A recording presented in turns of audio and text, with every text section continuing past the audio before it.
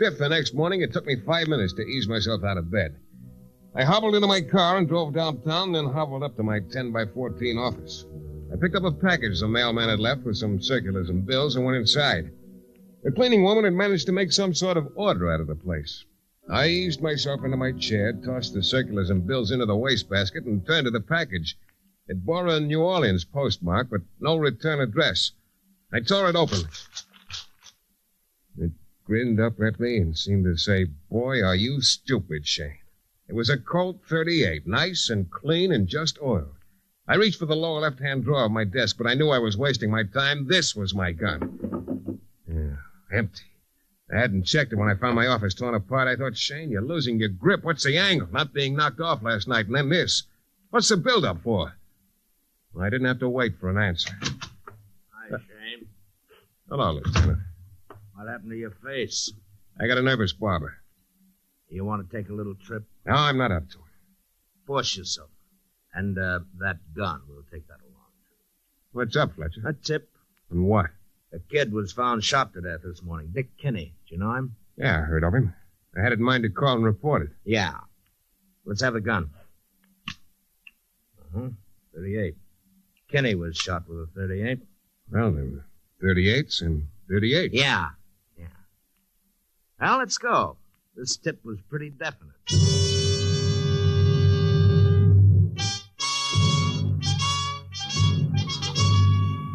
This thing was going too fast for me. Maybe I was wrong all along. Jasper wasn't that kind of an operator. He hadn't messed with murder before, as far as I knew.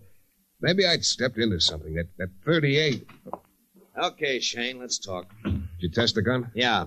Dick Kinney was killed with it. And I told you somebody swiped it from me. Yeah, you told me. But you didn't report it when it was stolen. I didn't know it was stolen. You can do better than that, Shane. Look, Lieutenant, I got it in the mail this morning. You said you were going to report the murder. You were with Kenny last night about 9 o'clock. I told you how it was. The marks on your face don't lie, Shane. Neither does ballistics. 2 slugs in Kenny matched with slugs from your gun. The gun was nice and clean and just oiled. But I tell you, it was in the mail. It came in the first delivery. All right, Shane, let's go back to your office and take a look at that wrapper. Yeah, sure. Now you're using your head, Lieutenant. Thanks.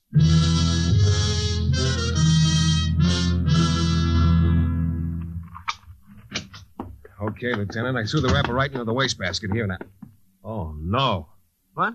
The cleaning woman must have emptied it out.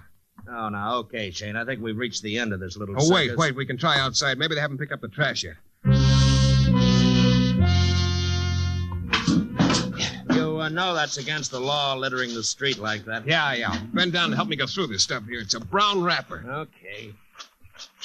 I don't know what this will prove anyway. All it can do is establish you getting a package this morning. Yeah, I got it. Yeah, let's see.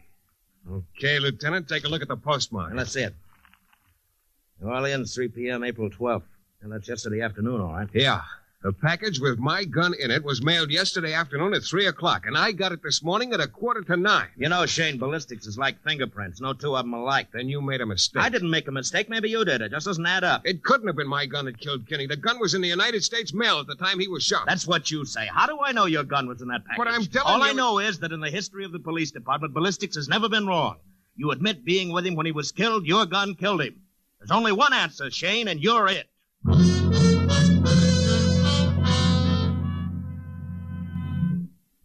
In a moment, we'll return to the adventures of Michael Shane and the case of the Phantom Gun.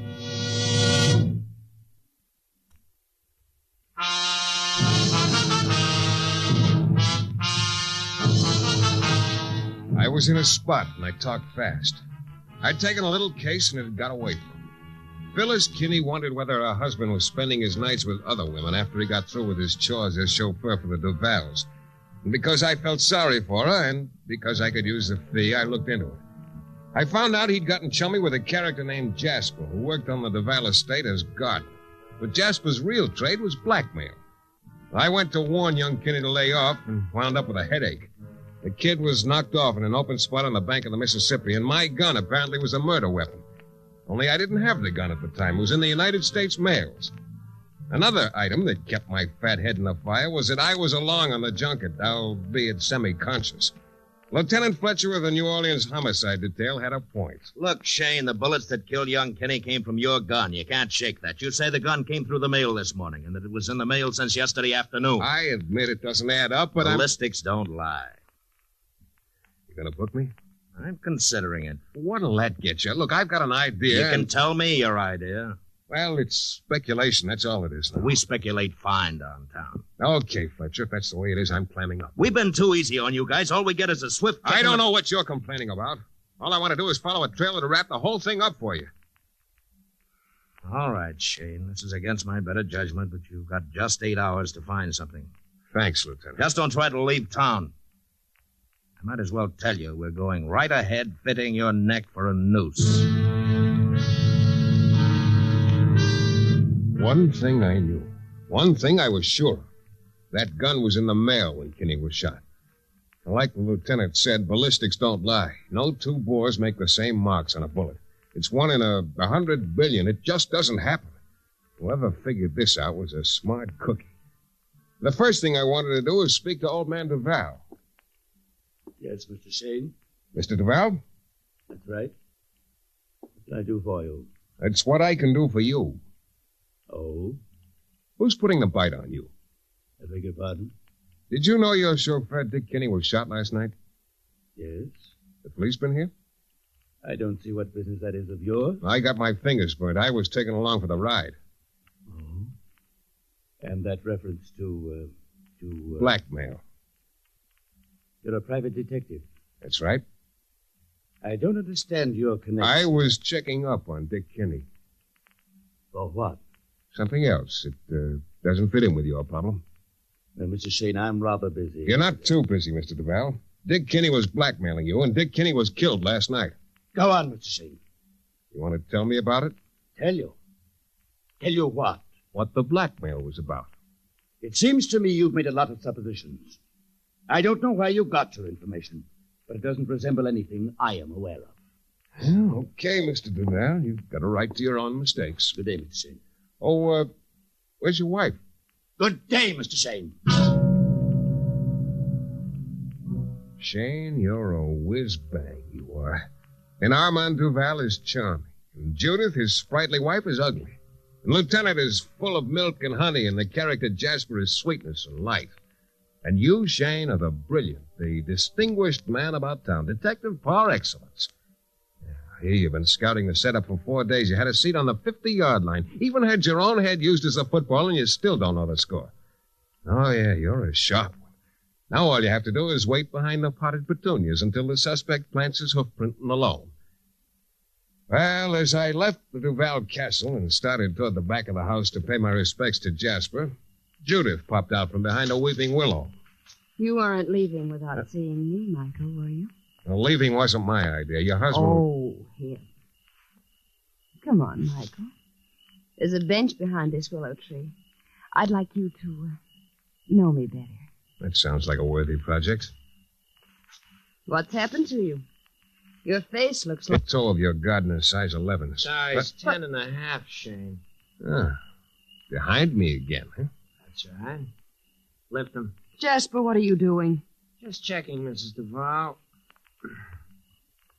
No gun, Shane? No gun. All the odds are with you again, Jasper. I've been getting an idea. Swell idea. Yeah, you've had lots of them lately. Things are breaking my way for a change. Jasper, put that gun away. Mrs. Duval, this is the payoff. We're going to have an audience with the boss. Come on, both of you. Where'd you get that museum piece, Jasper? You like it? Just a shotgun. A little sawed off. Covers lots more territory that way. Let's go.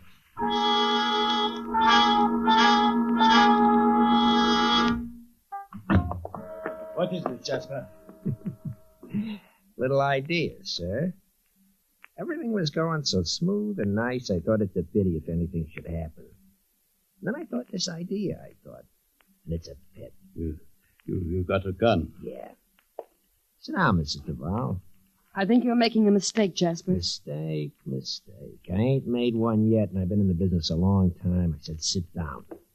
I refuse to have you... Jasper, Here we are, Shane. Hey, You're real brave with a gun. Judith. She's unconscious. That jabbering was getting on my nerves. What do you intend to do? It's a perfect setup. Shane is going to take the rap. For what? For Kinney's murder, Shane. Just like you're going to take the rap for Duval's. You're going to kill me? Sure. You paid off Kinney $5,000 yesterday. That's chicken feed. Yeah.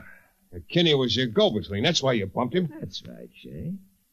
I don't like to think I got a split with anybody. Now, wait a minute, Jasper. We can come to terms, I'm sure. This is too perfect. No. No, don't! Are you crazy? Out of your mind, Shane? This is an easy way for me to take care of you. You got careless just 1 second too long. Besides, you made a mistake. My gun is at headquarters. But this one ain't. I knocked the gun out of his hand and it went skittering across the floor. But he was a lot closer to it than I was, and on his way for it already. I thought he who fights and runs away, and I slammed the door behind me and started for the front. I got lost or something, wound up in the kitchen. I went through it and out onto the rear veranda. I knew if I started across the lawn, I wouldn't have time to get to cover. I went back into the house through French windows with Jasper panning along behind me. Through the library and a big double-width staircase that led up to the top floor. I took it 3 at a time. Jasper was just rounding the first bend behind me when I reached the top. It splintered the beautiful wall paneling, but I didn't stop to survey the damage. I turned right and disappeared into the master bedroom at the end of the hall, just as another shot spurred me on.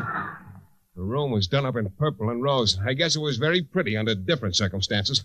There was a door at the far end, and I scooted into it and threw it shut behind me, and then I turned the lock. The bathroom. I didn't even have time to look for an aspirin tablet in the medicine chest when the hammering started. I said to myself, all right, Shane, keep your head. You got to think yourself out of this one. Because on the other side of that door, Jasper's waiting for you. And the way that door is splintering up now, it doesn't look as if the wood is as stout as you're craving to keep on living. Gotcha, Shane! Gotcha! He'd splintered out the middle panel. Now his hand filled the hole, and the gun filled his hand. Any second... Didn't feel anything. Maybe you never do. Maybe it was all over. Then the fingers of Jasper's hand got limp, and the gun fell onto the tile floor. I opened the door. It was Judith Duval. She stood in the center of the room, and a thin thread of dried blood was on her chin.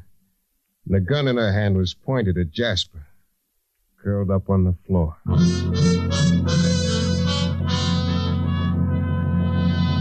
In a moment, we'll be back with the thrilling climax to tonight's Michael Shane adventure.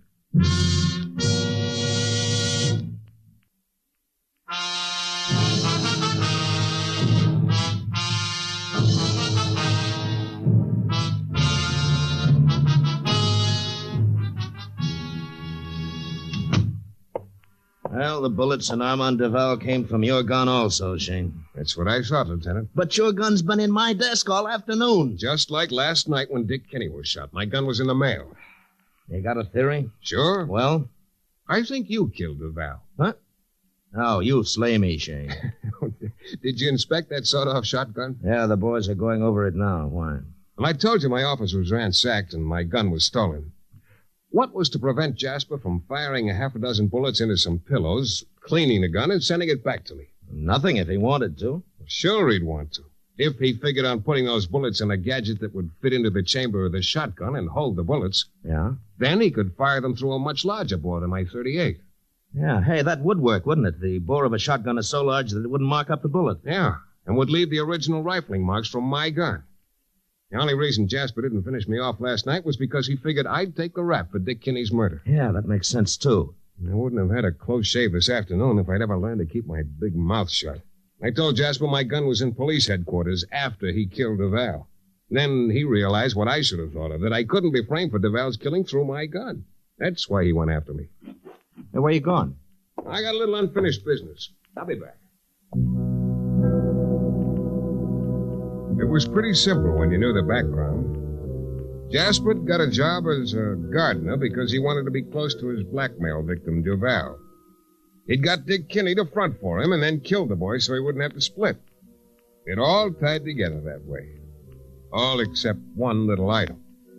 I was going to find out about that. Judith was waiting for me in the Duval library. Mike.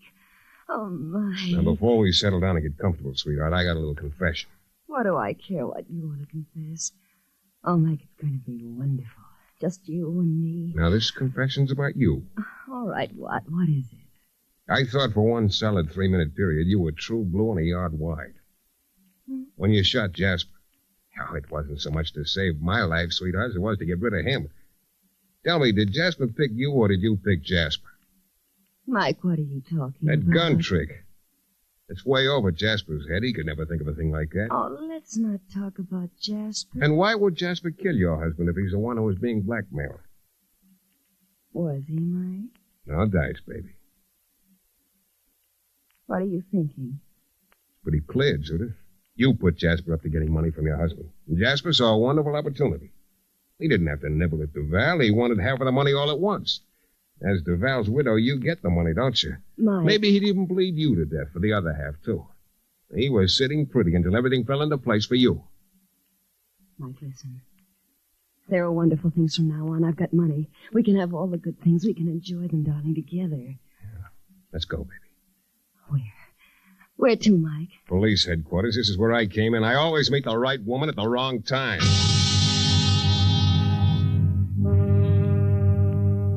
I figured that tied everything up.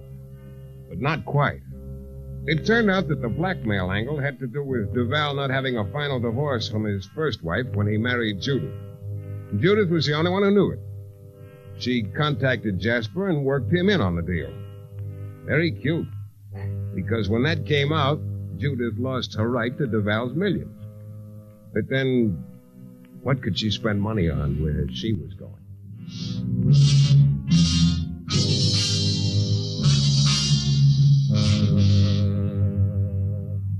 The New Adventures of Michael Shayne is a Don W. Sharp production, transcribed in Hollywood and distributed exclusively by the Broadcasters Guild.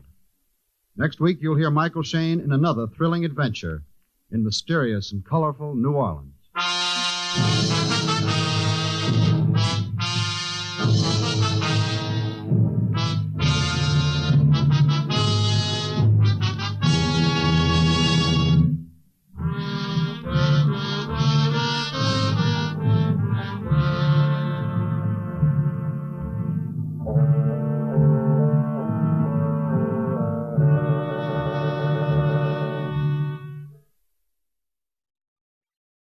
William Gargan stars as Barry Craig, confidential investigator.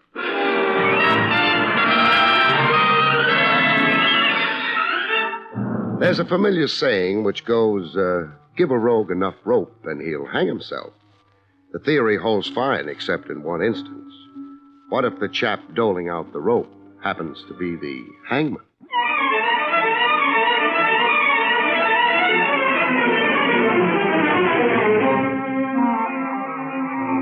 The National Broadcasting Company presents William Gargan in another transcribed drama of mystery and adventure with America's #1 detective, Barry Craig, confidential investigator.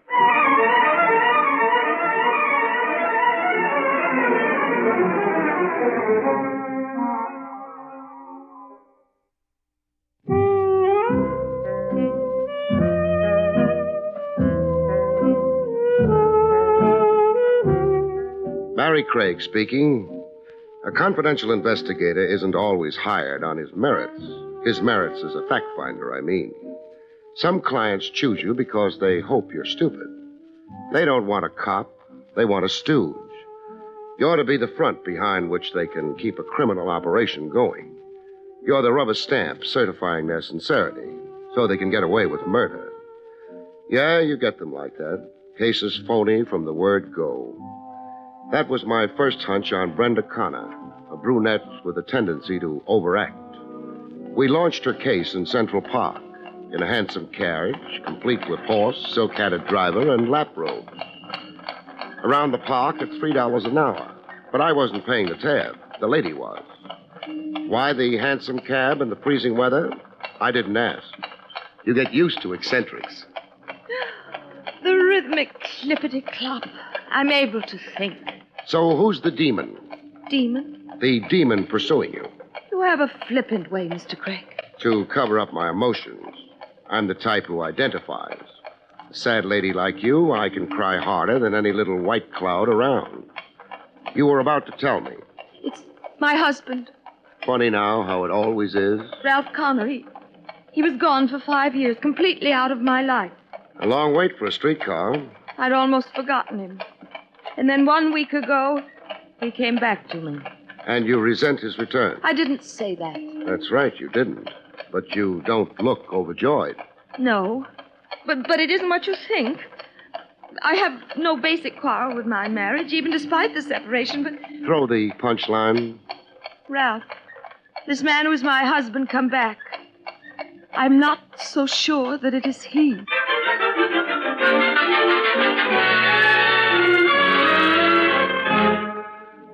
I let Brenda Connor continue to unburden her soul over coffee. The tab was on me this time. How much coffee could a lady drink? My alarm's about my husband, Ralph. Yes. I don't mean to leave the impression with you that... You're sure he's an impersonator? Yes. My reaction to him since his return, my suspicions have been intuitive more than actual. I feel, I don't know. Her husband takes off for 5 years, and then suddenly he's back. How did you receive him? Well, gladly enough at first. You asked him questions? Yes. His explanation of his absence seemed genuine to me, understandable. He'd been out of sorts with himself. Suddenly 40 and restless, disoriented and neurotic, full of self-dislike, dissatisfaction with the career he'd chosen. Said career? Realty management. Connor and Saxton. Saxton is his business partner. When did the doubt begin for you? The doubt, intuitive as you call it, that this voyager come back maybe wasn't really your husband. The very first evening. Ralph was different. A stranger I didn't know. After 5 years, he would be. Yes, I know. But what I mean is the personality I once knew, the habits, the little things a wife knows about her husband. I could find none of them in this man. Little things. Can you give me something specific? Yes. The foods Ralph liked, always liked. This man has very different tastes. And even his speech, his way of phrasing things, and his thoughts, so different, so very changed, and even something physical. What's that? Left-handed. This man is left-handed. My husband, the husband I knew, wasn't. Quite a switch, that. How about his appearance, looks? Oh, there are some differences. Still differences that could only mean time, how time changes the face. Ralph was full in the cheeks. This man is gaunt, thinner. Oh, mind you, I'm not saying... Oh, I don't know what I'm saying. I'm confused. I'm so confused I can't even think straight, Mr. Craig.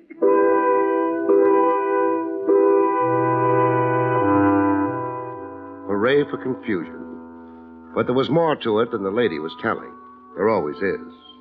I got a peek into what was omitted in the telling. The time was later that same afternoon. It was raining buckets. I had my formal tie on for a ride over to see the husband, Ralph Connor, firsthand. The great thing about a jalopy, it either starts or it doesn't. Mine wouldn't. Wet wires from the downpour, I figured. But my guess was wrong. There was a gentleman on hand to correct me on it. You'll only run your battery down, Craig. Get off the starter. A guy in a rain slicker slouched in the back of my car. Nice eyes and an easy grin, and a familiar swell near the left armpit. I knew what that swell was. I had one myself to match it, a gun holster. The wires aren't wet, Craig. There's another reason she won't start. What's that? This. Here. Your rotor. Rotor? You don't know about cars? I know they go or don't go. The rotor belongs under the hood on the engine where the distributor is. I removed it. Why? So your car wouldn't go. Why again? So you'd bum a ride from me. Where are you parked? Right behind you. Come on, I'll chauffeur you. You sound like you know where I'm going. Yeah, I think so. See Ralph Connor. You want to look him over. You're well informed. I took courses in mind reading. Come on, I'll drive you. To Ralph Connor, this is? No, not right away. I've got something else to show you first. You're stalling, Craig. No, I'm thinking. About? The penalty for armed kidnapping. 20 years. Life if you cross state lines. That's the Lindbergh law. And the chair if you compound kidnapping with murder. So what's it to be, Craig?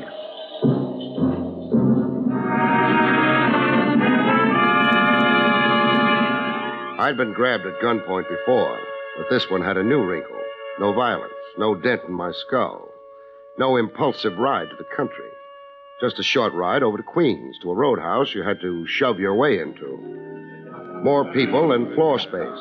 A jam at the bar and a jam on the postage stamp dance floor. People laughing it up. People living it up. Look over the dance floor. You see something? Yeah. Sweat and suffocation. No, I mean faces. For instance, over there, the brunette swooning all over the He-Man in the plaid shirt. You see her? I see her. You know her? Brenda Connor, my client. Well, that ends my mission. So long, Craig. You're on your own now. Buster, wait. Yeah, Craig? The plaid shirt with my client. He's not Ralph Connor. Married folks don't spend time here with each other. No, he's Chris Cantura. He's a tennis player. A tennis player? Love matches in the hot afternoon sun and love matches under hot blue lights with slender ladies with fat checkbooks. Is this why you brought me here? To show you a two-timing wife so you discount half to 90% of what she told you. Look, as long as we're talking... I've said all I want to. So you won't knock yourself out identifying me when I'm gone. Here's my card. So long again. The card he'd left with me read, Mike Hassick, private detective. The guy who'd put the polite snatch on me was a private eye.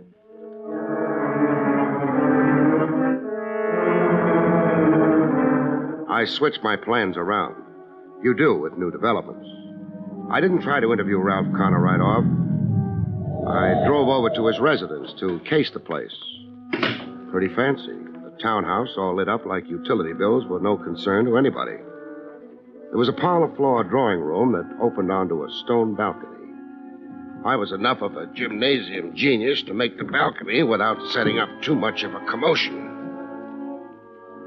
After 10 minutes of eavesdropping on the rustle of thick oriental carpets, I got to listen to a live show. Brenda Connor and a guy I took to be her ever-loving mister on the other side of the glass. You've got that odd look again, Brenda. Look, Ralph. What odd look? The frail, pale princess in the grip of a nameless terror. Oh, you're being cruel deliberately. Deliberately? To unnerve me. Push me to the edge of reason. Push me... Beyond the edge? Into insanity. Yes. I see. Now, suppose you try the shoe. I try the shoe. To see how it fits you. What's been your scheme with me? Scheme? I have no scheme. The terrified glances since my return, so nicely timed when company watches, so beautifully acted. And the way you contrived to look at me other times. The unfamiliar stares, if I were not your husband, but an interloper. Not an interloper, Ralph, but an... Yes, Brenda? An imposter. I see. I am not who I am. Is that what you're saying? Oh, what about me is so changed? I'd like to know, Brenda. Everything is changed. Your manner, your talk, your habits, so many little things. They're not like the Ralph I knew, the Ralph I remember. An imposter, that was your word. Do you then really think I am not Ralph Connor? That I am somebody else, some diabolical somebody else playing at being Ralph Connor? I don't know. I don't know. It was time to get off the balcony and make a more formal entrance into the life of Ralph Connor through the front door. I started to do same when I had a mishap. Cute word, mishap. It can mean anything. It can mean a tear in your trousers from an unexpected nail. It could mean a ton of brass landing on your head. In my case, it meant the last mentioned. A ton of brass. Ooh! It fell from a height, from upstairs somewhere with cannonball speed. What? Who? I was too sleepy to care. I just lay down.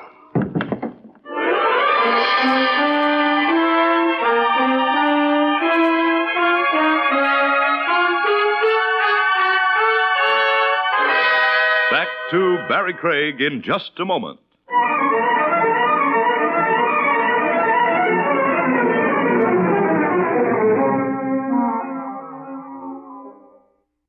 And now, back to William Gargan, starring as Barry Craig, confidential investigator.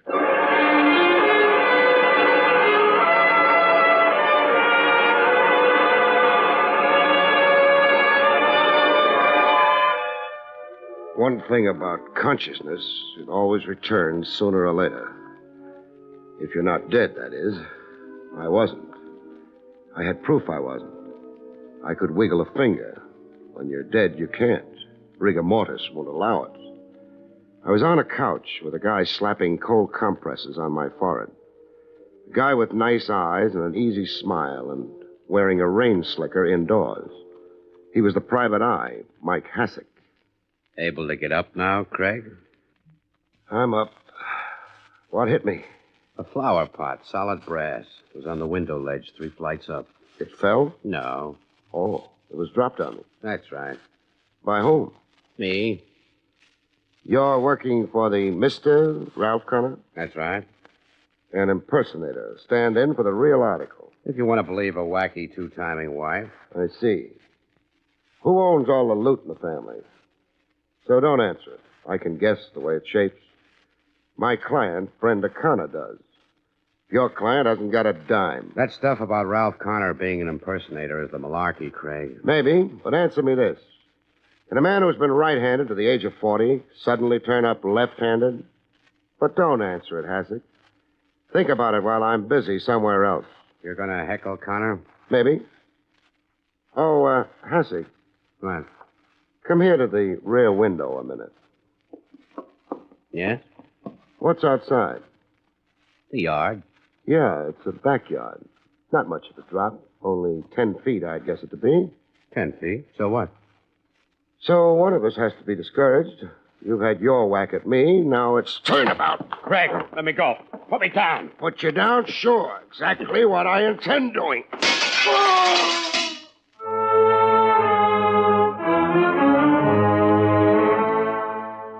You meet some guys sometimes who have to be paid back in their own coin. I didn't set up a talk with Ralph Connor. I passed him up a second time. I had nothing to say to him yet. Instead, I looked up Saxton of Connor and Saxton Realty Management. Connor's business partner. Maybe he could shed some light. A short guy with 2 stomachs and pink ears like he was always blushing. There was an oily look to him, like he was an accomplished phony.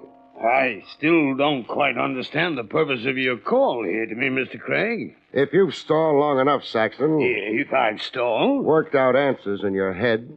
Well, I have no ulterior motives in evading you. Then? Well, it's just that I don't care to become embroiled in the man's affairs. That is, his affairs other than our joint business. Frankly, I've always found Connor strange and unpredictable. Explosive. He was gone for 5 years. Yes? Did you keep his end of the business up all that time? Oh, yes, scrupulously. His share of the net profits were put into an escrow account for what they amounted to. His drawing account, of course, was suspended while he was gone. In the time he was away, did he write to you, keep in touch? No. Now, a big question. Is he Ralph Connor? Yes, Mr. Craig. You don't seem surprised at the question. No, I'm not surprised anymore. I've been asked the same question before. By whom? 2 persons. By Mrs. Connor and by a private detective named Mike Hassick. So Hassick wasn't so sure of his client's identity either. What's that you said? Just thinking out loud. What makes you sure this new Connor is the same old Connor? Why, everything about him. Like? Well, I don't know how to answer that quite. He looks like Ralph Connor, facially and physically. He knows about me, our business, the background of our business. He's demonstrated all that to you?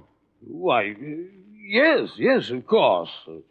He has demonstrated an intimate knowledge of our business. It couldn't be faked. The man simply had to know.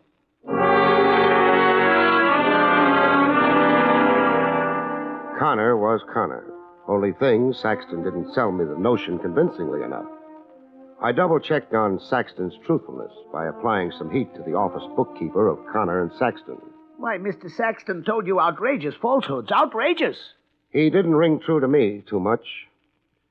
Good I got to you, Mr. What's it again? Pippet. I'm the one to tell the truth. Oh, that's peachy dandy. But get around to telling it. Well, now, Ralph Connor, the new one, he's a queer one. Meaning? Well, when he came back after being away all that time, he didn't know my name. He kept calling me Pippin and Poppin.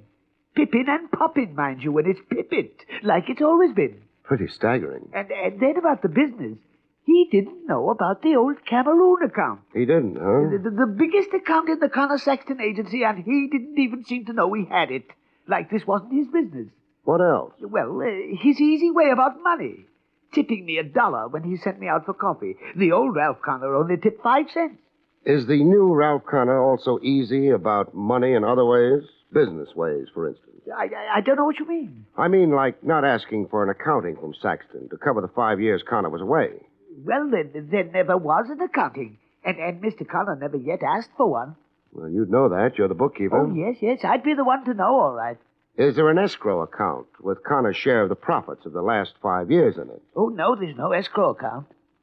Well, were there any profits the last 5 years Connor's been away? Oh, yes. Good profits. Business has been very good. How good were the profits? Well, I couldn't say without going over the books. $50,000? Is that close to it? It isn't far from it. And a sharpie like Saxton would have reason to play ball with somebody not the real Connor, but an impersonator.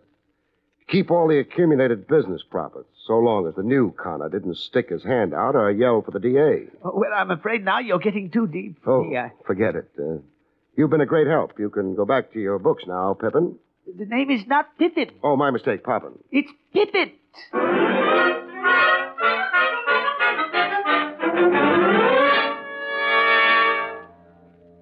It was time to form an independent impression of Ralph Connor, I figured. The townhouse sat next door to the East River.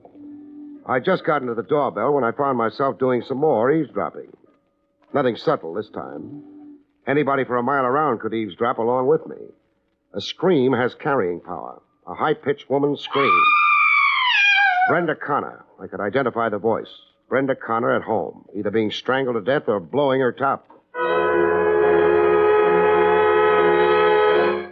Inside the house, I didn't get to see my screaming client. She was in her room behind locked doors. The husband, Ralph Connor, told me the melancholy facts. Or do I mean the melancholy fiction? Brenda is in there in her room with her doctor. Doctor who? Does that matter? It matters. I'm jotting it down in my notebook. Mrs. Connor is my client. Dr. Phipps. 275 Dartmouth Street, if you also want the address. Phipps is Brenda's own physician. I get your emphasis. When can I see Mrs. Connor? I don't know. She's under restraint. Restraints meaning? She's had a nervous breakdown. All of a sudden? No, my wife has a history of, say, emotional instability. Hallucinations, compulsive behavior, a fascination for unsavory places and people. That's a careful reference to the Roadhouse and Tennis Adonis. Mike Hassick made sure I'd see. Yes, so that you'd be aware of all the facts. This emotional instability in Brenda, it's one of the reasons I left her 5 years ago. I've had all I could stand of hysteria. You make a glib case of it. It's the truth. What happens to Brenda Connor from here on? Hospitalization. It's not the first time Brenda has been confined before. And cured? Evidently not, as this new breakdown shows. Comes the time she's declared mentally incompetent. Who gets her money? That is an impertinent question. I'll answer it. You do. You step into her estate. I'll even bet you've already got the petition before the court with Dr. Phipps' affidavit pinned to it. I don't care to dignify this nonsense any longer, Mr. Craig. So if you don't mind, good night. On the street, I had an encounter with a guy who was making a habit of it. Stop a minute, Craig. What for, Hassick? A talk. Friendly talk. With a gun in my ribs? The gun's for my own protection. You play too hard. So do you. I have to. I'm in it for the cabbage, just like you. Speak only for yourself. You'll change your mind. $100,000. We split it down the middle. Who gives it to us? Connor, if you don't spoil it for him. Keep talking. Connor is a phony, an impersonator, like you said. The real Connor, he probably knocked off somewhere, the way I figure it. But none of our business. Now, this Connor grabs the wife's estate. We let him. You let him. Then the bite. He pays us off. We own him. You're sure of your facts? I checked. I sized everything up. Connor's a fake, a smart fake, and a winner. Let's win with him, okay? Why did Connor hire you in the first place, Hasek? To follow his wife around, report on who she saw, spent time with, that tennis player, you. So, now tell me, are you playing it smart along with me? What do you think? I think you are. Sure you are. What have you got against money? I played it smart, the poor man's way. I didn't go home and let Connor play out his scheme. I went back to Connor for a closer look at his scheme. You've become a frequent visitor, Mr. Craig. Every 10 minutes. I realized out on the street that I'd said things in here to you that were out of line. I'm sorry. Forget it. Thanks. I can see now what a screwball Mrs. Connor is and how I went for the bunk. The only thing... Yes, Mr. Craig. I'm a working operative. I put in time and sweat. I've had expenses. Oh, I see. You've got a bill, and you're wondering how you're ever going to get paid. That's it. It's no obligation of yours, I know. Oh, nonsense. I'll pay Miss Connor's bill. In fact, I'll make out a check right here and now. How much is it, Mr. Craig? Well, 100 will about cover it. $100. Very well. Here you are, Mr. Craig. A $100 check for you. It means more to me than you think, Mr. Connor. Oh, you don't have to thank me. The money's due you. But I didn't mean it like that. Guess again, Connor. I frankly don't understand you. I'll explain myself. You wrote out a check, and you also wrote out a confession. A confession? You're right-handed. You wrote that check out right-handed. Like Ralph Connor should, since he was always right-handed. Look here, Craig. Let me finish. But you've been deliberately left-handed for Mrs. Connor's benefit since you came back to her. To confuse her about you, start her doubting your identity. See you as an imposter, but never be sure. Until she went out of her mind like she has. Well, you can't prove a thing, Craig. All kinds of tricks like that to play on her imagination. You thin down, change your known habits and clothes and foods, your style of talk. All to make an already unstable woman a screaming lunatic. Have her declared mentally incompetent so you could take control of her money and her estate. How big is the estate, Connor? Big, I'd judge it to be. No end of money. It has to be a fabulous grab to rate your fancy technique in crime. I say again, you can't prove a thing.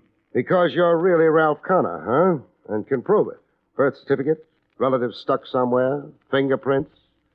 That's what you're gambling on. Why you're so cocksure. You're immune, you figure. Win or lose, you can't lose.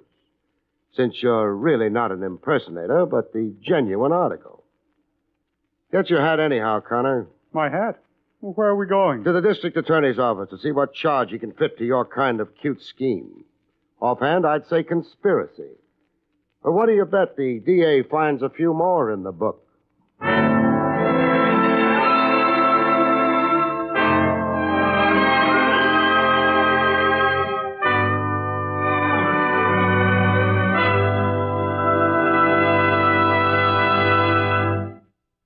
You have been listening to William Gargan in another exciting transcribed mystery drama from the adventures of Barry Craig, confidential investigator.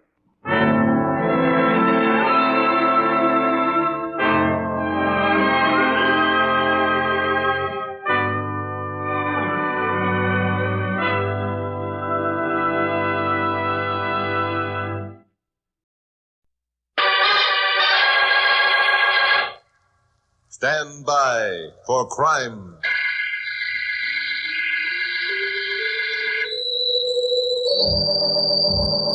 Hi. You know, being a newscaster on a station like KOP here in Los Angeles, you're bound to run afoul of a good many motion picture celebrities. They're always good copy, even though the stories you sometimes have to write about them wouldn't be important at all if they happened to ordinary people. Well, my blonde secretary, Carol Curtis, had been away for a few days. She got back on her Tuesday night and was waiting for me at the office when I got in Wednesday morning. Pappy Mansfield, owner of KOP, was also there. Well, hello, Glamourpuss. Glad to see you back. Have a good time? Oh, all right. Morning, Chuck. Hello, Pappy. Well, too are a couple of cheerful-looking customers. What's this all about? Where have you been for the past 4 days? And what are you going to use for a feature in your first newscast tonight? I see. Pappy, I'll answer you first. I've been right here in town, and I've made 2 broadcasts a day over this station as per our contract. Well, you might just as well have stayed in bed. Do you know how many phone calls we received complaining about the lack of anything worth listening to in those broadcasts? Well, I'll tell you. I don't care how many phone calls you received. Now, Carol, I'll answer your question. Tonight, my feature story is going to be on Roger Van Ryn. Van Ryn? Well, he's the biggest movie producer in Hollywood. What's he done? Last night, he was arrested for arson. Arson? Are you kidding? No, I'm not kidding. I've got the most unusual story that ever came out of Hollywood. Do you want to hear it?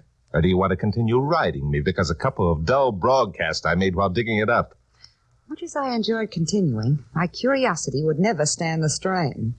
Come on, let's hear the gory details. I'll buy that. What did Van Ryn burn down? That $1 million mansion he has out in Beverly? No, something much more spectacular than that, Pappy. I'll give you the facts just as Van gave them to me.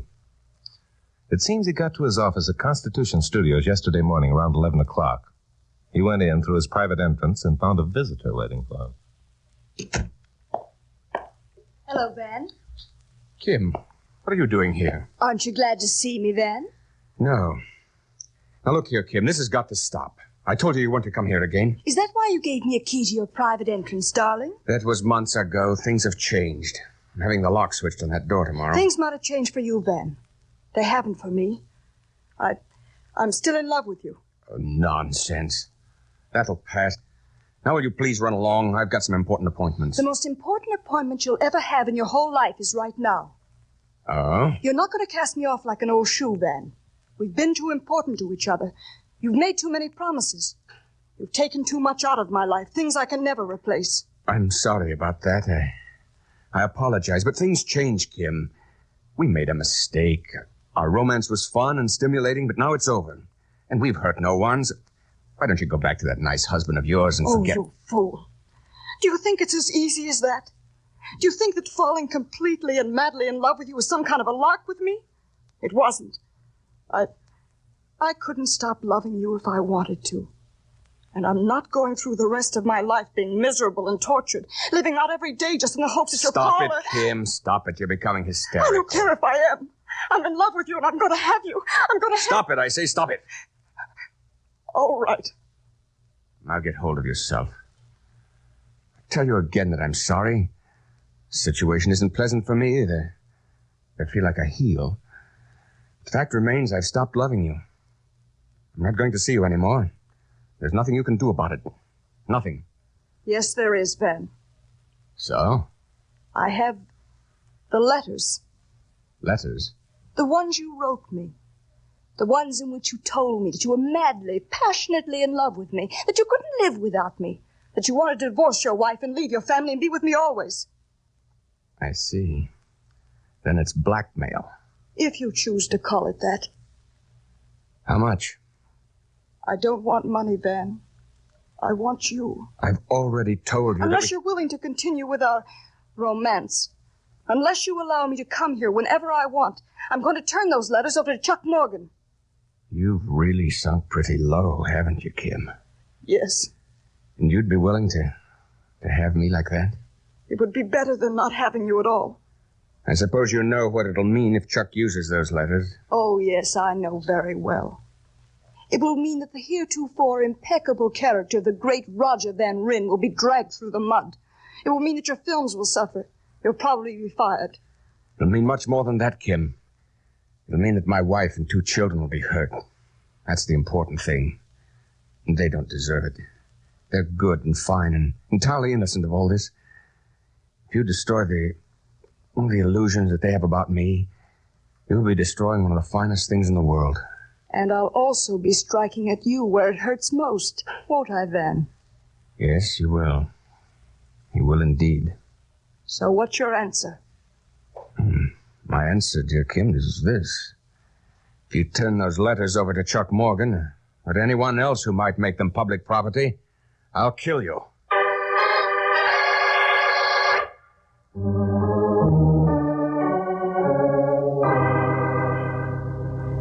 Well, so far, you've got me all in a sweat, Chucky boy. Now, where does the arson gimmick come in? Don't tell us that Van Ryn found the letters and burned them. Could a man be arrested on a charge of arson for burning a few private letters? All right, all right. Let's hear the rest of the story. Did Kim turn the letters over to you? No, as a matter of fact, she didn't. It wasn't her fault. What do you mean it wasn't her fault? Did she try to? I don't know. Van Ryn called me the next morning and asked me to drop by at his office at Constitution. He told me enough to make the trip sound interesting, so we set up a meeting for 10:30. I was there in the dot, and I was told that Van Ryn would be 10 minutes late. Van Ryn's private office was one of those luxury deals you're always reading about in the fan mags. Besides being about 3 times as big as the living room in my own apartment, it had a bar and a private bath. The walls were hung with photographs of Hollywood's great and near great, all affectionately autographed. I was examining these, especially those involving a bit of cheesecake, when I heard a key in the door of the private entrance. So, you're the great Roger Van Ryn. Now, wait a minute. I'm not Van Oh, sure. Of course you're not. You just happened to be waiting at Van Ryn's office while he went out for a cup of coffee. Now, look, I'm telling you... Don't be scared, Van Ryn. I'm not going to shoot you with this gun. I just brought it along in case you've got any ideas. I see. And who are you, anyway? Who am I? How many people have keys to your private entrance, Van Ryn? You're not... Yeah, that's right. I'm Steve Dancer, Kim Dancer's husband. So, what am I supposed to do? You're a cool one, Van Ryn. I found the letters you wrote, Kim. Also the key you gave her to this office. Oh? I came here to tell you what I'm going to do about it. And what's that? First, let me explain something to you. This thing came to me as quite a shock. I had no idea that Kim was two-timing. You see, I love Kim very much, Van Ryn. She's my whole life. That's why I'm going to kill her. That's crazy talk. What are you trying to prove? You wouldn't understand. So I won't try to explain. I want you to know one thing. I don't blame you for what happened. Oh? Then whom do you blame? Myself. If Kim's and my marriage failed, it was my fault. I guess I was wrong in restricting her, but I can't let her live for someone else. That's why I'm going to kill her and myself. Then you assume that I'm still in love with Kim. Forget that approach, Van Ryn. Letters are all the evidence I need to know how you feel. That's why I'm going to let you live. Shooting you would be letting you off easy. You're going to live and suffer. I don't get it. You're a pretty big man around Hollywood, Van Ryn. You've a wife and a couple of kids. You value your reputation. If I killed you, no one would suffer but your family. If your romance with my wife is as much of a shock to them as it was to me, it's not fair to let them suffer alone. So you're going to mail those letters you have to my family, and then you're going to shoot your wife and yourself, eh? If you love Kim as much as you say you do in those letters, you're going to be a miserable man the rest of your life. Also, you're going to be a ruined man. Dancer, you let this thing upset your mental balance. You're not rational. Now, if I were you... Keep away or I'll... Give me that gun. All right. Now, let's see if we can't talk about this thing sensibly. Sit down there in that chair. No. Kill me if you want to. Turn me over to the police. But it isn't going to make any difference. I can't let Kim go on living knowing she loves someone else. All right, take it easy, boy. You're going to work yourself right into a sanitarium. Now, go on over. Sit down in that chair like I said. No! Give me back my gun or I'll... I'm sorry, old man, but you asked for it. Sorry I kept you waiting, Chuck. Who's this? Someone I think you ought to know, Van. His name's Dancer, Steve Dancer. Oh. He found the letters you wrote his wife, also the key. Has he got the letters with him? Keep away from him, Van. What do you mean, keep away the from guy's him? had enough. Besides, he wouldn't be fool enough to carry the letters with him. Yeah. I'm sorry, the poor devil. Well, now you know practically the whole story. If he sends the letters to you, are you going to use them? I'd be a heel if I did. Good. I thought you'd feel that way about it. See, now look, Chuck. Tell him you will use them. Get them into your hands, I'll pay you anything. Any price you want to name if you'll sell them to me. Sorry, Van. I'm in a different line of business and selling love letters that don't belong to me. Look here. Besides that, my sympathies are with the man on the floor, not you. Well, I don't suppose I can blame you for that. It wasn't because I hoped you'd feel sorry for me that I asked you to come here. Think of my wife and kids, Chuck. Yeah. Why should 3 people suffer for something they're entirely innocent of? You should have thought of that a year ago, Van Ryn. You didn't care then how much they suffered. You said so in the letters you wrote to my wife. Sorry I had to hit you, Dancer, but you were going off the deep end. Yeah. Well, I'm sorry I mistook you for this rat, Van Ryn. Sorry. I've been lying there listening to your conversation. So, it'll really hurt you to have your wife and kids see those letters, will it, Van Ryn? Well, that I was glad to hear. Because they're going to know how you've been two-timing them during the past year. They're going to read it in black and white. And the mess it will make of your life will be a pleasure I'll enjoy the rest of my days. Now, you're talking crazy again, Dancer. Don't be... Wait a minute, Chuck. This isn't your fight. Dancer, I have a couple of things that I want to say to you. First, I can't blame you for your attitude. I'm sorry for what's happened. I wish it could be undone, but it can't. But however, it's over. I don't love your wife. I know now that I never really did. It's just one of those things. Yeah. One of those things. Now that you're tired of her, you're willing to hand her back to me with regrets. Why, you did hold it, Dancer. Take it easy. Okay, Dancer. I won't say any more. I can see that the more I talk, the less you'll think of me. But this much I'm going to tell you. My wife and kids aren't going to pay for my mistake. You'll never send them those letters. That I promise you. You'll never send them those letters.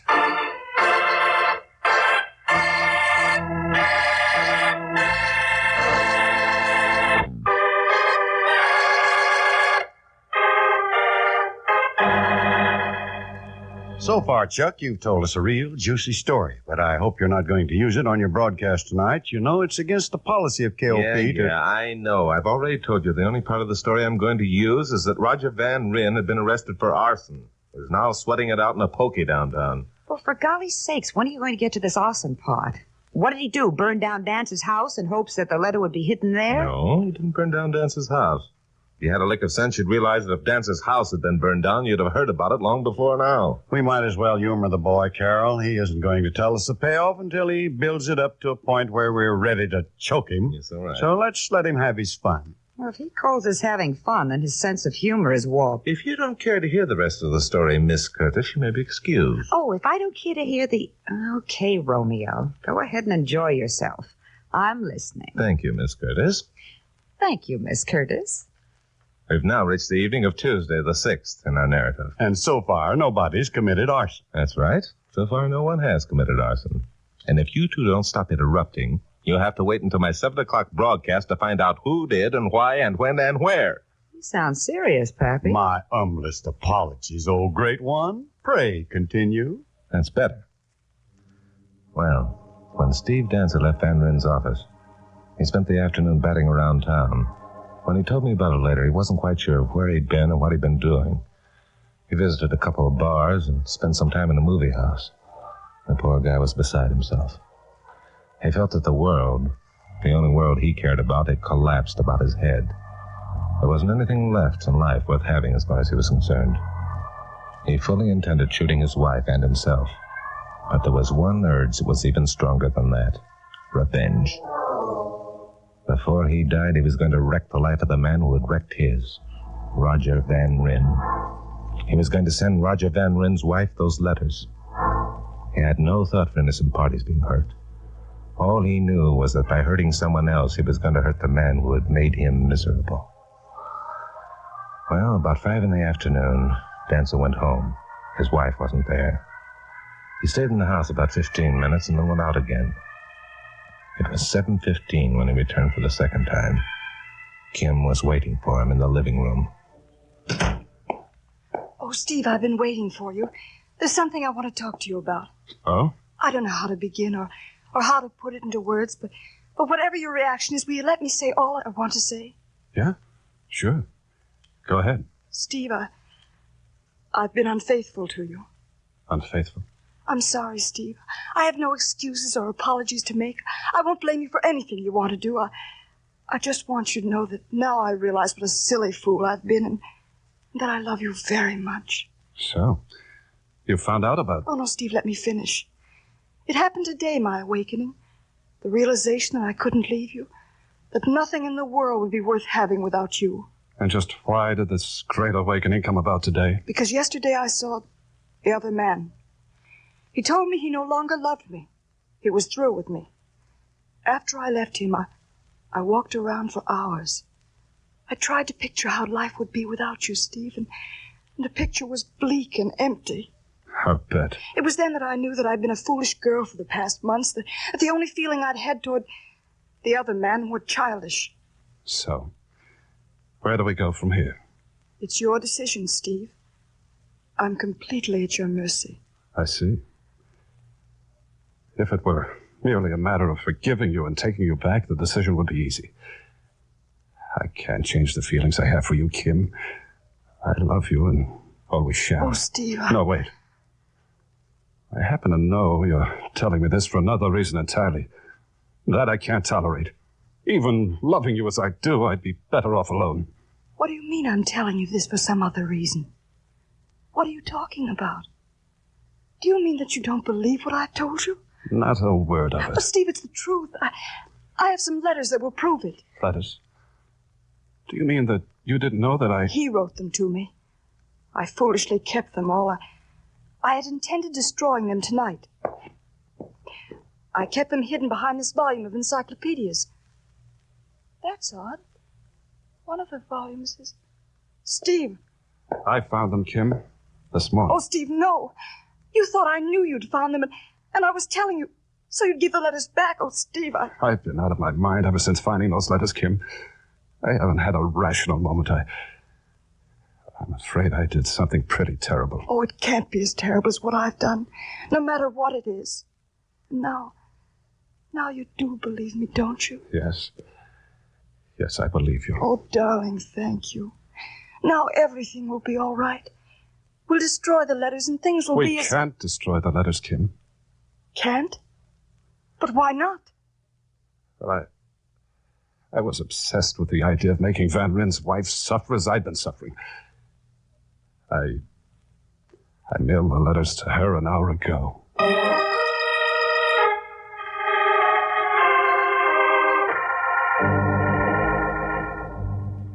Dancer must have been out of his mind to pull a scurvy trick like that. Poor Mrs. Van Ryn. What a horrible shock it must have been to her when she opened the letters and read them. How did she take it, Chuck? Do you know? She didn't have to take it. She never got the letters. Lost in the mail, eh? Well, there's still a chance that they'll turn up. No, they'll never turn up, Pappy. That I can assure you. Say, wait a minute. Didn't Van Ryn say that he'd never let Dancer mail the letters? And how did he plan to stop him? Grandma Puss, that's what bothered me at first. I figured that Van Ryn intended visiting the Dancer home and demanding the letters at gunpoint, or worse. I'd reached this point in my thinking when my telephone rang. Hello. Hello. Chuck Morgan? Yeah, this is Morgan. This is Steve Dancer, Mr. Morgan. I called you because, well, my wife and I have become reconciled. Good. I'm glad to hear it. Now, the smart thing for you to do is destroy all... Wait a minute. I know you're going to tell me the smart thing to do is to destroy the letters. But the fact is, I can't. Why can't you? I mailed them to Mrs. Van Ryn tonight. You dope. Yes. Yes, I don't blame you. But if you knew the state of mind I was in, you might understand. I stood in front of the mailbox on the corner of our street for a half hour before I could get up the courage to drop it into the slot. I was half crazy, I tell you. Well, what do you expect me to do about it? Well, you're a pretty influential man, Mr. Morgan. And I thought if you called the post office... Not a chance. Even if they felt sorry for you, they couldn't do anything. Once a letter is dropped into a mailbox, it becomes a property of Uncle Sam until it's delivered to the proper address. Then there's nothing that can be done? I'll tell you one thing you better do. Take your wife and get out of town for a couple of days. Van Ryn intends to prevent you from mailing those letters, and I don't think he'll stop at anything to do it.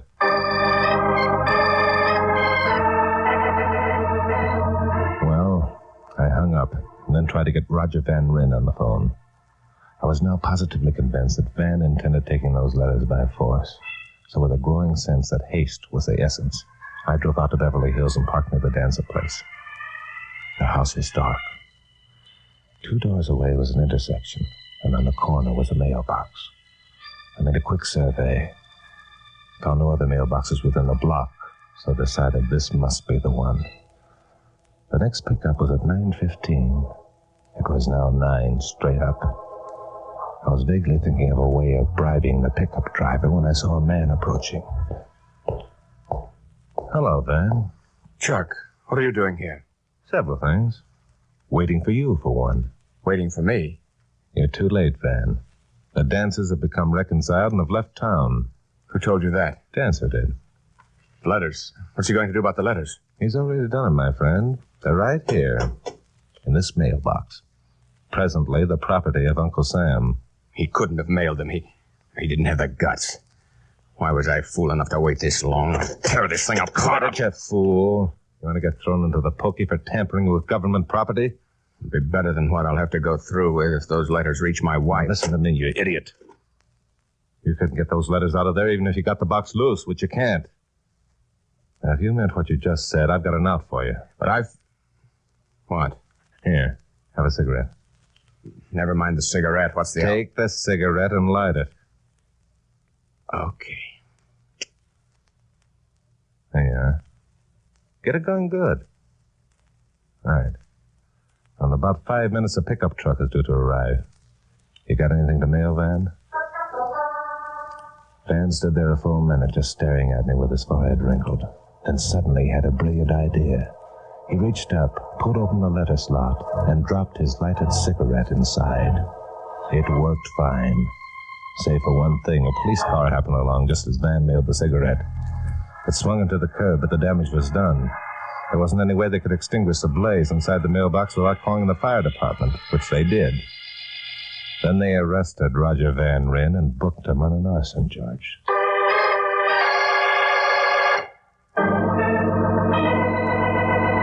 So, that's how Roger Van Ryn got arrested on an arson charge. That's it, Pappy. But won't he be charged with tampering with the United States mail also? Well, that depends on whether the local police can make the arson charge stick. Now, before we go into that, there's one or two things I'd like to get cleared up. Sure. You said that the pickup truck was due in 5 minutes. Mm. Did it get there before the fire department? It did. The driver opened the box and stamped out the smoldering letters. Was there anything left of them? Dancer had placed the half-dozen letters Van Ryn had written to his wife in one large envelope and addressed it to Mrs. Van Ryn. All but the Ryn in Mrs. Van Ryn's name had been burned. Parts of the love letters had also been burned. Now, all a Van has to do is prove his own identity, and what's left of the letters will be given to him. When he gets out of jail. If he goes to jail. Isn't he going to jail? In court tomorrow morning, Van is going to plead that it was an accident. You know, lots of people hold cigarettes in their hands when mailing letters. But you were a witness to the whole thing. Mm-hmm. You'll be asked to testify. Are you going to commit perjury? And what are you going to say? No, I'm not going to commit perjury, Glamour Puss. And I'm going to tell them exactly what happened. I'm going to tell them I was looking in another direction when I heard the mailbox open and close, which is true.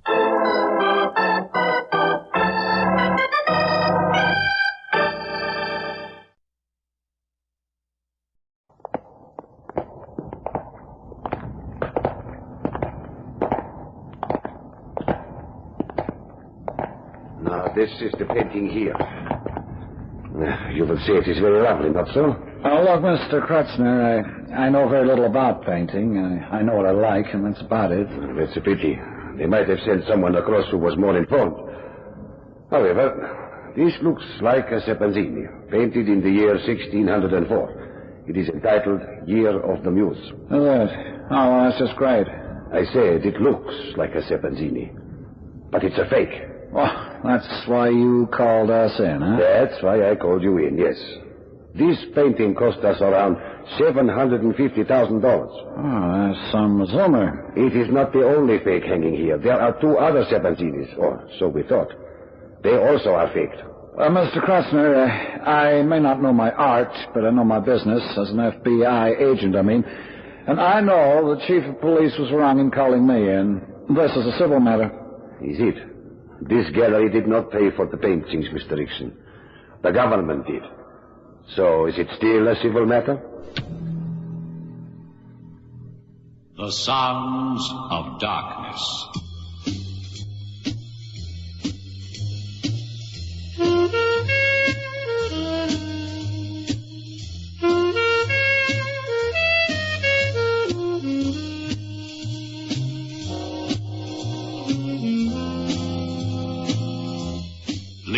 Masters, FBI, who wages relentless war against crime. Lee Masters, the blind detective who challenges the sounds of darkness.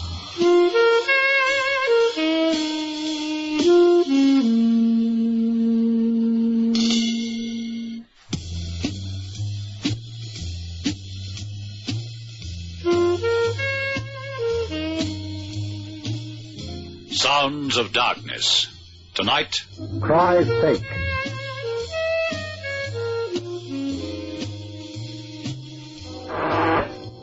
Masters, Lee, there's a Mr. Rickson here. Tony Rickson. Yeah, Lee, that's right. Okay, send him in, Sam. Okay, Lee. You understand it now, Johnny? Yeah, I reckon so, but Forrester's not going to like it. The DA? When I worry about him, I'll tell you. Yeah, Lee, I know, but he is the DA. He reckons he's got a watertight case against Manning Davids. He hasn't, Johnny.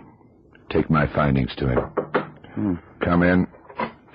Hi, Lee. Johnny. Hello, Tony. Haven't seen you in a long time. I've been on vacation.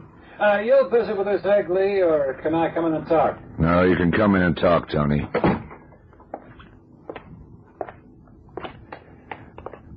No.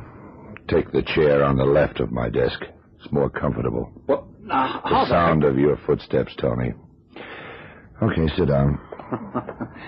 I guess I've kind of forgotten how you work. Well, why are you here, then? Oh, because my bosses haven't forgotten. And apparently I'm not educated. I don't dig art. So, the ball comes your way. Johnny, get Sam to bring us some coffee, will you? Sure, Lee. Sam Russell up 3 coffees. 1 black, 1 white, and... Oh. You, Tony? White. I make it 2 white, Sam, huh? Okay, Johnny. Well, like I said, I don't dig art. Yeah, well, cut the conundrums, Tony. Get to the point. I'm a busy guy, you know. Okay. You're buying the coffee. Lee, I was called in by a character called Hiram Kretzner, owner of the new gallery, East 25th. Strange guy, egghead. Seems that some wise guy's been planting fakes on him.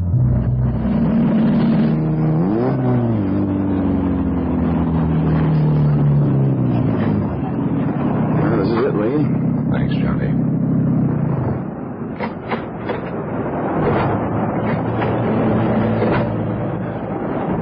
To the left, up 2 stories. You been here before? Yeah, I used to come here often. Lunchtimes. Kretzner wasn't the curator then. Now, this looks pretty tame to me, Lee. So, a fake picture or 2. Anyone in the FBI could have taken the case. Perhaps. Walk ahead of me, Johnny. I'll follow. Say, what's this painter's name again? Sabanzini or something? Sounds like a hair cream. You know, Lee, I reckon Tony Rickson's so darn stupid, he didn't want to take...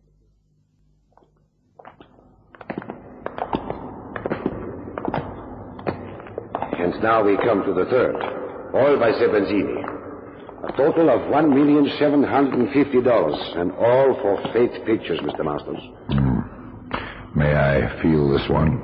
I don't see why not. It's of no value to us now. It comes down with the others tonight.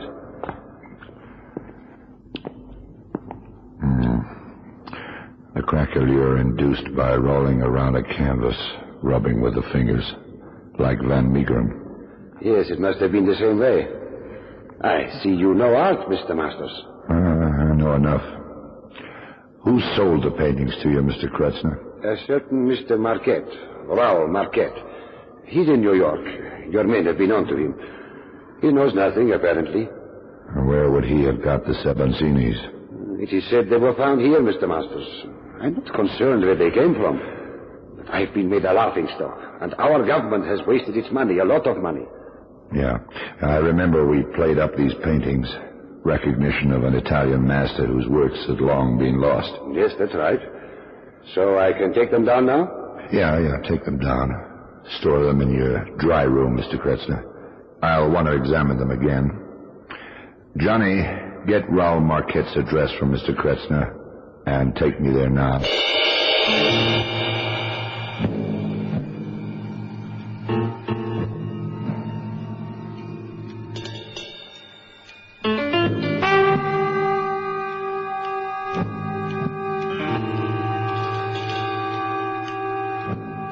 a most disturbing situation. Who authorized payment? Senator Lexbridge. He is a scholar. So I've heard. And then? Once the money was in my hands, I approached these men again, and I handed the money to them. I took the paintings, the senator was with them, and they were placed in the new gallery. When did you suspect they may have been faked? Not for a long time. They had been hanging for 2 months. Then one of the paintings fell from its hanging. The paint cracked. It showed an overwork. The area around the crack was cleared. Underneath we found the traces of an old painting. Sebanzini painted on fresh canvas. Instead of causing a fuss immediately, we left the painting hanging, but again examined the 2 others. The second was a fake, and the third. Didn't you give them a scientific test before you put them on the wall? Frankly, Mr. Masters, we did not. You will remember the Italian government was standing for re-election. The Communist Party was strong, but they lost 4 seats. Yeah. And under cover of spreading goodwill, we suddenly bought these 3 Sebanzinis and went into a spiel about how they'd be lent to a free, democratic Italy one day so that the Italians could see their own painter again. Yes, something of the sort. Yeah. A goodwill gesture. It did nothing but to create publicity. But publicity, good publicity between nations, is invaluable. Especially when a new air base is going up near Rome. Ours. Well, what happens now? Well, the paintings will be stored at the new gallery. And then, I suppose, they will be destroyed. You will have a drink? No, thanks. Mr. Bridges? Yeah, please. You have been slightly bemused by our discussion. No, not entirely.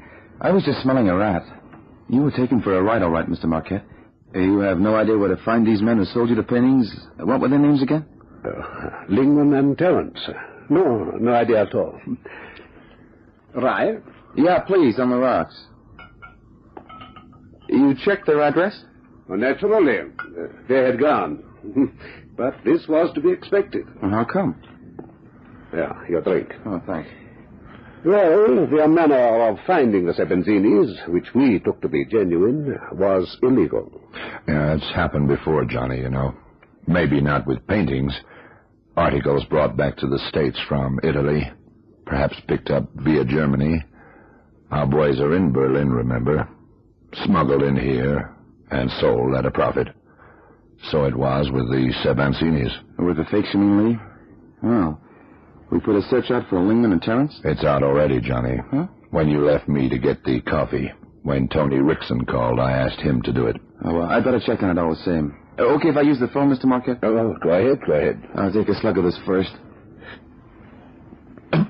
Ooh, you have a mean hand. This is powerful.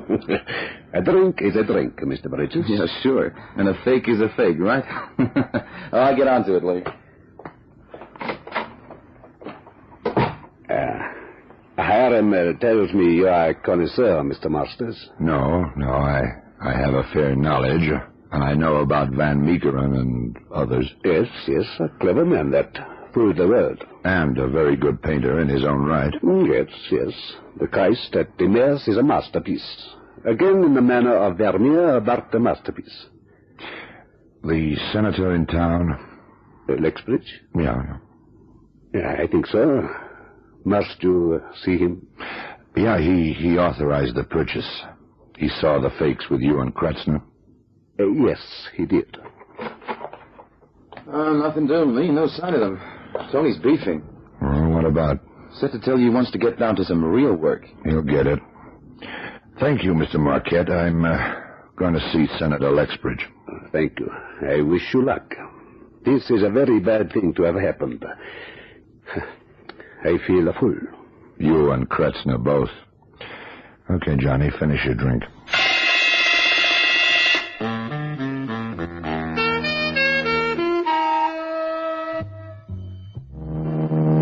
Stop the car, Johnny. Okay.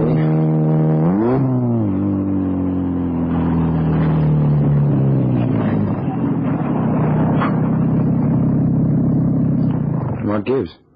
As we drove away from the senator's house, I heard a car approach. I sure didn't hear it. From here, you should be able to look back up the drive without being seen. Take a look. Okay. Yeah, there's a car, all right. Who's getting out of it? Go on, ask me. Right, you're asked. Well, from this distance, it looks kind of like Hiram Kretzner. Yeah, it fits.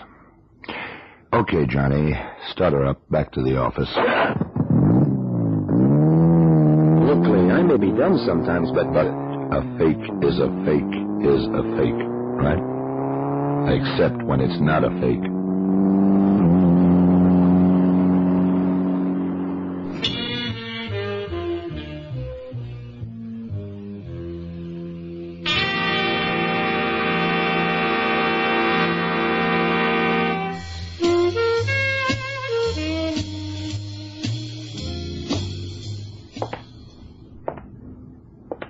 Sam, don't you ever sleep? Oh, hi, Lee. I had some work to catch up on.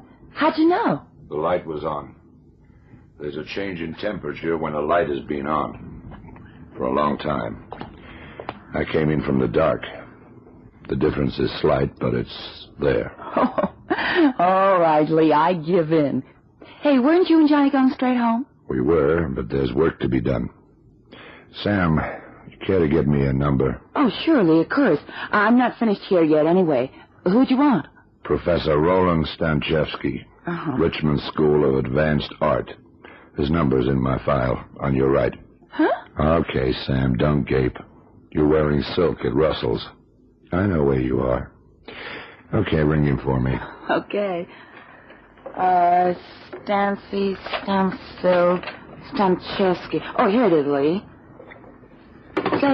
Say, where's Johnny? Parking the car.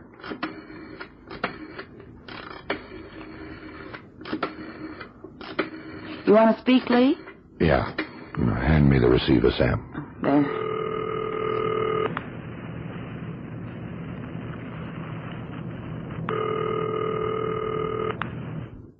Stanchevsky? Lee Masters, Roland. Oh, Lee, you were lucky to find me in. I have a class at 7. How are you, by the way? I'm well, Roland. I trust you're the same. Yes, I am. But busy, you know. Well, I won't keep you long.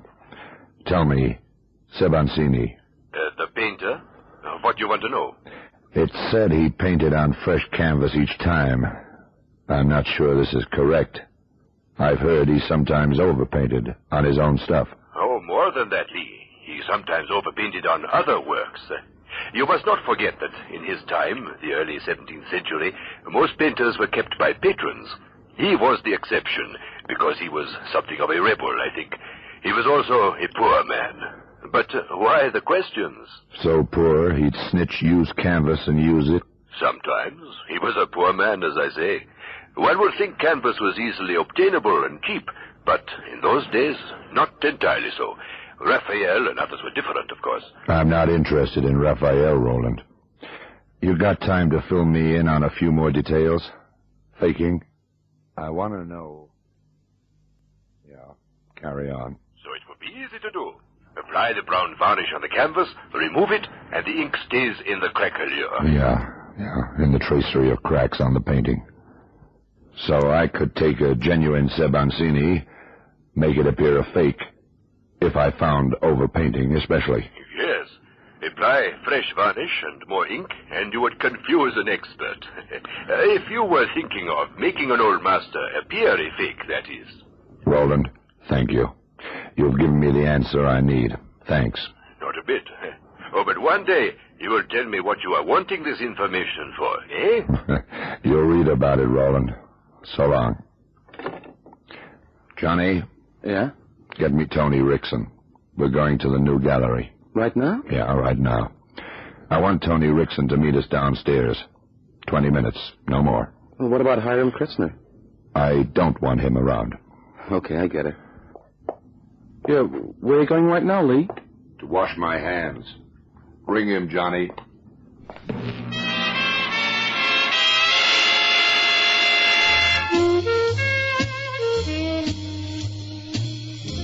Okay, I think this key'll do it. Right, Open the door, Tony. No, wait. Okay. What were we waiting for? Just listening, Tony. Open the door. I'll lead the way. Well, I've got the pencil torch, Lee. You'll need it. I won't.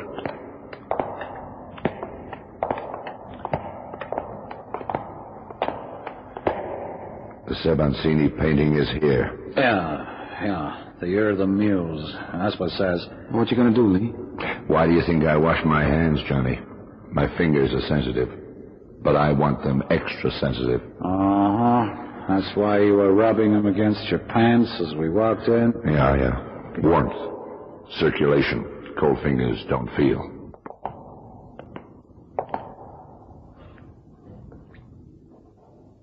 Yeah. Well-hardened paint as it should be, but an over-varnish. The craquelure stretching from left to right. Yeah. Those cracks right across. Oh, wait. Slight softness. Johnny, what have I got on my fingers? Well, let's have a look, Lee. A shiny torch, Tony, huh? Yeah. Oh, well, I just hope you guys know what you're doing. We know what we're doing. Well, Johnny, what do you see? I'd almost say that I'm back in school again, Lee. That could be ink. Comes from the large crack in the center, where you had your finger a moment ago. Yeah, that's right. Tony, shine the torch onto the part I scraped away a moment ago. Okay.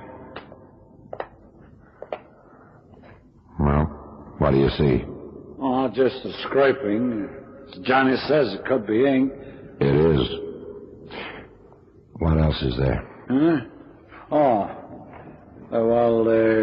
Underneath, that's in the crack. It's very finely, but... Yeah, keep looking. Yeah, well, here, check with me, Johnny, will you? Take a look. It seems like dirt underneath. Pretty hard in there. It could have been there for centuries. As it has. And the ink above it? Yeah, I think so, but cracks are very fine. I'm not sure. Don't worry, I'm sure. Okay. Again, it fits. The painting's still in the gallery. Why? Because the cold room is always double locked to the new gallery by curator and attendant. You told me you asked Kretzner to put them away. Correction. He told me they'd be put away and destroyed later. Perhaps. But these weren't going to be destroyed. Lee, I know we're on the case and we maybe have a right to be here, but... Kretzner, Marquette, and Senator Lexbridge, plus the two men that sold the paintings to them. All in on it. Lee, please, this could cost me my job. When is a painting not a painting, Tony? And when is a heist a heist? I don't get it. Lee, for heaven's sake, quit the kidding. Look, if you found something, let's do something about it. But what gives? When I came here and saw Kretzner, I felt the painting. I felt then a slight softness in the craquelure. Sevancini often overpainted on other works. Kretzner should have known this. He said this was why he knew they were faked, because they were overpainted. He was lying. You mean... The paintings are original, Johnny. Yes, the paintings are original, Lee. Yeah, very clever. Now stay where you are, all of you. And a good shot. Who's that there? Someone known to Lee. Now you can see. But I have forgotten. The two others do not know me. Professor Roland Stanchevsky. That's right. I made one mistake, Roland. I didn't expect you to be in on it. Can you imagine? You phoned me, asked my advice. I knew what you suspected. You heard us talking? Yes, and you were right. The others are waiting downstairs to take the paintings and hold them for ransom. Yes, $1.75 million to buy the originals, which were proved fake. Marquette takes the money, he shares it and leaves the country. Yesterday. I leave tomorrow, as does Kretzner. And Lingman and Terrence were to keep the paintings, holding them for ransom? Yes. A letter to Senator Lexbridge. the United States government would look fools, wouldn't they not? So they would buy them back. Again, at $1.75 million. And if they didn't? The world would laugh. Because for a while they believed them to be fake. Correct. Then the senator would take a long trip to Europe, collect his share, and not come back. But even if he did, he could not be prosecuted. Again, the risk of laughter. That the government was taken for a ride. Why are you telling us all this? I am a professor. I like to expatiate. Tonight, the paintings will go. We saw the light of your torch from below. Your accomplice was careless, Lee. Huh? Oh, I'm sorry, Lee, but, well, don't you get it? Perhaps if you'd explain... The others are downstairs? Huh? Yes, they are waiting for me to give them the all clear. Now, I shall have to tie you up, I'm afraid. Yes. Now, any trouble, and I use the gun. And you know about guns, hey, Lee? A gunshot lost you your sight. All right, Roland. I'll just step off of the carpet, and you can tie me up. Oh, great, Lee! The old carpet pulling trick. Not clean out, too. How'd you like that? Almost as much as a genuine Sebancini. Ring the office, Tony. Take him in, and the others downstairs. If you're quick, you'll get him.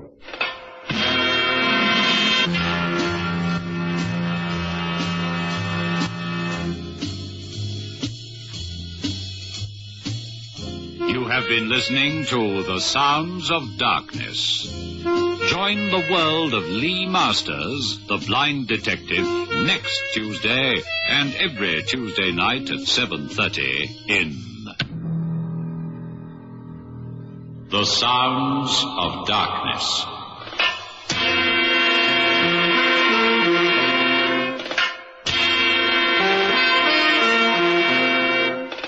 The Sounds of Darkness is produced by Gerry van Beek.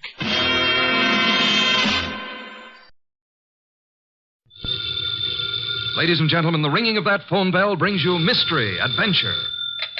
Nero Wolf's office, Archie Goodwin speaking. Willie Inch, did you say? Just a second. Do you want to talk to a fellow named Willie Inch, which I doubt? No. He says he's got to see you. Got to. Who is he? Well, I'll ask. Mr. Wolf doesn't recognize your name, Mr. Inch. He wants to know who you are. Just a second, I'll tell him. Mr. Inch says he's a sneak thief. He says you never heard of him, but he's heard of you. Should I tell him to get lost? Wait a minute, Archie. Ask him what he wants. Inch, Mr. Wolf wants to know what you want to see him about. A phony murder rap. Says a phony murder rap. It'd have to be, wouldn't it, Archie? How do you mean? Phony, I mean. Did you ever hear of a sneak thief committing murder if it could possibly be avoided? Yes, Archie. Tell Mr. Inch. I'll listen to his story.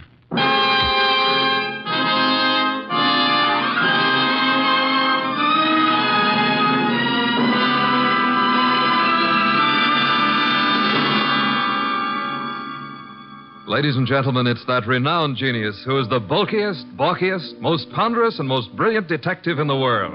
Yes, none other than that chair-borne mass of unpredictable intellect, Nero Wolfe. Created by Rex Stout and brought to you in a new series of adventures over this NBC network in the person of Mr. Sidney Greenstreet.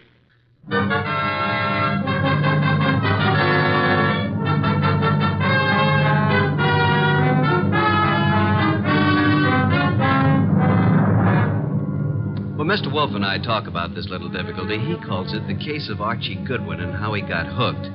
However, I call it the case of the disappearing diamonds. I prefer my title. He prefers his.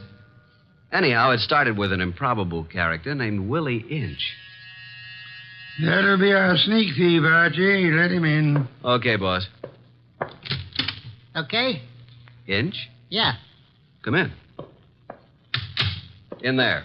I'll follow you. Mr. Wolf, this is your client. Mr. Inch? Yeah. Tall fellow. Must be over 6'6". Sit down. Where? Archie? Here, Mr. Inch. This ought to be comfortable. Well, Mr. Inch? Look, Mr. Wolf, they're going to claim that I killed a woman I never even touched. and I'm going to fry for something I never even done. All right, Mr. Inch, how did you kill her? I didn't. I never killed nobody in my life. Mr. Inch, you say you're a thief. Can you prove it? I got a record. Why? I was wondering about that bulge in your pocket. Oh, here? It's a silver cigarette lighter, ain't it? I guess it sort of dropped into my pocket as I was going by. You see the way it happened? Never mind, Mr. Inch. Now tell me how you didn't kill the woman for whose murder you will fry. Well, Mr. Wolf, sir, it was like this. There was a window half open, you see, and I happened to crawl inside the house. But hey, now. Well, Mr. Inch? This is just between us, ain't it? Possibly. How do you mean? Explain, Archie. Mr. Wolf said possibly. Oh. Well, okay. So I happen to find myself in the bedroom, see? So I happen to sort of roam around, and I hear there's like a party going on. You know, people and music. So I lock the door. So go on. Let him tell it his own way, Archie. Well, Mr. Inch? So that's the mistake I make. Mistake? Maybe I leave my fingerprints on the door. So? So later, a dame gets herself knocked off in the same room, and they look for fingerprints, and they find mine. I'm it. That's all. I got a record. So the chair. I see. Pitiful case, isn't it, Archie? Very, very mournful. Inch. Yes, sir. I presume you came away with some souvenirs? Oh, nothing. It wasn't worth the trouble. You know, just odds and ends, junk. Have you got the junk with you? Yeah. Let me see. Here. Cigarette case, platinum. Lighter, gold. Vanity case, gold. That's all? Positively. Junk, the man says. I promise nothing, Mr. Inch, but it might be better if you told the truth. Me? You. Oh, well. One square-cut emerald ring. I just happened to find it. Here's something more. A pewter ashtray. Look, the room is dark. I can't see. Piles of coats on the beds and hats and handbags. I take what I find. Why didn't you turn on the lights? One of these big standing lamps. You know what I mean. Go on. I bump into it, and it scares the living... it scares me. So? I turn the switch. It don't work. Archie. That sounds like the law, boss. The law. Stay right where you are, Willie. May I suggest that there is a way to find out, Archie? Okay.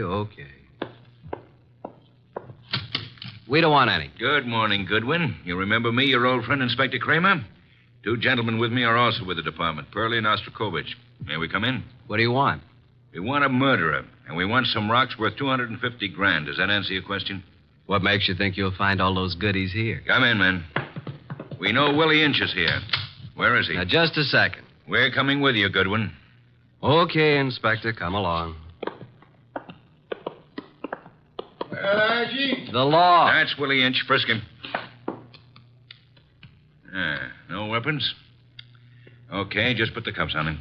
Inspector Kramer. Oh, yes. Hello, Wolf.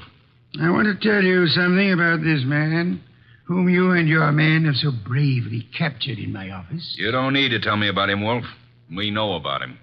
Do you indeed? Yes. We know he killed Mrs. Florence Avery March and stripped $250,000 worth of diamonds off her. That's all we need to know. I didn't do no such a thing. Where's the ice, Willie? I never even seen none, honest. Take him away, boys. I'll make the charge when I get back to my office. Wait. Mr. Wolf, sir. Take him.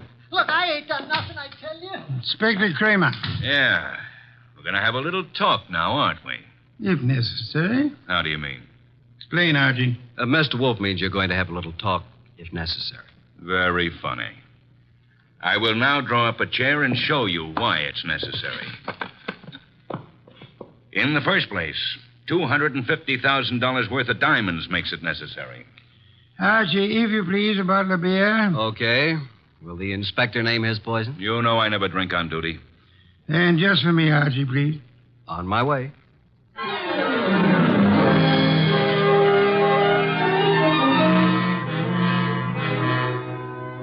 While I opened a bottle of imported beer, it occurred to me that I had something to be grateful for. At least I wasn't in Willie Inch's enormous shoes. And as I went back to the office, I had time to wonder why Mr. Wolf would stick his fat neck out for a no-good like Willie. Thank you, Archie, and sit down, Archie. Inspector Kramer has a theory that may amuse you.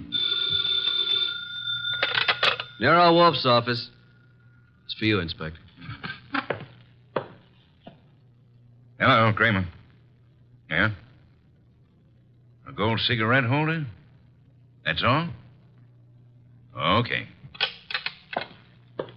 Inspector, do you realize that you have already taken a great deal of my time? Archie.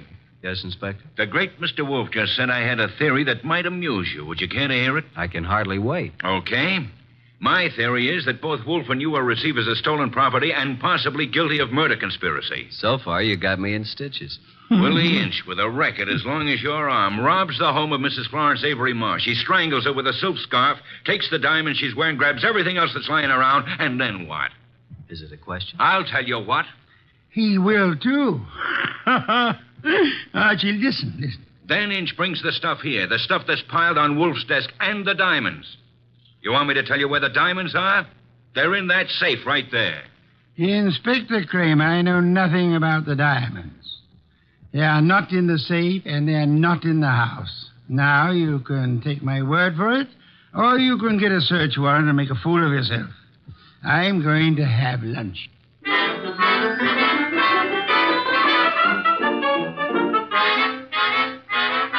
By 2 o'clock, the newspapers were full of the murder of Mrs. Florence Avery March. The suspect was already in custody, caught at the home of Nero Wolf, well-known private investigator.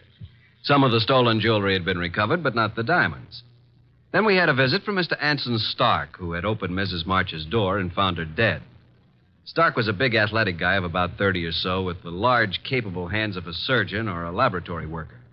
He seemed annoyed at the inconvenience we caused him, but that was only natural. That's the story, Mr. Wolf. I don't see how I can add anything more to it. You had known Mrs. March for several years, huh? Casually.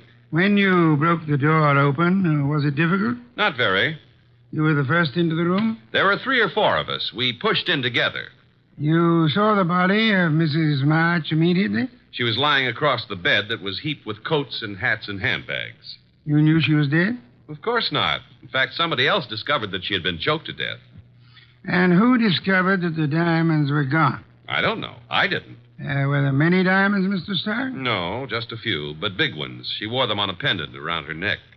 Mr. Stark, I want to thank you again for having been so patient. I have been patient, Mr. Wolf. I have my own business to attend to. Which is? Oh, I have a small but hopeful enterprise. Electronics, tubes for radio and television, mostly experimental. Well, that reminds me, Mr. Stark. When you entered the bedroom, was the light on or off? Let me see. Of course, it was on. It must have been on. Why? Just curiosity, Mr. Stark. Oh? Anything more? That's all, except thank you for coming here. Archie, will you take Mr. Stark to the door?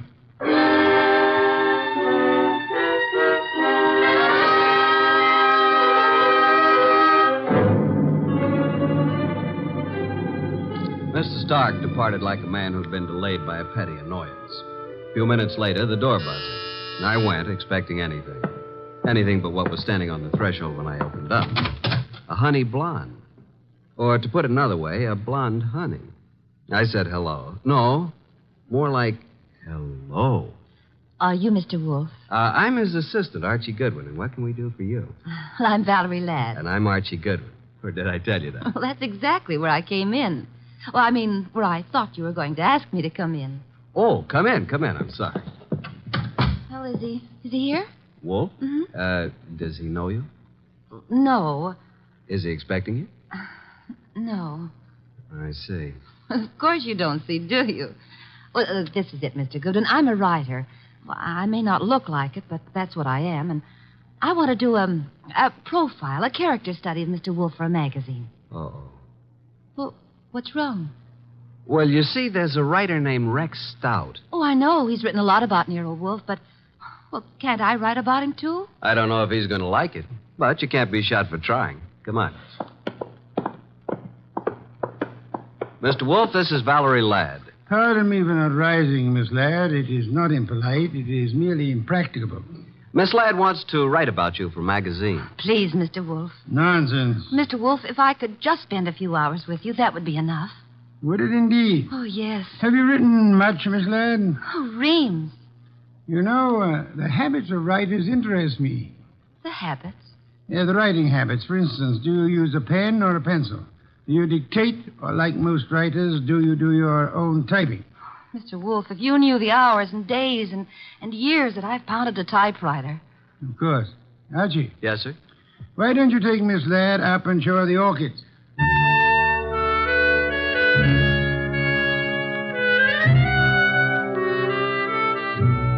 You never know about Nero, Wolf. At least I never do. This was something I would have bet against 1,000 to 1. Couldn't understand it. But I certainly couldn't complain. Archie, look at this one. Oh, did you ever see anything so gorgeous? Very pretty. They're all just beyond belief. Yeah? But you're not even looking at them, Archie. What? Oh! Archie, are you always like this? What do you mean like this? Well, so distant and preoccupied. Honey, you got me wrong. Completely. I was thinking. Oh. Yeah, about telephone numbers. It's a lovely thing to think about. What can you think about telephone numbers? I was thinking how some girls have them and some don't. Oh, I see. Archie, I apologize. For what? I did have you wrong. You're not a bit distant. I can be a lot closer than this, honey. What is it? What's what? The number. Oh, well, it's in the book. Yeah? No wonder. Sound as if you don't believe me. Oh, I believe you, but here's a telephone book here. Let's look it up together, shall we? Archie. Yeah. I'm afraid I lied to you. I was afraid of that, too. Are you angry? Well, I can take no for an answer, honey. Even when it's hard to take.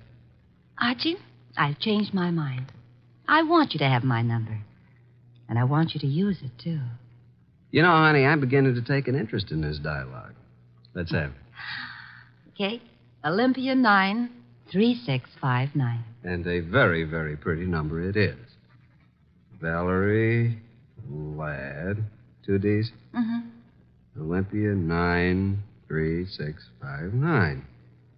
Honey blonde, gorgeous. Oh. Spelled gorgeous. There. What are we doing tonight, Olympia 9? And I said that you were distant and preoccupied. We were talking about tonight. All right, Archie. Yes, I'd love it. Oh, these orchids, they're really beyond belief. And you won't even look at them. True. I'm too busy looking at you. Well, how do I look, Archie? Beyond belief, honey. Beyond belief. Well, there goes the Goodwin luck again. It's a house phone, partner. Mm-hmm. Yes, sir. Okay. He wants us to come down. Archie? Yes, dear. Even if he says no, we still have a date? Honey, though the heavens fall.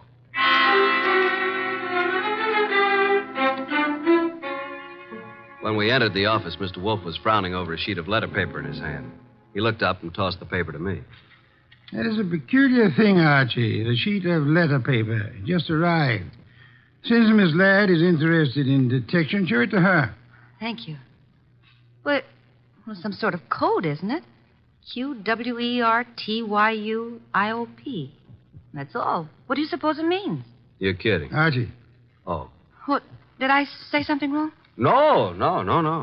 Miss Ladd, I'm sorry, but I'm afraid I haven't time for an interview just now. Goodbye, Miss Ladd. Oh, but Mr. Wolf. Goodbye, Archie. Say goodbye to Mr. Wolf and let's go, honey. Goodbye. That's the way things can be around here. Well, here's the door, and shall we pause for station identification?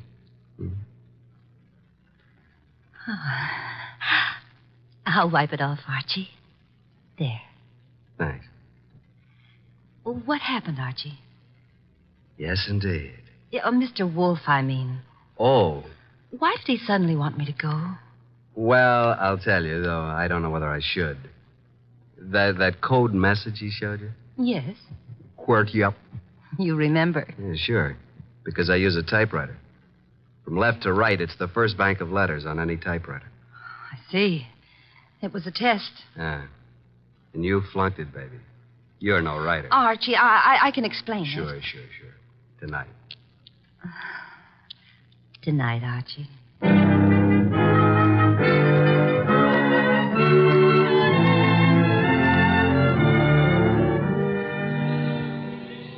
do believe me, don't you, Archie? Oh, of course, baby, of course. Well, it's just that I was there at the party, when poor Florence was murdered. Then I read in the paper about, how they caught the man at Nero Wolf's.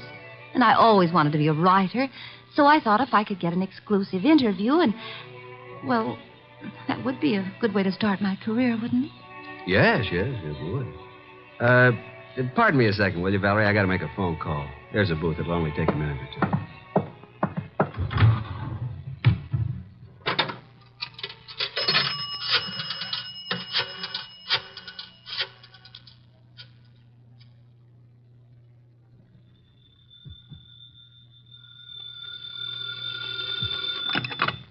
Nero Wolf speaking. Archie, I'm at the Riviera with Valerie Ladd. I'm happy for you, Archie.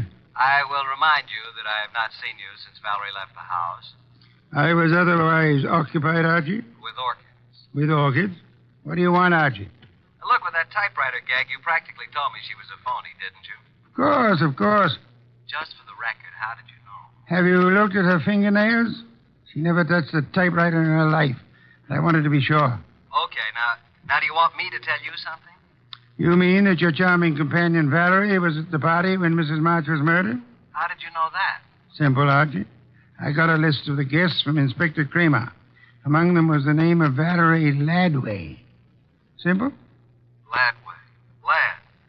Yeah, sure. Okay, what am I supposed to do about it? Just hang on, Archie. Just hang on.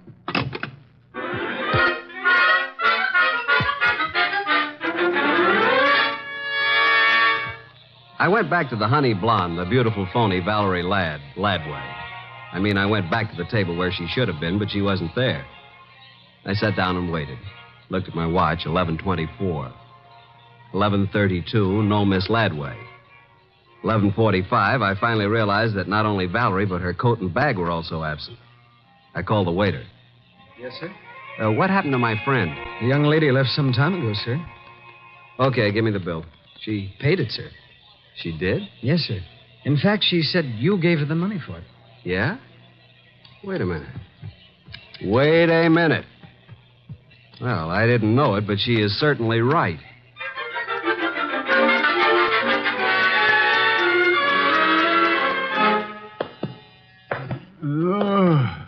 Oh, my.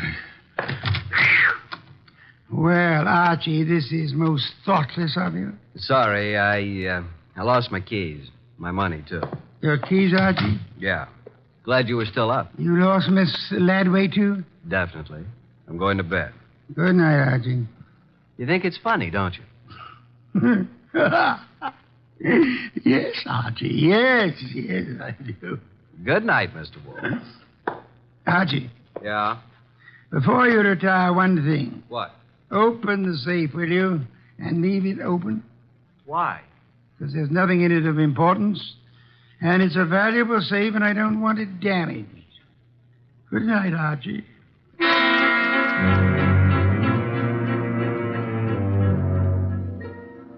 At about 2 o'clock in the morning, I thought I heard a noise. I got up, put on the rest of my pajamas, picked up my gun, and went down to the office. The man had his head in the safe, and everything was scattered all over. I stepped inside the door. Put your hands behind your back and stand up. Huh? Okay. Now, just what are you after, Bob?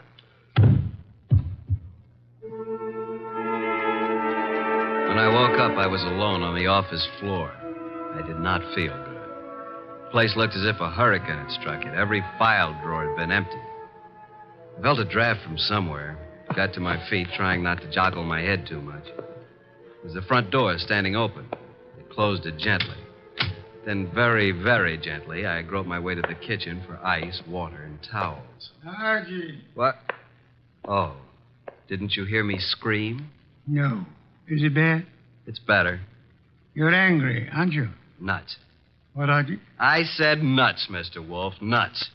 I'm sorry about what happened. Yeah, you expected it. But I didn't expect you to be caught by somebody behind you. You must have known there would be two of them. Now, how would I know that? How? Think of Mr. Ladway's delicate hands. Do you believe she intended to open the safe herself? You think she stole my keys and so on. Well, let me tell you... Hey, wait. That guy was digging in the safe that... Then who hit me in the head? Archie, someday you'll be the death of me. In the morning, will you tell Inspector Kramer I'd like to see him here?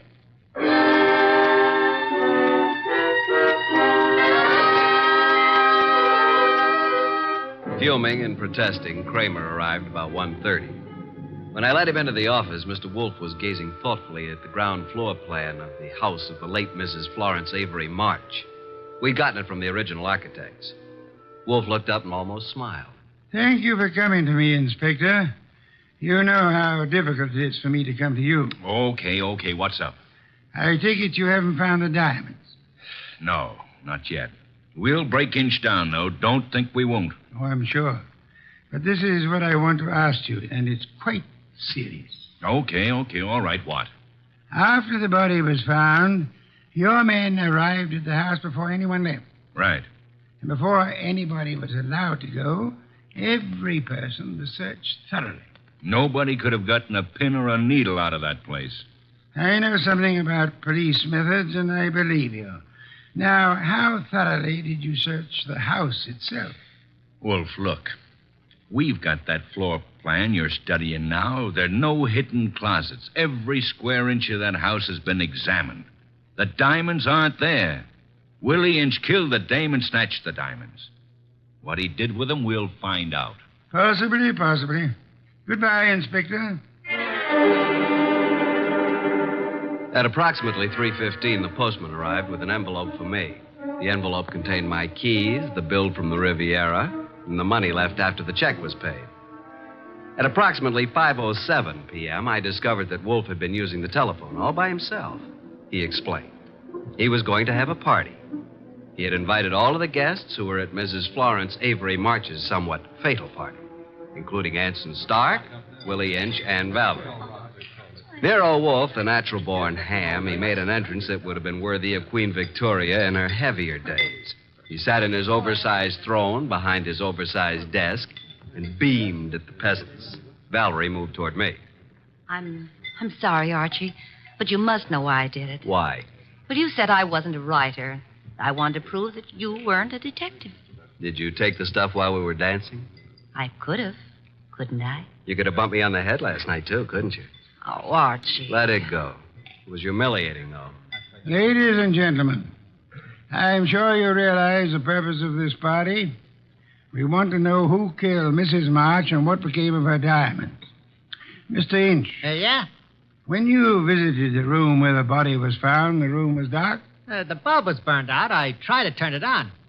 If there had been a body on the bed, would you have seen it? Maybe. With all those coats, maybe not. Sure. Mr. Stark? Yes, I said the light was on. Perhaps I was wrong. What of it? You're engaged in the manufacture of tubes for radio and television, huh? I told you that. Inspector Kramer. Yeah, what? A light bulb was found in the wastebasket in the room where Mrs. March died. Yeah. Like you said, we tried the bulb in the socket and it worked. So what? One more question.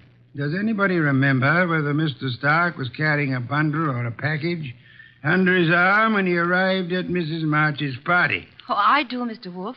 I think he had a box of flowers. That's true. I did bring flowers. No, Mr. Stark. That box contained 2 parts of a light bulb and some adhesive. During the party, you strangled Mrs. March, put the diamonds into the light bulb, assembled the thing, and screwed it into the lamp socket.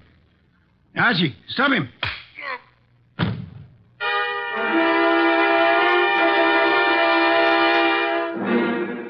Really, Archie, it was quite simple. Light bulbs are only a stem glass bowl and a brass sheath. Yet nobody, including the police, would think of looking inside one. Mr. Stark could come back and collect his treasure any time after the excitement had died down. What's the matter, Archie? I got a headache. Valerie Ladby. Poor girl. She and whoever the man was with her must have thought the diamonds were here. That bump on your head will be better in the morning. A bottle of beer, please, Archie. I'm going to bed. Yes.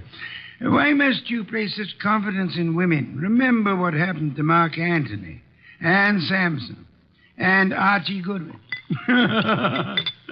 Good night, Archie.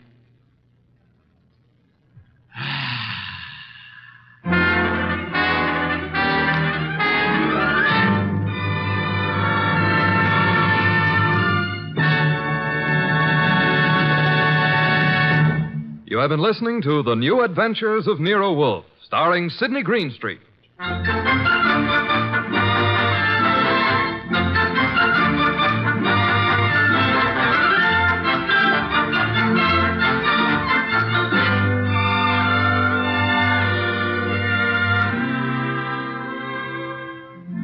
Tonight's transcribed story by Mindred Lord was based on the characters created by Rex Stout, produced and directed by J. Donald Wilson. This is an Edwin Fadiman production. In the cast were Harry Bartell as Archie Goodwin, and G.G. Pearson, Bud Heaston, Gray Stafford, Dick Ryan, and Bill Johnstone. Next week at this same time, Nero Wolfe and Archie will bring you The Case of the Midnight Ride. Don Stanley speaking.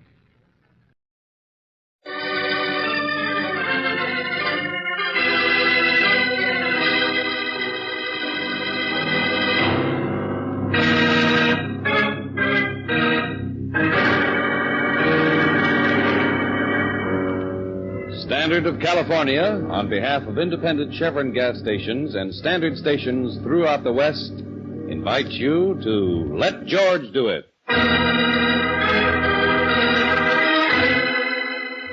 The Roundabout Murder, another adventure of George Valentine. Personal notice, danger's my stock and trade. If trouble is a noose around your neck and it's getting tighter, you got a job for me, George Valentine. Write full details.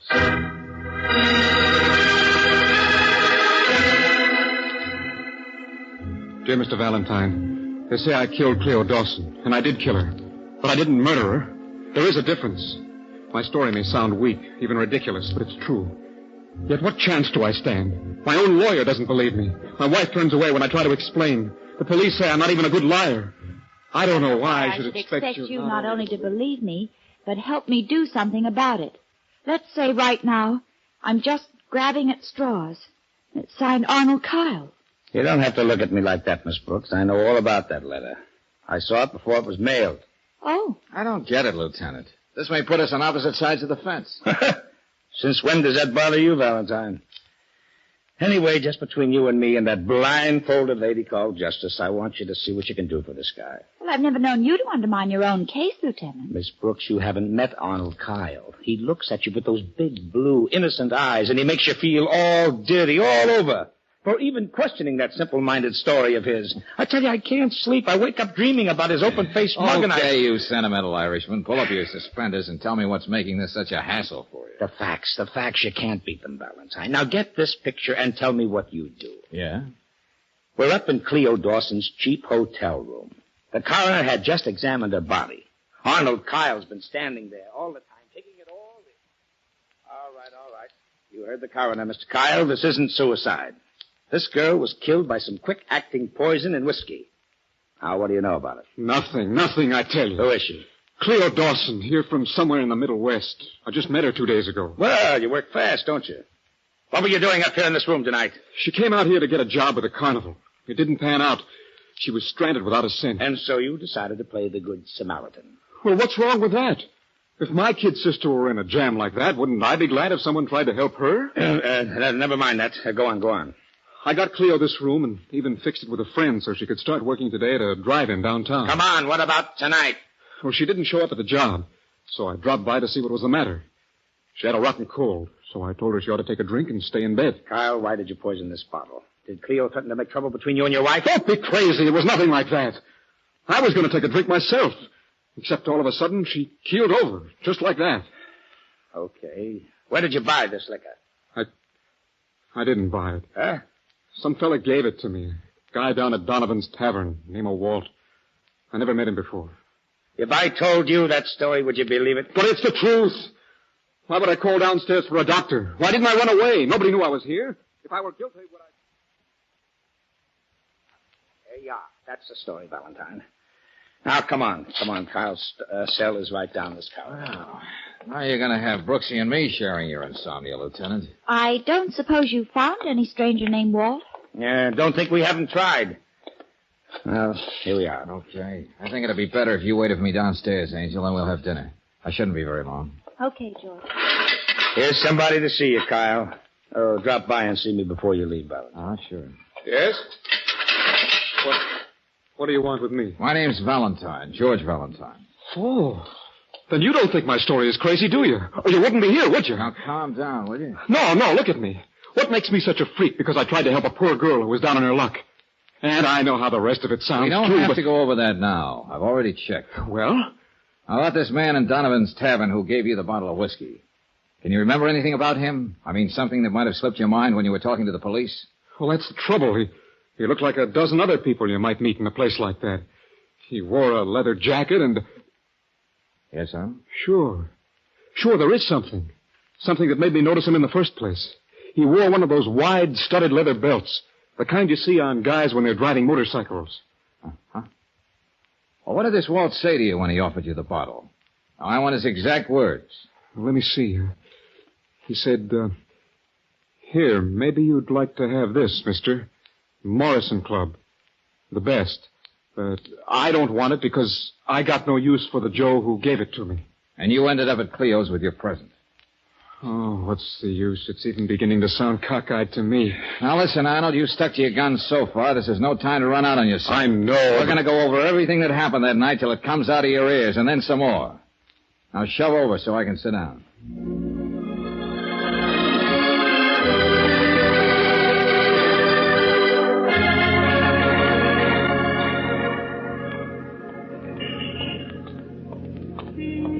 Oh, George, I want you to meet Charlie Drake. Ah. He's been waiting for you, too. Oh, what can I do for you, friend? You can brace yourself for a big moment, Valentine. I'm supposed to present you to that nationally known radio commentator and high caliph of corn, Wayne Medford. Hey, what is this? What's the gag? Well, you know his program, Big Dramas in Small I'm Lives. sorry, Brooksy. I'm strictly a Terry and the Pirates addict. I dig up the great one's material and write it for him so he can prove to the world that he can read. Uh-huh. He does have a honeysuckle baritone, though. Now, look, Drake, I'm in a hurry. Medford's interested in the Arnold Kyle case. Oh.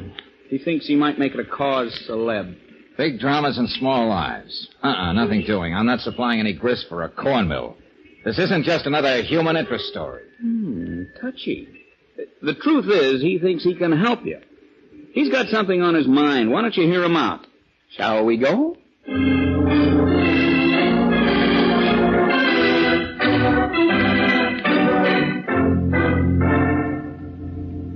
Drink, Miss Brooks, Mr. Valentine. Don't you find it disconcerting, Medford, having a bar in your office? And so well stocked. What's worth doing is worth doing well. Wayne always says, don't you? We can do without your sarcasm, Charlie. Here, Valentine, take a look at this bottle. Morrison Club. But that's the same brand the man in the bar gave Arnold Kyle. Exactly. That's what first attracted me to this extraordinary case. This is the only kind of whiskey I drink. I always have a nightcap here at the office after I finish my next day's program. Yep. Wayne is a stickler about that. He always likes to read what I've written for him at least once before he gets on the Look, air. I'm wasting an awful lot of my clients' time. Very well, here's the point. First, the coincidence of the brand name. It intrigues me. And then I discover that the plight of Arnold Kyle, caught up in a web of incredible circumstance, is the very stuff that makes the heart of my program, Big Dramas in Small Lives. I believe Mr. Drake mentioned something about you being able to help. And I can. I happen to know, Valentine, that Arnold Kyle isn't too well fixed for money. Don't let that limit your investigations. I'll foot the bills, including your fee. Well, now, that's very generous. What's in it for you? Naturally, I shall dramatize the cause of Arnold Kyle on my program, including all the new facts you bring to light. Oh, naturally. But it can only help. Someone may even come forward with information about that man in the leather jacket, perhaps, and other information you might not ordinarily get. What do you say, Valentine? Well, Oh, Mr. Medford, excuse me. You'll have to come back, Molly. I thought maybe you were out to dinner and I'd have a chance to clean your office, but it can wait. Oh, no, Molly, come here. I'll show you what I mean, Valentine. Yes, Mr. Medford. I was just talking to these good people about your son, Molly. I'm sure they'd like to hear more about him. My boy. He's a big man now. Oh, excuse me. Only 4 years ago, he was a nobody. Then he went east to a town named Clinton, New York. He's the biggest lawyer there now, makes hundreds of dollars a week. And he's married to a beautiful society girl, isn't he? Oh, yes. You see this belt I'm wearing, miss? Yes, Molly. It's all hand-woven. He sent it to my sister to give to me if she ever ran across me. You see, he doesn't know where I am. I don't want him to. All his friends might find out that his mother's just a poor, ignorant woman who scrubs floors. Oh, excuse me. I have to get on with my work. Oh, Molly, how are you feeling these days? I know why you asked me that, Miss Drake. Well, I promised the building manager I wouldn't touch a drop. And I won't. See what I mean, Valentine? Yes, I see, Medford. Big dramas and small lives. Yes. Lord knows what her son is really like. But she has her illusions. Could Hollywood dream up anything more corny? All right, you're a slave to your hobby. Let's put it this way, then. All you want is to see justice done, one way or the other, in the life of one little man named Arnold Kyle. Is that it? Valentine, I couldn't put it better myself. Okay. Since you're my client, too, I'd better get busy and stop loafing on your time.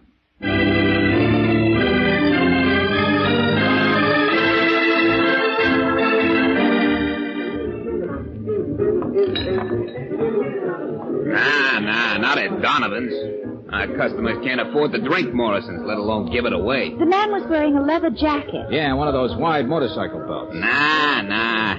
Look, this is my busy time. Can I get you something beside conversation? Nah, Buster. Let's get out of here, folks.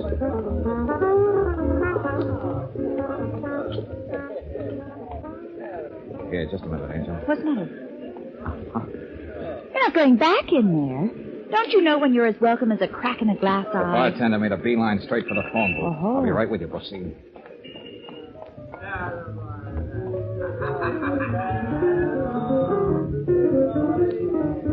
It's about time you answered the phone, lady. But go up to Walt Nielsen's room and call him, will you? Tell him it's Chester over at Donovan's place. All right, then. Wake him up if he's sleeping. It's important. Thank you, Chester. I know it's kind of late to be phoning, Mr. Grant, but as president of the Daredevil Motorcycle Club, you shouldn't mind a little excitement. Pardon me? Well, I just have to get Walt Nielsen's address and telephone number so I can tell him I can't go riding with him tomorrow. Pardon me? Oh, don't be silly, Mr. Grant. I bet Walt has dozens of girlfriends. I'll wait. You're right, George. This Walt character is a mess.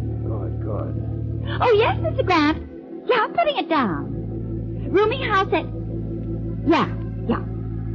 Oh, I don't know how to thank you. Pardon me? Oh, and happy motorcycling to you, too, Mr. Grant.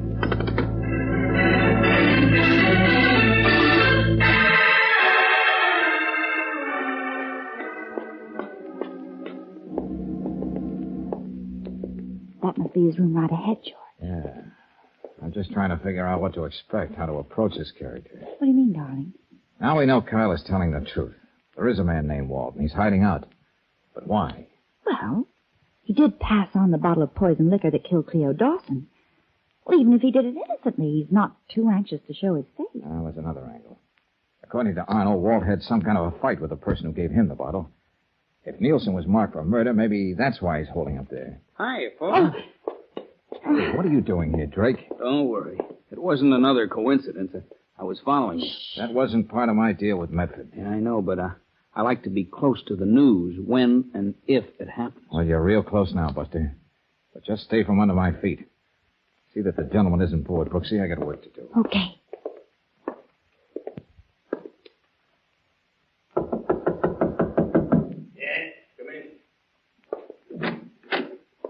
All the way in, Bob. Stand over there.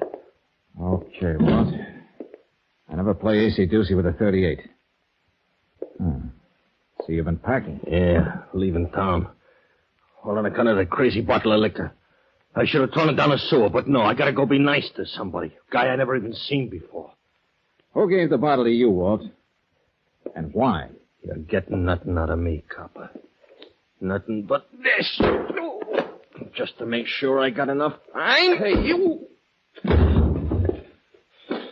Crazy bottle of liquor.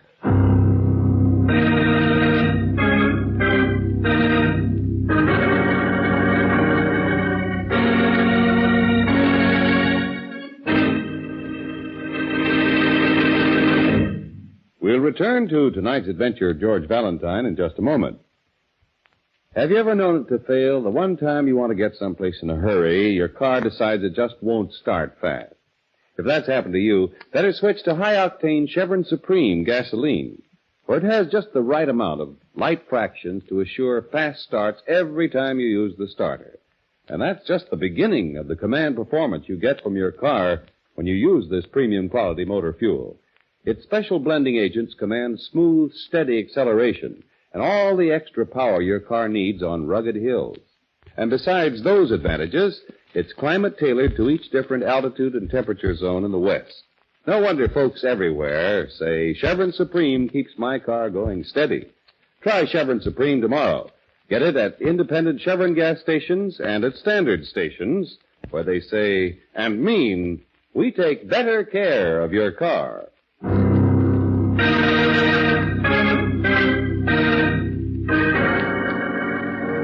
Now back to tonight's adventure of George Valentine. A man pours a girl a drink from a bottle. The young lady promptly dies.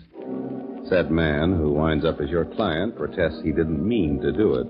He says a stranger gave him the lethal bottle as a present. So, surprising even yourself, you find that big-hearted stranger, and he has a present for you, too.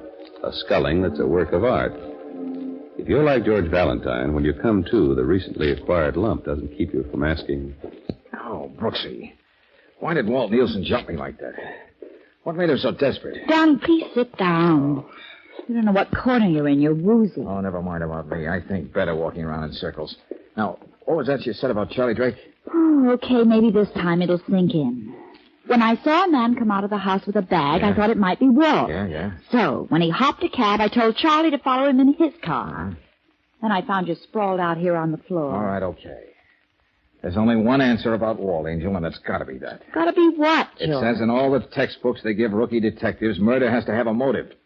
Walt had nothing against Arnold. Kyle didn't even know him. Yeah, that's right. So Walt thought the liquor was okay. He was still another innocent go-between for this flagon of coffin varnish. And that's something he could explain to the police. Well, he's trying to hide something else. Something he can't afford to talk over with the police. But where's the beginning of all this, George? I don't know. It may go back to the person who gave it to Walt, or even further back than that. Oh, Angel, this seems to be a very roundabout murder. Well, Charlie said he was going to call us here on the hall phone as soon as he finds out where Walt is headed. It's 11 o'clock now. Oh, what a game, Brooksy. Bottle, who passed the bottle?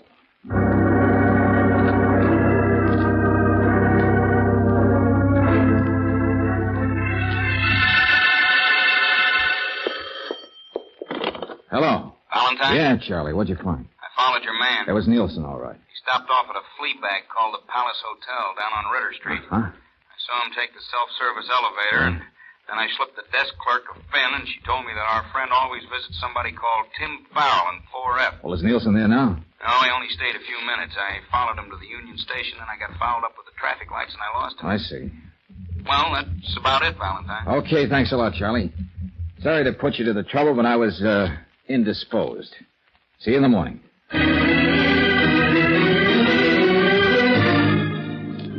Tim Farrell? No, I didn't see him go out. Shall I ring him? Never mind, lady. He's expecting us. The elevator's right across the lobby. Oh, there's no boy on it. Only self-service after 12 o'clock. We'll manage.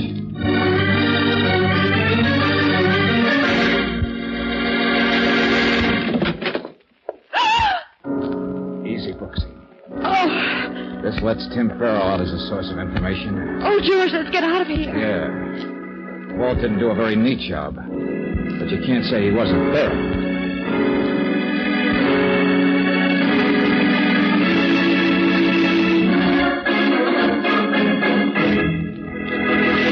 Well, Valentine, it's about time you showed up. Tell me, Lieutenant, what did you find out about the late Tim Farrell? Well, I got it right here. Timothy Farrell, age 28. Crimes include illegal entry, Assault, armed robbery, et cetera, et cetera. Committed to Dannemora State Penitentiary January 4, 1945, and so on, so on. In other words, just a cheap crook. Yes, but this is the payoff. Lately, he's been teaming up with Walt Nielsen. Huh? Well, that is something. And Nielsen is really a bad boy. A 3-time loser. One more arrest, and he'd have to collect his old age pension in jail. So that's what it was, then. That's why he'd have none of the police. Yeah, so now it lines up like this. They have a fight, and Tim tries to slip his pal, a Mickey Finn that works for keeps. Before leaving town, Walt drops by the Palace Hotel and slits Timothy's throat. Yeah, it could be. And just where does that leave Arnold Kyle? Well, right where he is. Why? Well, at least until we pick up Nielsen. After he talks, then our saintly hero can go home to his wife. Oh, hold on a second. Hello?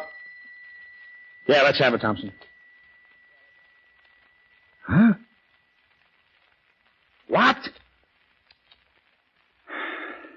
Yes. Okay. Well, what is it, Ronnie? Oh, of all the things to have happen. Now, this. What is this? Where's this case going to wind up? Now, it's Walt Nielsen. They found him. Well, what's the matter with that? Where is he? They found him last night on the railroad tracks. He either jumped or was pushed off the Garland Street Bridge. Gee. Then the train got him. The 1140 coastliner.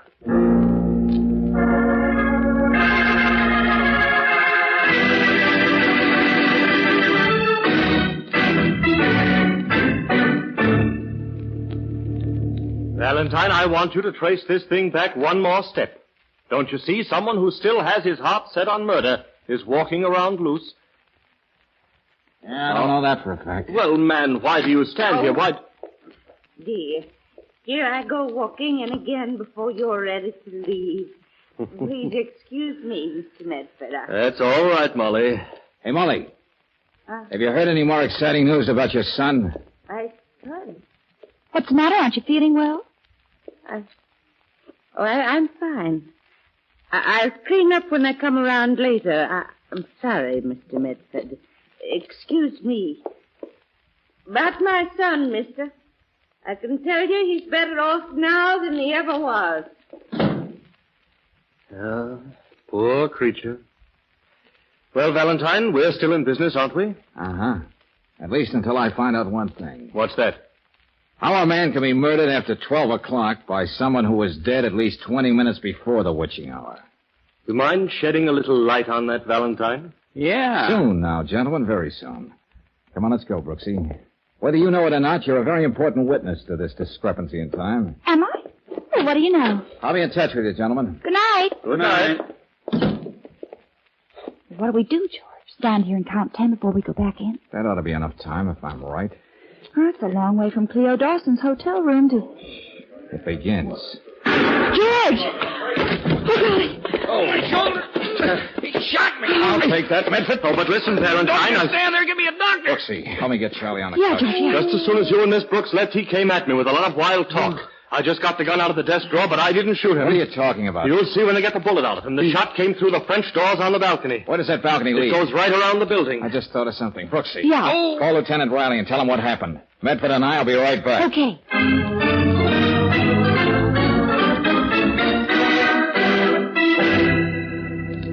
Valentine, I was prepared for almost anything in this fantastic Go ahead, Aunt affair. Molly. Now I have your gun. Please, Lieutenant Riley. I don't know the answers myself yet. Oh, all right. Goodbye. Well, friends, now the circle is neatly closed. I don't understand. That bottle of Morrison Club came from this office. I should have known that when Lieutenant Riley read the late Tim Farrell's police record. I'm sorry, Molly. Your son, wasn't he? Oh. You tried to build him into something decent in your mind. Big lawyer in Clinton, New York. That's where the Dannemora State Penitentiary is. Big success in 4 years. That was the length of Tim's term.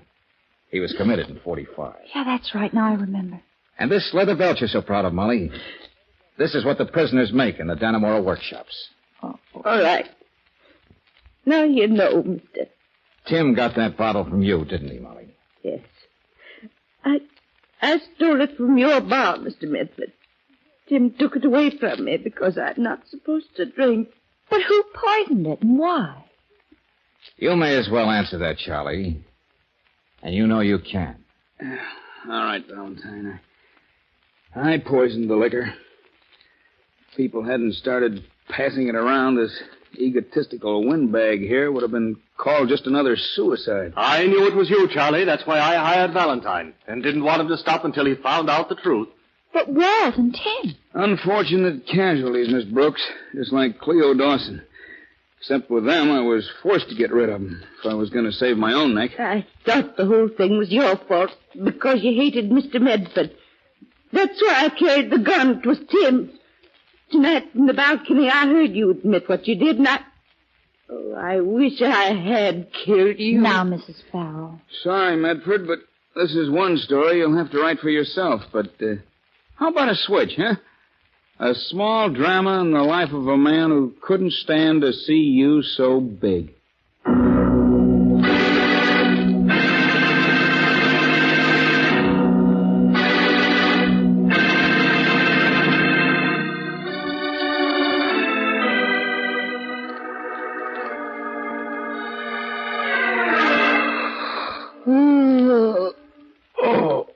You don't know what a relief it was to send Arnold Kyle home to his ever-loving wife.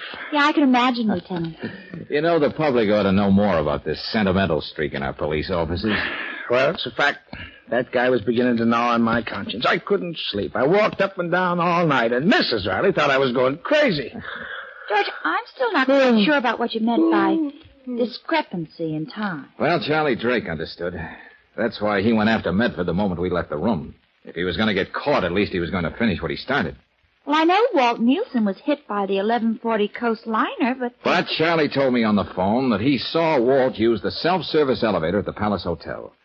And you'll remember the clerk said it became self-service only after midnight. Oh, yeah, that's right. Charlie Drake pushed Walt off the bridge, then came back and killed Tim Farrell. Because he had to use the self-service elevator, he took it for granted that's the way it worked all the time. Isn't George positively brilliant, Lieutenant? Oh, fine. Back to normal again. Now it's Mrs. Riley's turn to stay awake all night.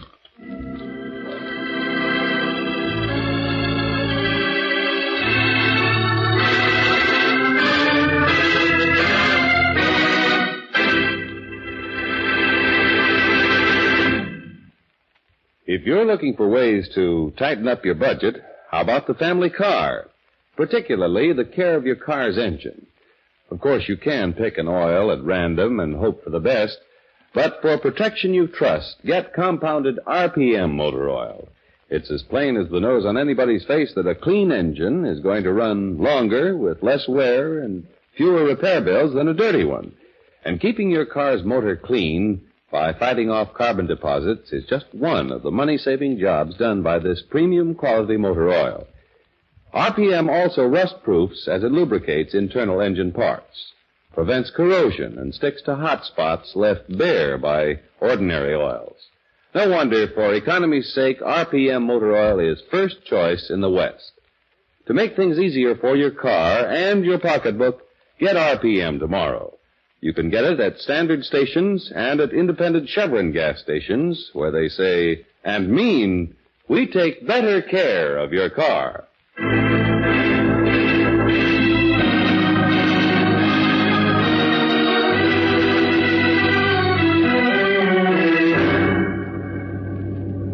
Next week, when we catch up with George Valentine in his office, there'll be a ring on the phone, and then... Hello? Hello, Valentine. Oh, yeah. Now, listen, friend, what's this all about? You sound as though you know who this is. I should. You said you'd call at this hour. But assuming you did kill those 3 people... Tomorrow, I'm going to kill again. I'm even going to give you the name of the victim. George Valentine.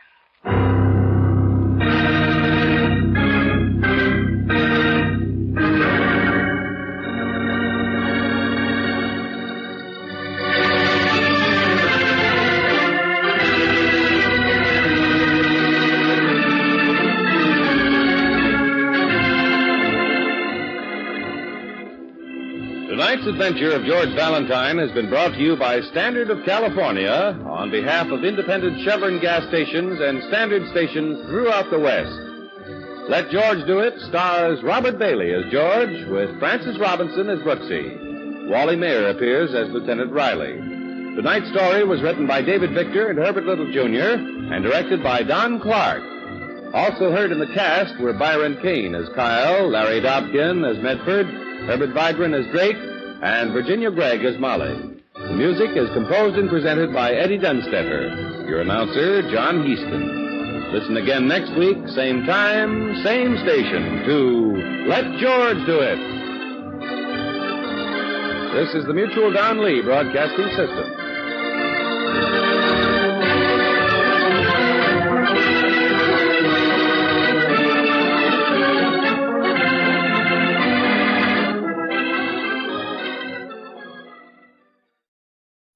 It was hot and still, an August night in the middle of April.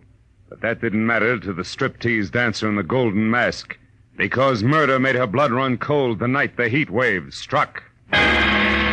From the pen of Raymond Chandler, outstanding author of crime fiction, comes his most famous character in The Adventures of Philip Marlowe.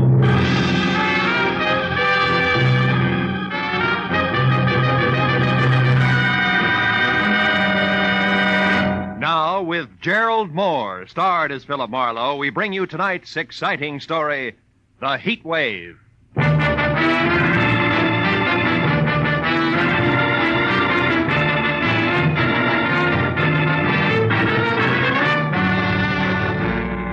Spring was only 3 weeks old, but the sun bore down on Los Angeles with the middle of the summer vengeance.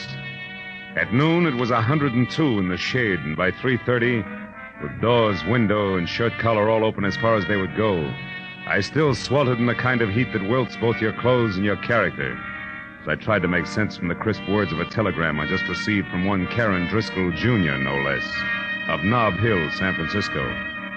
It told me to go to the Palace Theater, a burlesque house on Main Street, watch the performance of the featured dancer, get backstage, and take a close look at her face. Then meet the 7 o'clock plane from San Francisco and report what I'd seen to Miss Driscoll, Jr. It was a strange request coming from Nob Hill, but the enclosed $50 money order wasn't kidding, so I perspired my way down to the Palace Theater. There, instead of the usual 30 beautiful girls, 30 sign over the marquee, was a 50-foot gold banner that screamed, "The Heat Wave, who is she?" And the showcase cards that led to the box office were all a circle of question marks that centered a woman wearing a strange gold mask and little else. I bought a ticket and went inside in time for the tail end of the matinee. A baggy-pants comedian was just winding up a corny south-of-the-border routine as I sat down. But there was Manuel, my brother, Manuel Labor. he was the laziest man in all Mexico. Yeah, until he got a job shooting bulls for the government.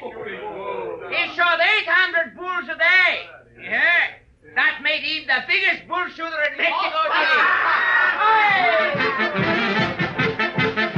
The comic kicked the crown out of an oversized sombrero in a hybrid hat dance and then galloped off into the wings. After reminding myself that I was here on business, I sat down again as a personality boy in brown flannel and a yellow shirt stepped into the spotlight with his arms raised.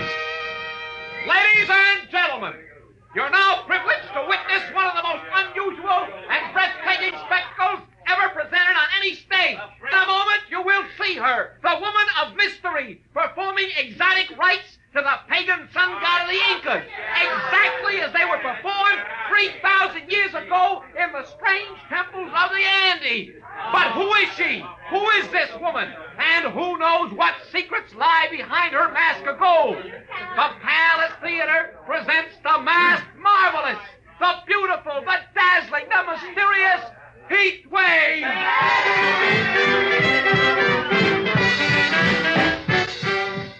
Oh, I had to admit it. This was special. She was the color of alabaster and as supple as a cat, and as she moved across the stage, she got more convolutions out of her two arms than a restless octopus could with 8. Her costume from the neck down was about as sheer as a new spider web, and above that, and covering her face completely, was a gold mask, grotesque and glistening. As the dance headed for a climax designed to knock the cash customers right out of their seats, I reminded myself again that I was here on business. So I walked down the side aisle to a door that led backstage and went through it just as the dance ended. And while the audience tore the house down begging for more, the Heat Wave tossed a couple of kisses through a gold mask and ran to a dressing room.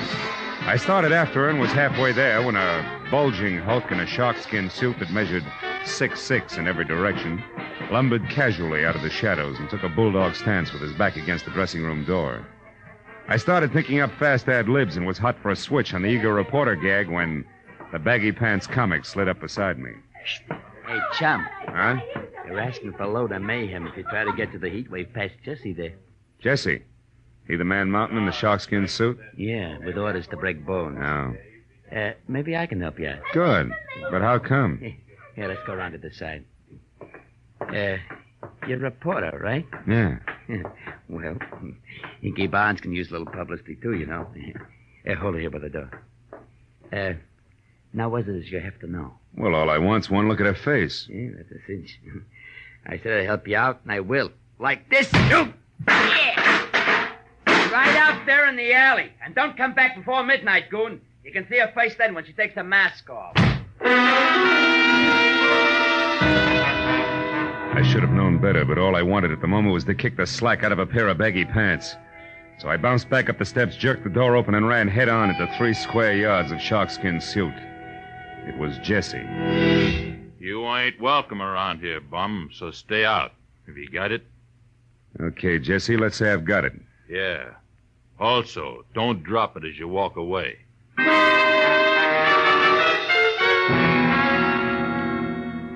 I was glad to remember that I had a client to meet at the airport. So in spite of the fact that the heat wave's face was still a well-kept secret behind a gold mask, I took Jesse's good advice and left.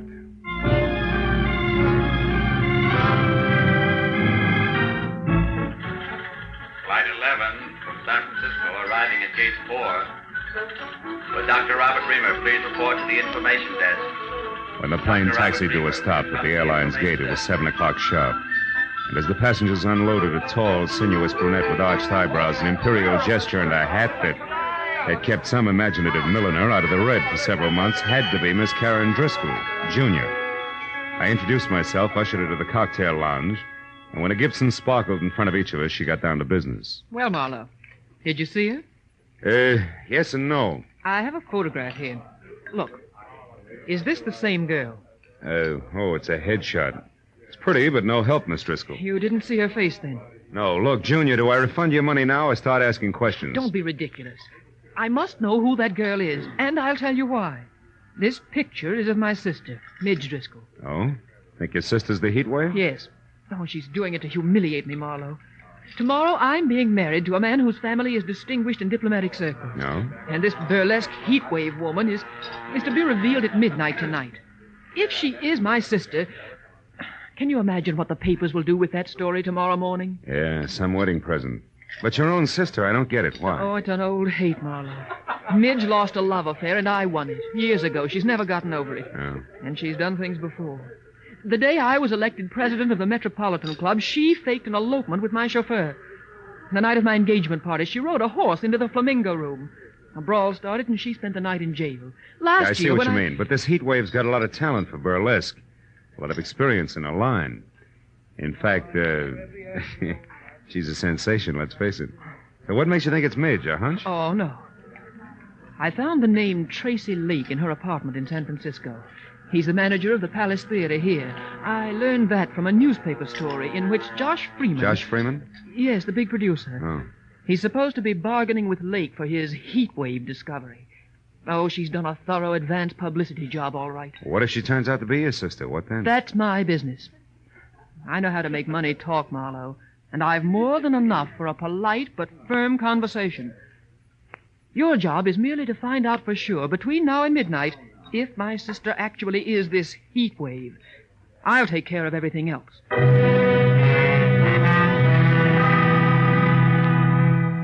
Karen Driscoll, Jr. gave me her local phone number, then got up, cursed the hot night, bid me hurry, and summoned a taxi. All with a regal wave, one hand. And I was left to my own devices in something less than 5 hours to make them work in, so I drove back to the Palace Theater, which was stalling until midnight by showing a triple feature movie. Paid another admission and slipped backstage again. It was deserted except for 2 electricians tied up in pinochle under the switchboard light. The heat wave's dressing room was locked. Jessie was nowhere in sight, and I was about to leave again when I heard a familiar voice cooing into a dark note that turned out to be a phone booth. Say, It was Hinky Barnes, the baggy pants comic. I said. Beauty to the beautiful, you know. Hey, listen, baby. About that other deal, did you talk to her?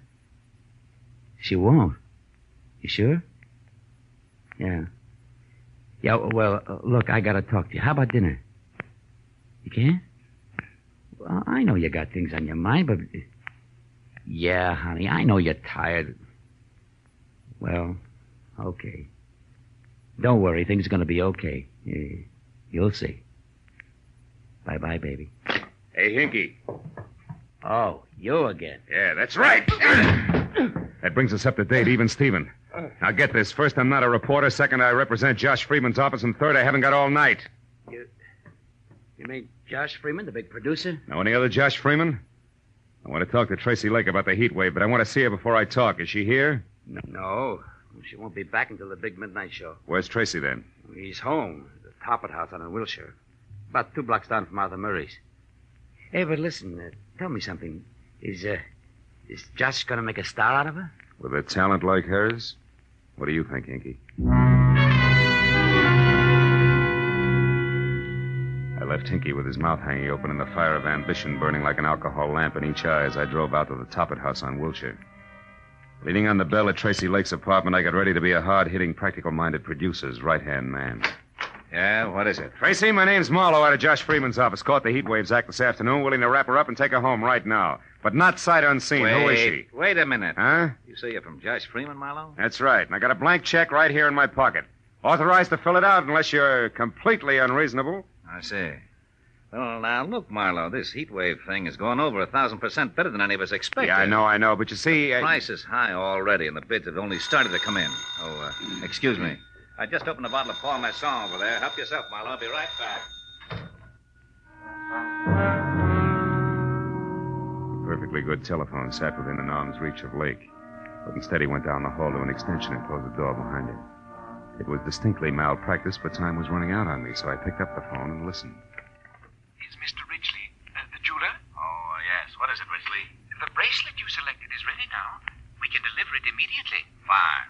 It goes to Miss Nita LeVar, 44 Edgewood Terrace. Oh, enclose a card. Don't worry, darling. You're my real heat wave. Sign it, Tracy. Lovely, lovely. And the engagement ring? The sunburst? Yeah, that's for Miss LeVar, too. But deliver that to the theater at midnight. You got it? Yes, indeed, sir. Thank you. And congratulations. Tracy Lake and Nita LeVar. Who might she be? Sorry, Marlowe, a little personal business. Now, you were saying... Yeah. I was saying I can hand you a nice fat check if this mass marvelous is really okay. You're building up to quite a surprise, Tracy. You must have something. Yes. Indeed I have, old boy. Plenty. Yeah? I can't reveal the lady's name until midnight. All right. Play coy. What's her background? Has she got class? Class? Marlowe, you wouldn't believe it. Not blue book stuff. Society girl in burlesque? Why, anything's possible, Marlowe. Sure. She could even be from Nob Hill, huh? Yeah, like I said. Anything's possible, sure. Okay, Tracy, that's what I wanted to find out. See you after the unveiling, and you got a great night for it. Oh, Marlowe, I suppose Big Ed Peters is in on the deal as usual, along with Josh? Yeah, it's a regular Josh Freeman deal, just as usual. See you later, Tracy.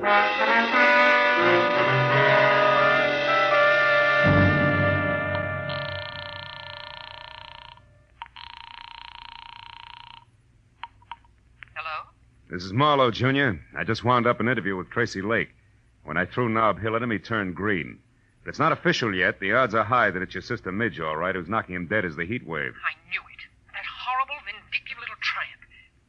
What else, Marlowe? Did you find out where she is? Yeah. She's going under the name of Nita LeVar and staying at 44 Edgewood Terrace near MacArthur Park. But listen, it's not positive yet, so I'm going there to check right now. Where are you calling from, Marlowe? A phone booth at a closed gas station out here on Wilshire. But Oh. What's the matter? What is it, Marlowe? I am about to start earning that fee of yours, baby. 300 pounds of muscle in a sharkskin suit just walked up. Goodbye. Hello, Sonny. Well, my Piltdown pal. So the boss was right. You're just a cheap, nosy reporter, after all. It's cramped in there, ain't it? But you're not getting out, Bub. Now, wait a minute, Jesse. It's a hot night. Let's not work up a sweat, huh? Don't you worry about that. Mr. Lake pegged you as a phony nosy, and that's bad. What do you mean, phony? You said Big Ed Peters was in on a deal with Josh Freeman. All right, what about it? Big Ed's been dead for 12 years. And you know what? He's still going to look better than you are 30 seconds from now. Oh!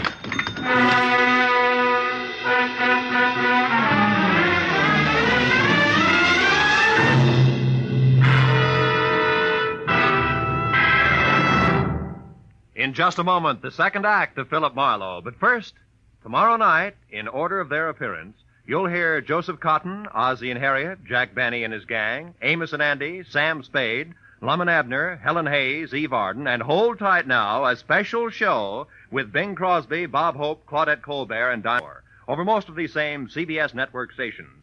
And Jack Benny with Mary, Phil, Dennis, Don, and Rochester will be heard over them all. Now, with our star, Gerald Moore, we return to the second act of Philip Marlowe and tonight's story, The Heat Wave.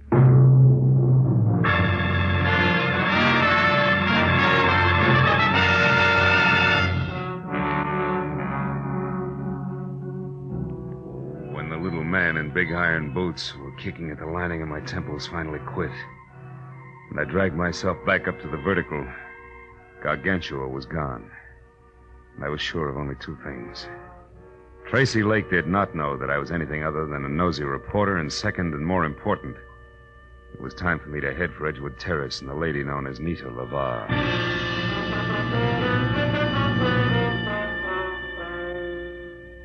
As I started for the front door of number 44, which was an all-alone stucco under tile L shape that showed a single light, the little men in iron boots went to work again. It reminded me that it might be healthier if I first found out exactly what was waiting behind the mat marked welcome. So I made a wise circle around to the back, then in closer past a whispering huddle of palms through a flagstone patio that led to a short flight of also flagstone steps. But there, when I was only a few feet from an uncurtained window, I stopped at the sight of something I hadn't expected. It was the body of a woman lying in a twisted heap at the bottom of the stairs.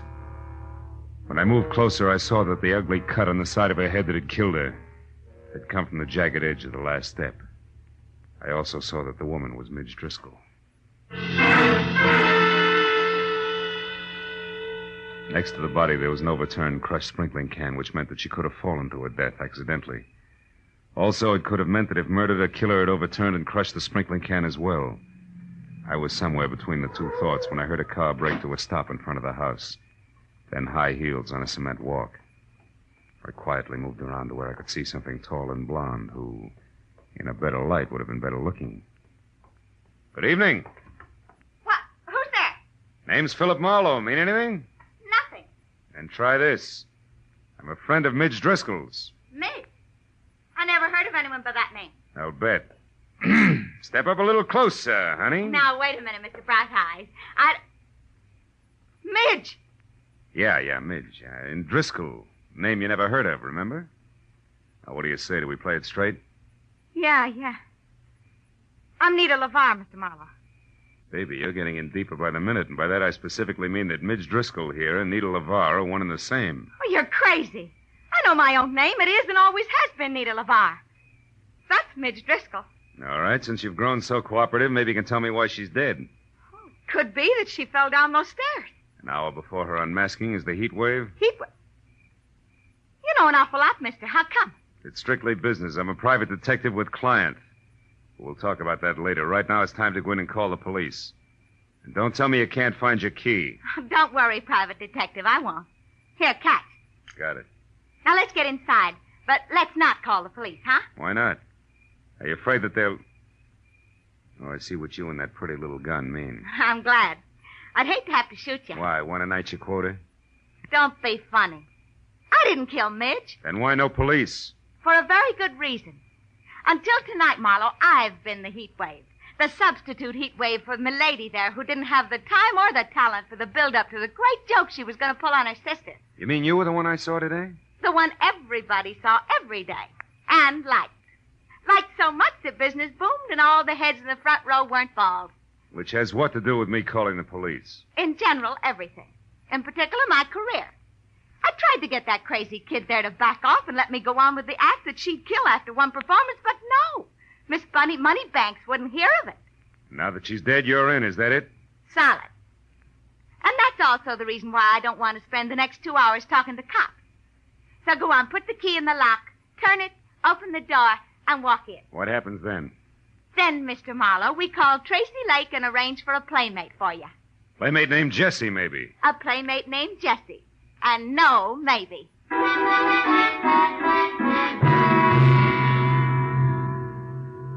When we got inside, Nita Laval, who handled the prisoner with the finesse of a Marine Guard detachment, took my gun, threw it across the room, put me into a faraway straight-back chair, and got through to Tracy Lake without once taking her baby blue eyes off me. Then when she told the man she called Darling all about Midge's death, which could have been for my benefit, she placed a rush order for the monster. After that, she hung up, sat down, lit a cigarette, and waited. But a second later, she was back on her feet.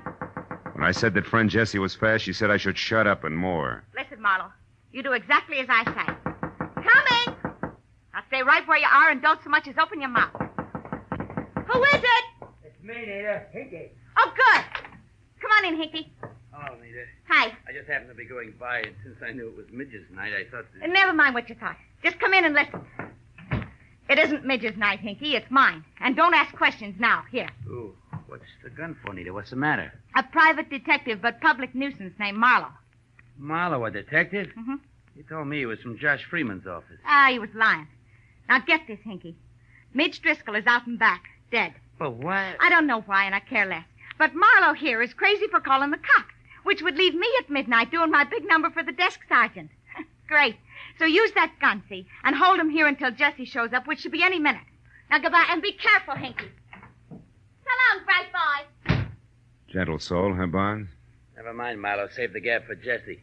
He's a great listener. I doubt if he'll give me the time, considering that I know it's an odds-on bet it'll be a couple of slugs in my belt buckle before he's even in the room. Jesse, kill you? Why would he do that? Because he works for Tracy Lake. And Tracy Lake has to kill me, Barnes. I know he's a murderer. Midge Driscoll was murdered? You sure of that? Just about. Doesn't figure any other way. Nita herself told me how much this chance means to her and how hard she tried to get Midge to back off. Yeah, but Tracy, how does he tie in? 2 ways. The money he'll get out of the show continuing indefinitely, and better than that, the fact that he and Nita are going to be married. Those two get married? You're nuts, Marlowe. No, it's straight, Barnes. I know because I overheard Tracy talking to a jeweler about the ring he ordered. Now, you mind if I have a cigarette? Hey, Barnes, can I reach for a cigarette? Oh, yeah, okay. Hey, Marlowe, you sure of this? Everything you just said, I mean, about them getting married, no? Sure I am. Why, a little disgusted with your buddies? Yeah, a little. So as of right now, you can do as you want. I'm leaving. No, you're not, Mr. Barnes. Jesse, hey, Jesse, don't shoot. I won't, Mr. Barnes. Unless, of course, you or Buster try to get out of here. Oh, who, me, Jesse? Yeah. You were going to let Marlowe go, Mr. Barnes. I don't think Mr. Lake would like that. I'm sure he wouldn't, Jesse. So why don't you just save everyone a lot of time and start pulling that trigger? While you can still see what you're doing. Hey, the light! Get going, Barnes! You dirty louse. I'll fix you. You'll never get out of here alive. Where are you? Come on, talk. Where are you? Where are you? Answer me, you hear? Answer me! With pleasure. Oh, you stinking slime. I'll tear you apart if I get my hands on you. Which, Jesse boy, is the trick? And now for our meeting in the phone booth, flowers, you big ape, bars and all.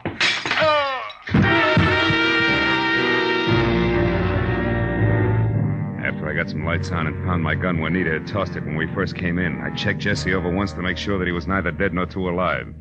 Then I started for the door. But there, even as my hand closed over the knob, I stopped. A crazy thought from I don't know where wedging its way into my mind. I turned back toward the room and stared at the flower and vase-strewn form of the ape that covered half the carpet. Then slowly the wedge broke through and there was light, lots of it. The kind in which I could see why Midge Driscoll had been murdered. And more important, why I had to get to the Palace Theater and Nita Laval before murder happened again.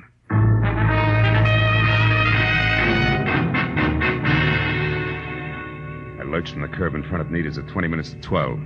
When I screeched to a stop downtown at the Palace without somehow hitting or being hit along the way, those 20 minutes were gone. And I was worried because midnight meant that Nita would already be on stage for the unmasking. I raced past the general at the door and then across the lobby and into the theater where I figured I could get down a side aisle to the wings. That was figuring wrong. Because fire laws notwithstanding, the place was strictly SRO and packed tighter than the 7th Game World Series. Between the backs of perspiring necks, I could see that Nita, who was across stage, and Tracy Lake himself, and in the center of a single spotlight that could have opened a supermarket, was still masked. So while I prayed that Lake, who was winding up his spiel, would think of bigger and better adjectives, I ran back to the lobby and around to a flight of stairs that led to the first balcony, where over on one side and near the railing, I found an old man who was daddy to a trio of baby Spots, and the one giant that was on Nita. I shoved him aside just as Lake finished and the maestro took over. And with one hand, I got a good grip on the .38 in my pocket, and with the other, the handle on the big Spot. Hey, what are you doing? Hoping I'm wrong, Dad. But if not, hoping the gun I expect doesn't come from the wings, but... Hey, there, in that side balcony near the curtain, see it? Yeah, it's a gun, all right. Hey, that's Hinky Barnes. Right. Let's give the funny man a big audience and lots of light. You're on, Barnes! Watch out, he's going to shoot at us. Yeah, and us at him. You got him! You got him! Music! Music! Play something! Play music! Play some music!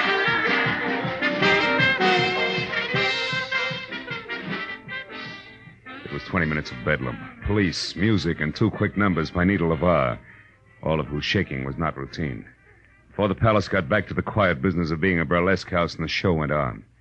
It was another hour and 20 minutes before it was all over, and the theater was empty and dark, except for a work light on the stage where Nita, Tracy Lake, and I were sitting in the middle of a papier-mâché Inca civilization. Well, Milo, the police say that Hinky's going to live for a while.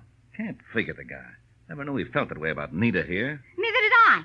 I was always okay to him, and I knew he cared some, but that's as far as it went. With you, Nita, yeah. But with Hinky, it was something else. Something strong enough to make him kill Midge Driscoll so that Nita would get a big chance, eh, Milo? Mm-hmm. But when he found out through me that you two were going to be married, he realized that the murder he had committed was for nothing. And now he was going to make one count. So he turned on you, Nita. How did you find out in time to get to him before he could make a try for Nita? The way the guy sagged when I said you were going to be married told me all I had to know. But it was cinched by the American beauties draped around Jessie. American beauties? Flowers? Yeah. See, I remembered a phone call Hinky made. You, Nita, had been the lady he'd talked to and loved. From there on out, it was a little better than a shot in the dark. 2 shots in the dark, Milo. Good ones that are responsible for Nita still being here with her. Thanks, fella. Yeah, Marla, thanks a lot. Don't mention it. After all, I was paid for my work, and besides, that dance you do, Nita, belongs to posterity. Good night.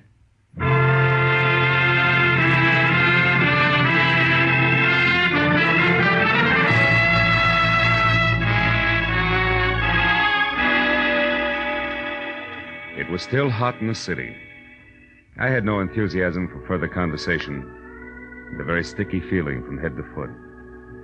So I took care of Karen Driscoll Jr. in a fast telephone call and then pointed my car for my apartment.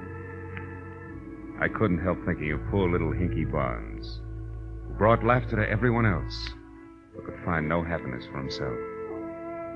He was like the man who went to see a doctor one day and said, "Doctor, I can't laugh anymore." And the doctor said, "Go and see Grok, the greatest clown of them all. If he can't make you laugh, there's no help for you." The man smiled and said, "Thank you, doctor. You see, I am Grok."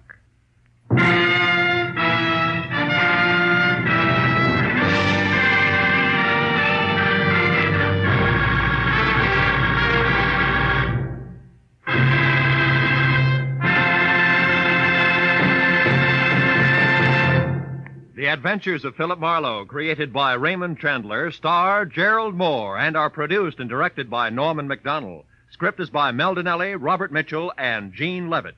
Featured in the cast were Vivi Janis, Wilms Herbert, Ed Begley, Elsie Holmes, Barney Phillips, and Byron Kane. The special music is by Richard O'Runt. Be sure and be with us again next week when Philip Marlowe says... It started at dawn in a Los Angeles taxi and wound up that night on a cliff in the middle of the Pacific. All because of a Dutchman with $50,000, a corpse in a lily pond, and an Oriental with a chauffeur who wanted a cloak made of nothing but feathers.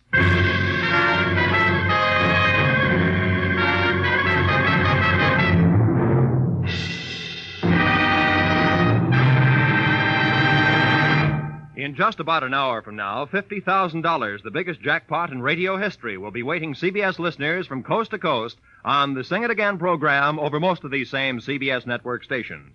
This is Roy Rowan speaking. Now stay tuned for Gangbusters, which follows immediately over most of these stations. This is CBS, the Columbia Broadcasting System.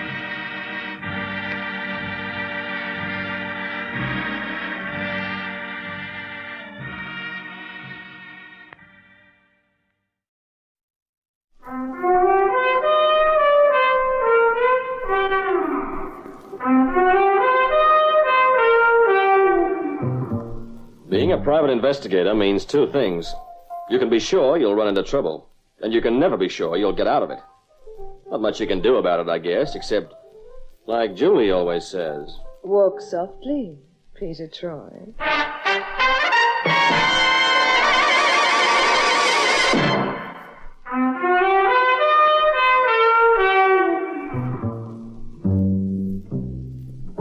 Julie Summers, my girl Friday, is a tower of strength. My counselor, friend, cohort, and advisor. She also cramps my style somewhat.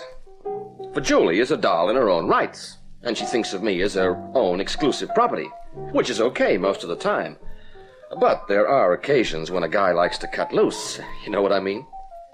Take, for instance, the case of the Red Hot Mama. The lady in question was one Melody Jones. She was a dancer, an exotic dancer, to be exact. And no matter where she played, Melody Jones, London's Red Hot Mama, really laid 'em in the aisles.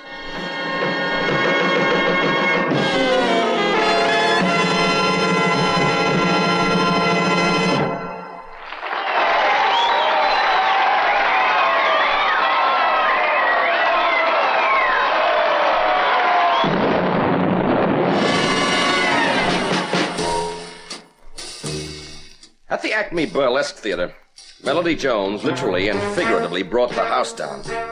The show really went off with a bang, assisted by the detonation of a homemade bomb somewhere up in the gallery. Luckily, it was mostly noise and smoke, but it effectively busted up the rest of the show. And for days afterwards, despite Melody's popularity and undoubted talent, the crowd stayed away in droves. There were no casualties at the theater, but Melody's fans were badly shaken by the explosion, to say the least. 24 hours later, the girl was in my office pouring out not bumps and grinds, but a tale of woe. At the Bijou Theater in Paris, the fire sprinklers came on and doused the audience. At the Roxy Club in Tangiers, the place did catch fire. And the audience panicked and 2 people got killed in the stampede. And at the highlighter rooms in Brussels, someone got in my dressing room before the show and ripped all my costumes to bits. Well, that'd be a bit of a problem, wouldn't it, Melody? I've seen the size of those costumes of yours. They'd fit into a matchbox easy. And still leave room for half the matches. Okay, but someone still ruined my act at the highlighter rooms, and they've been doing it consistently for the past 3 months. Yeah. You've been to the police, of course. The police? They're more interested in censoring than investigating. Well, any obvious enemies? Any jilted boyfriends? You kidding? Oh, by that you mean... I get along well with men, yeah. But there always has to be the parting of the ways, you know. No special boyfriends? Oh, they all think they're special until they get the old heave-ho. Oh. It's difficult, huh? Yes. So they told me you were a troublebreaker. Yeah, well, it pays to advertise. Are you, going to help me? Oh, yes. Well, thank you. Oh, don't thank me until we've got this business cleaned up. Mr. Troy, when you catch them... that had better be soon, Melody. Very soon. Huh? It's a classical pattern. In these cases, it never varies. Why, what do you mean? We're dealing with some sort of nut. You're telling me. Some sort of very dangerous nut. He's only just warming up. What? I mean it. Turning on sprinklers, ripping gowns, planting harmless but noisy bombs. Say, now, wait a minute. Offhand, if he follows the pattern, I'd say from here on in, we really start to worry. You see, Melody, I think this particular psychopath is just about ready to start a murder rampage.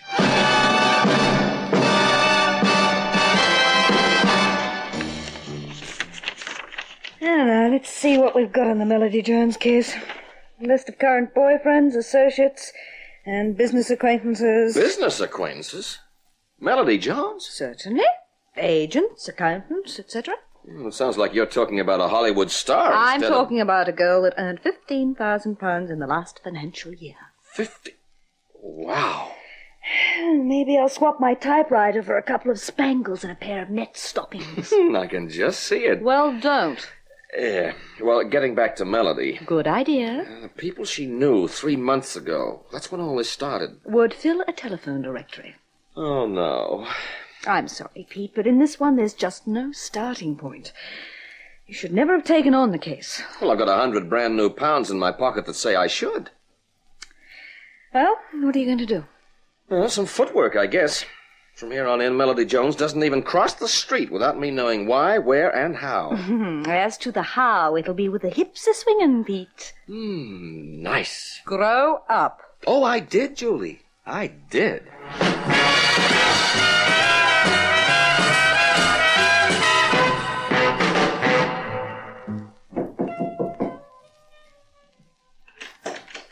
Well, hello, Mr. Troy.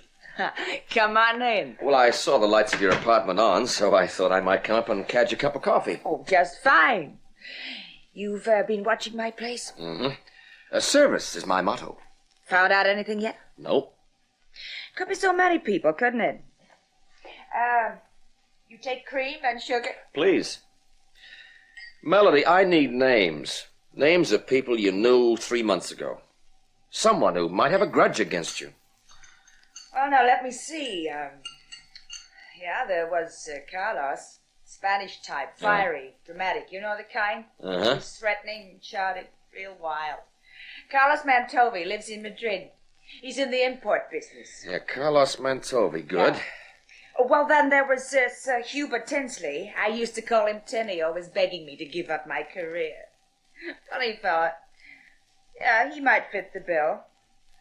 And then there was Monty Oppenheimer. Wait a minute. The Monty Oppenheimer? The racket king? Oh, yes. Oh, wow. He was wild, but he was a rather violent man. You know, they all wanted me to give up my career. Yeah. Well, what about business associates? Your agent, for instance. Harry Lomit? Ha ha. Oh, you're joking. He wouldn't want me to give up the theater. It's worth too much to him.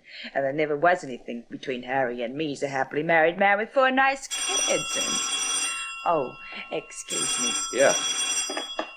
Hello? Melody Jones here.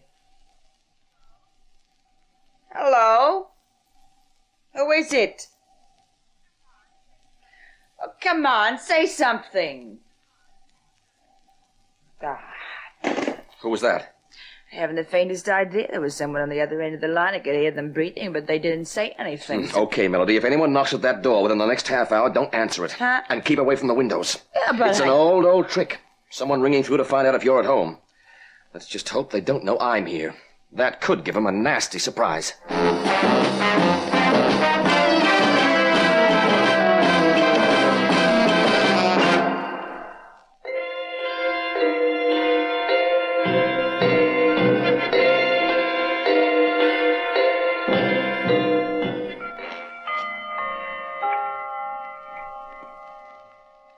Mr. Troy, I think this is all rather silly. Okay, so it could be a false alarm. Oh, it was probably a wrong number. In which case, the party calling would have said so. I don't much like the position of that telephone of yours. It's right next to that window. And as I remember, there's a call box in the street down below. Oh, Mr. Troy, you're a born worrier, aren't you? Lady, you're paying me £100 to worry, remember? Nice to know you take your job so seriously. Yeah, well, someone has to take something seriously around here. You mean me? Oh, don't take any notice of this attitude of mine. It's just false bravado. Deep down, I'm pretty darn shaken by all this, I can tell you. Well, as long as you Oh, that's probably Harry wanting to know... Get away from that phone! But I got Get it. down! Well, there was no false alarm this time. Gee, I could have been killed. Stay where you are, Melody.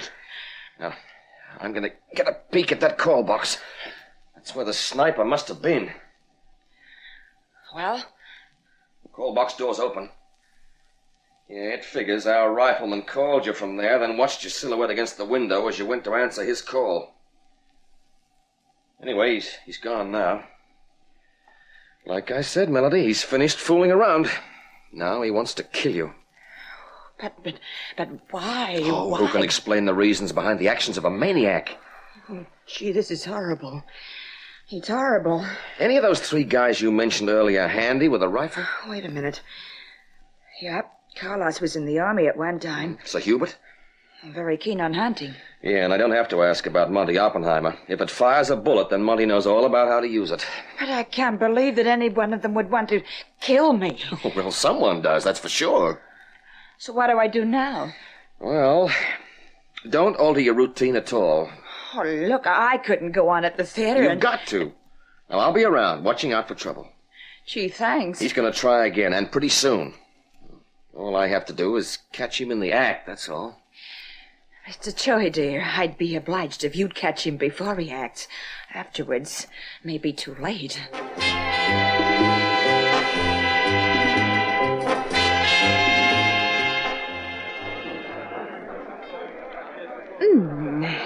Well, that was some performance, anyway.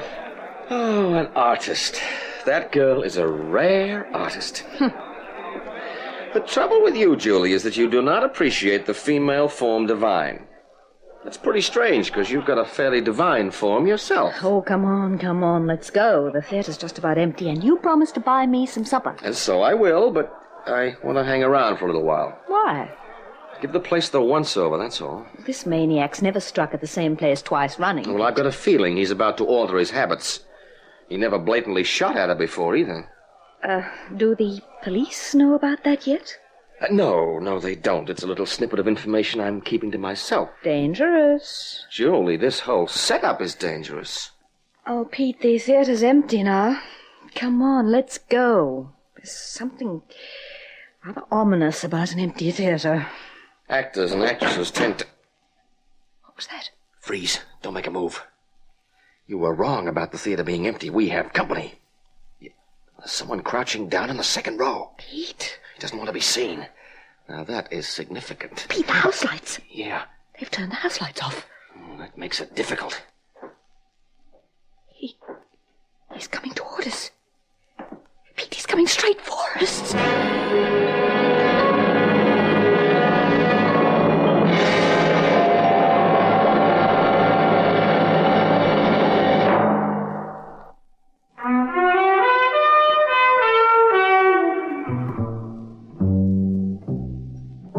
Darkened, empty theater is an awesome place at the best of times. But it's even worse when there's the possibility that there could be a maniac snooping around close by. Just before the house lights went off, I'd spotted a crouched figure up front in the second row of the stalls.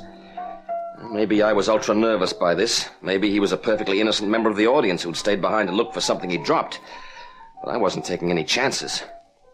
His footsteps were coming towards us, slowly. Julie clutched at my arm, her fingers dug into my flesh. In the gray darkness, I could just make out a shadow approaching. Pete, if he comes any closer, I'll scream. Okay, Buster, what's the score? What's that? A gun. He's got a gun. And a torch, my friend. There we are. Now, let's have a look at you. What do you want? What do you think? Julie, your handbag. Give it to me. Here. I asked you a question. I'm going to ask you one. How's your catching arm, Buster? Pete, are you all right? No. No, don't shoot him again, please. All right. What's going on in here? Someone put on the house lights. There's a gunshot in here. Put the house lights on. Oh, hurry, he's getting away. Where's he making for? I can't see. Come on, we'll lose him. Get those damned house lights on, somebody. Okay, Inspector. House lights going on now. That's better. Oh, Pete, are you all right? Oh, I think so. Oh, I thought you... The gun seemed to go off in my face. The blast must have knocked me senseless. All right, Troy. Who was it? And just exactly what's going on here? Oh, who called for Inspector Caswell? I'm here, and that's all that matters. Yeah, well, the delicate, sweet timbre of your voice is not doing my head one bit of good. How did you get here, Inspector? Someone fired some shots at a house in South Kensington tonight. We learned they were aimed at Miss Melody Jones' apartment, so I came along to question her about it and ask her why the matter hadn't been reported. Oh, no. Don't tell me she's a client of yours, Troy. Oh, actually, no. I'm Now, you listen to me. I seem to spend my entire waking life doing that. There's something odd here. Oh, go to the top of the class. Wasn't there an explosion at this theater a few days ago? That's right. Pete's investigating it. Yes, so the police. And if they'd had any success, there wouldn't have been any bullets fired through Miss Jones' window earlier. Now, who was that man you were fighting with? Inspector, I haven't got a clue.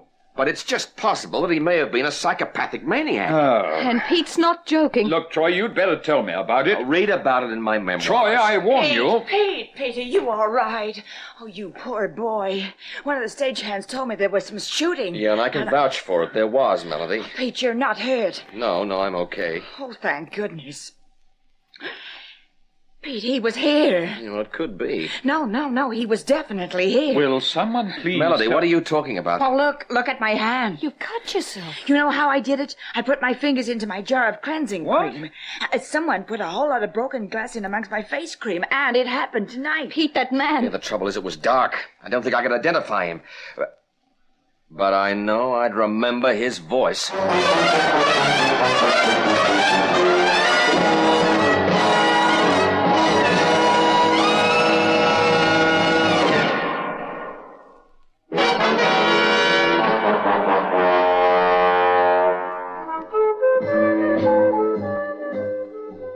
The trouble with this case was that it was impossible to anticipate the next move. The only definite thing was that we knew there would be another move, and it would happen quickly. And I wanted to be there when it did. The next night, the police escorted Melody Jones home. I stayed behind in the theater. In fact, I hid myself in her empty dressing room after the show. The enemy had acted twice in quick succession. The gunshots had missed. The broken glass hadn't worked. He wouldn't be satisfied until he succeeded in really harming Melody now. Around midnight, my hunch paid off. The door to her dressing room creaked open. And this time I was ready for the intruder. Who's that? Don't make a move, Buster. After last night, I'm a little on the edgy side. A nervous trigger finger, you get it? All right, Mr. Troy. You can put down the gun. Oh, not on your sweet life. I'm not here to make trouble. Oh? I'm here for the same reason you are. I'm carrying out an investigation. Oh, yes, I'll just bet you are. That's the truth. But have a look at my identification. Take it out slowly. Okay. Now what? Satisfy you? Herbert Martin, insurance investigator. North London Insurance and Trust Company. That's right. Well, I don't get it. It's quite simple. Miss Melody Jones is a client of ours. Oh, so? She has a very specific policy with us. It insures her against loss of income due to a fault beyond her control. Yeah, go on. Each time a performance is cancelled or anything untoward happens to our client, we have to shell out. You'll have been very busy recently. Too busy, Mr. Troy. And what does that mean? Melody Jones is capable of earning quite a lot of money as a performer. We estimate in the vicinity of perhaps $4,000 or $5,000 a year. Oh, now, wait a minute. This last year, her income was in excess of £15,000. Ah, well, that tallies with my information. My company paid over £9,000 of that income, Mr. Troy. You mean... This series of mishaps has cost us that amount of money in claims. After the bomb outrage in this theater, we paid her well over £500. Naturally, we're a little perturbed. Yes, I'll just bet you are. So I'm here for the same reason as you. To forestall the next attempt. I see. Well, you heard about the broken glass and the cleansing cream? Yes. Yeah, we're dealing with a psychopath. I don't think so. Well, look, anyone who goes around doing the... You hear that? Yes. Must have come from out there. Stage wings. Let's go take a look-see. Right.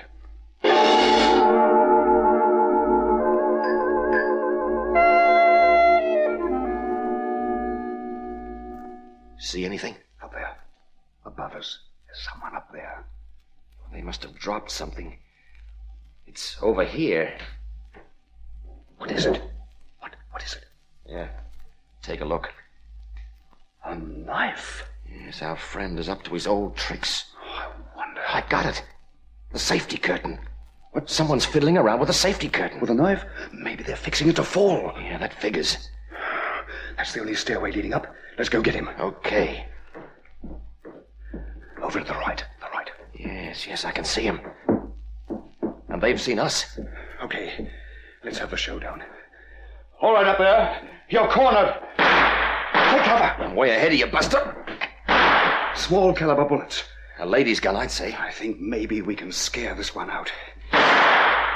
Don't shoot! Don't shoot! Melody! I thought it might be. Drop that gun, Melody.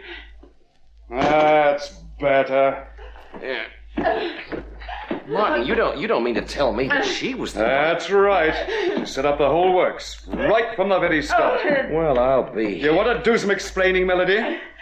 What's there to explain? You know the score, don't you? You fixed up everything yourself? For the insurance money. Yeah, that's right. And you brought me in on the case? Well, I had to make it look good, didn't I? It was pretty convincing when you tangled with this fellow. I knew there was someone snooping around. Yeah, but the rifle shots. My agent, Harry. He aimed high and wide. Well, the bomb and the fire and the sprinklers. She fixed them all. Who'd suspect the star of the show? She had access to all parts of the theater, didn't she? Yeah, what were you doing up here, Melody? Huh. You're so smart. Find out. The evidence is right here. She was cutting through the lines, holding the safety curtain in place. As soon as the house curtains were pulled back, it would have fallen. What? You could have killed someone. Wouldn't have worried you, would it, Melody? You've already got some deaths on your conscience. Yeah, Tangiers, the theater fire.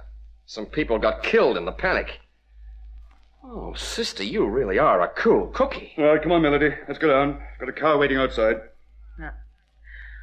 Well, it was nice while it lasted. Just shows you. You can make suckers out of insurance companies. Yes, looks like we're going to have the last laugh. Yeah, well, look, let's get out of here. This place gives me the creeps. You know, Pete, I could have killed you any time I liked while you were down there on that stage. Oh, it was too dark. I could follow the noise your footsteps make. You see, you don't walk softly, Peter Troy.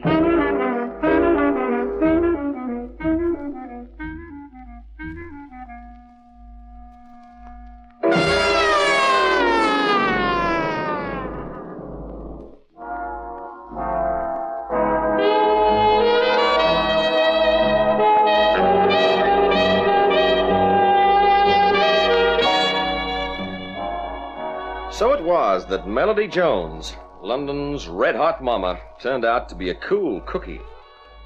That was a pretty unique insurance fraud she pulled on that company. It netted her over £9,000, even though a couple of people did get killed. Oh, but that wouldn't worry a cool cookie. Now, personally, I think it's a shame that she's out of circulation now, because I don't agree with the investigator's estimate that she could earn just £4,000 or £5,000 per annum with her act.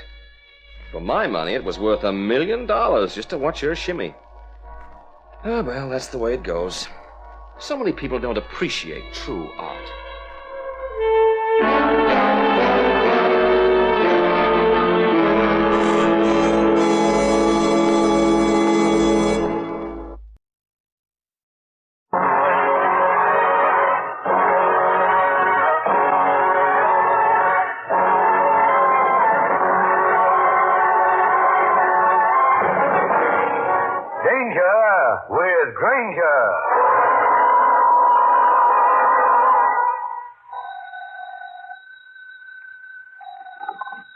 Hello? Is this Steve Granger?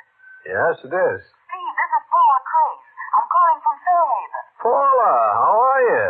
Haven't seen you for a long time. I called to invite you up to Fairhaven over the weekend. Are you free to come up? Certainly am. If you can take the 6:35 train up this afternoon, I'll meet you at the station. I'll be there, Paula. Certainly will be a treat to get a nice, relaxing weekend. Well, let me tell you in advance, it might not be so relaxing.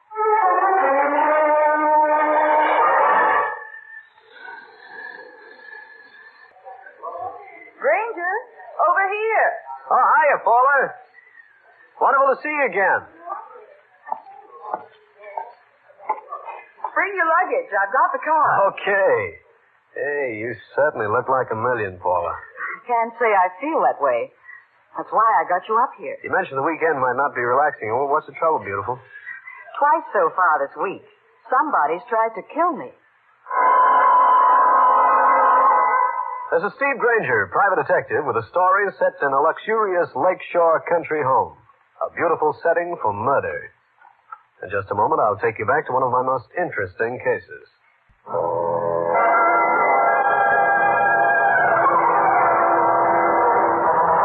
Paula Crane, who had invited me to spend a weekend with him, was a girl in her late 20s, strictly the Park Avenue type. The kind the columnists refer to as glamorous. In shorts on the top, she could cause the average professional swimming suit advocate to go back to the old-fashioned nitrous. And this was the girl whom somebody had tried to dispatch from this weary world 2 times. I made her pull the car up before we got to her place. Now, Paula, let's hear about these 2 attempts on your life. Well, the first was about a week ago. I got up early to take a swim in the lake, and I was about halfway across to the little island in the middle of the lake when I heard a shot. And there was a splash in the water near me. Uh-huh. I dived under, stayed underwater as long as I could, then made the island and hid in some bushes till I saw my mother and Richard come down to the beach on the mainland. Who's Richard? Well, when father died, mother remarried. A man named Arthur Loomis. He had a daughter, Anne, and Richard is Anne's husband, my brother-in-law. They're all up at the cottage just now, except for my stepfather. He was away on a business trip. Well, let's get back to the shooting. What happened after you saw your mother and Richard on the beach? I waved to them. Richard called out and asked if I wanted him to come out and row me back. I said no, and about an hour later, I started to swim back to shore. That was when the other shot was fired at me. I see. Well, let's get this car started. Seems to me that the sooner I take a look around Fairhaven, the better.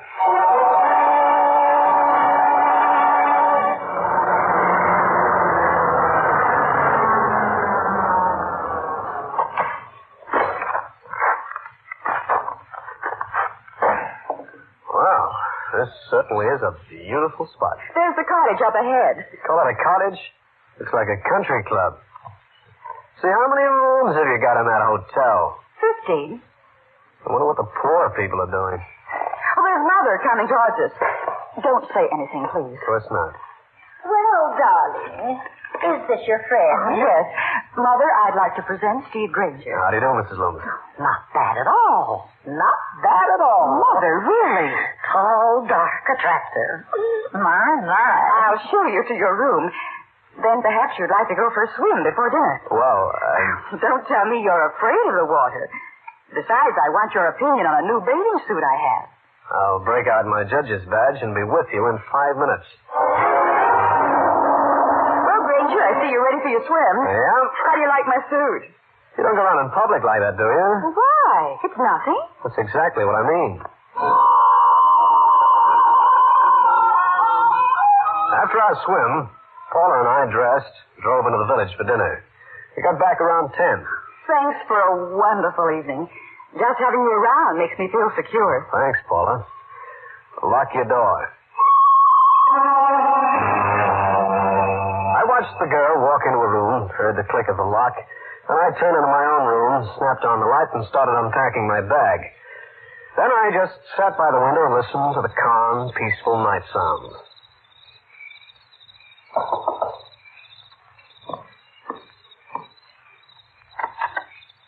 Why, Paula, I thought you were in bed.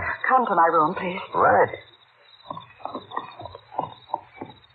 Be quiet. I don't want to awaken anyone.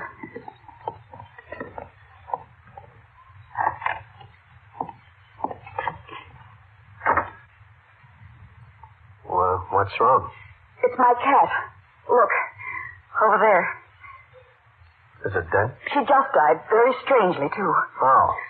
I always have a glass of milk at night. The cook puts it in my room. Tonight, when I walked in here, Junior, that's the cat, was on the nightstand lapping up the milk. Uh-oh. Almost a third of the glass was gone. Had it over on the nightstand now? Yes.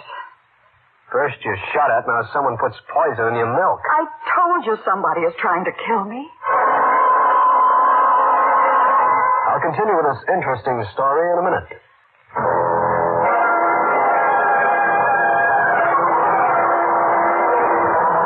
This was not exactly a pretty situation. Paula's cat lying stiff on the floor of her room.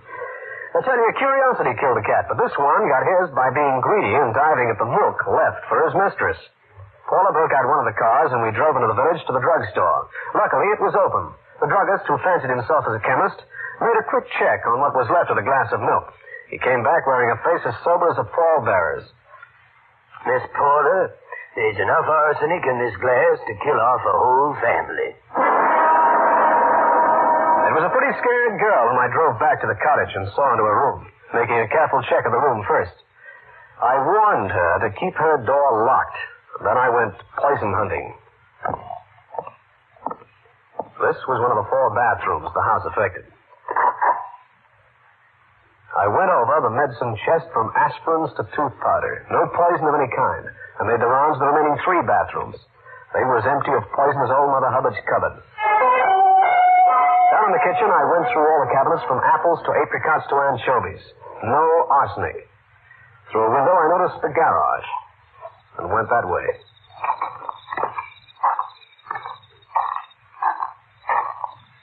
When I got there, I moved inside, felt around for a light switch, and flicked it on. This was a 5-car job. It was only slightly smaller than the house itself. The cars in it went from the $1,500 price to the category where one doesn't mention money because it's so distasteful. Then I found a garden cabinet on one side of the garage. On the shelf, I saw it, sitting between a garden spray and a hand trowel. It was insect powder and contained arsenic. I started back to the house. All right, you. Put up your hands.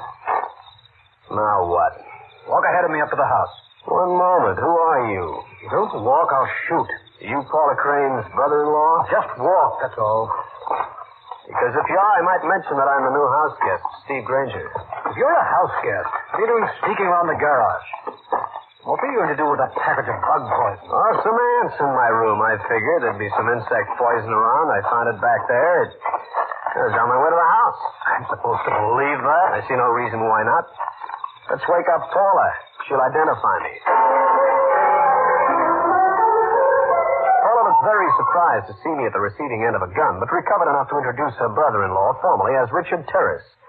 We waited till she closed and locked her door, and then Terrace and I went downstairs for a nightcap.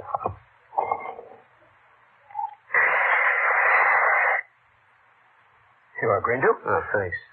I'm sorry I acted the way I did. Oh, forget it, will you? You see, I've been perturbed recently. I'm a very light sleeper, and there have been prowlers around. You seen any of them? No. How long's this been going on? Oh, for about a week.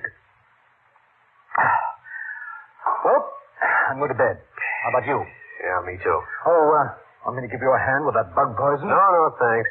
Sure, I can take care of that matter myself.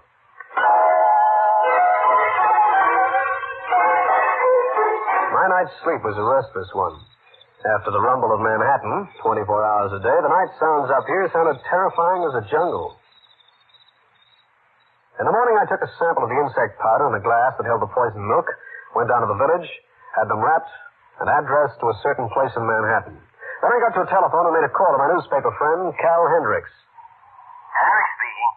Hiya, Newshound. Stevie, boy, what the heck are you doing in Fairhaven? Kind of out of your class, isn't it? Yeah? You think only you guys ever get up amongst the big stuff, huh? Say, listen, Cal, I want you to do me a little favor. Yeah, sure, anytime, Steve. You know that. Sending down a little parcel addressed to you. I want you to take it down to the lab. Do I sniff a little bit of funny business going on among those million-dollar babies? You might. Got a long enough nose. Well, don't forget, Brother Hendrick wants a story. You get it, if there is one. It's a deal. I put the package containing the poison glass and the insect powder on the next mail train, and went back to Paula Crane's cottage. Her mother informed me that she'd gone to her girlfriend's for the day. This was evening. Mother Loomis, Richard Terrace, his wife Ann, and I were sitting on a wide porch. You seem preoccupied, Mr. Granger. Oh, me? Oh, I was just dreaming, I guess. I'm glad you came up to visit Paula. She's been rather unhappy lately. If I didn't know her so well, I'd think she was in rough. She certainly displays all the symptoms. I wonder where she disappeared to. When she came home, she went right up to her room. Mr. Granger, if you want to play Romeo, you'll find her down at the lake shore. Why, thanks. I can take a hint, too. Wait, Granger. I'll go along. How about you, Anne? No, thanks. I'll stay here. I'm beginning to catch a cold. Take care. You've known Paula for some time? Yeah, I met her in New York some years back. I feel sorry for her. She hasn't been the same since her father died. Oh, there she is.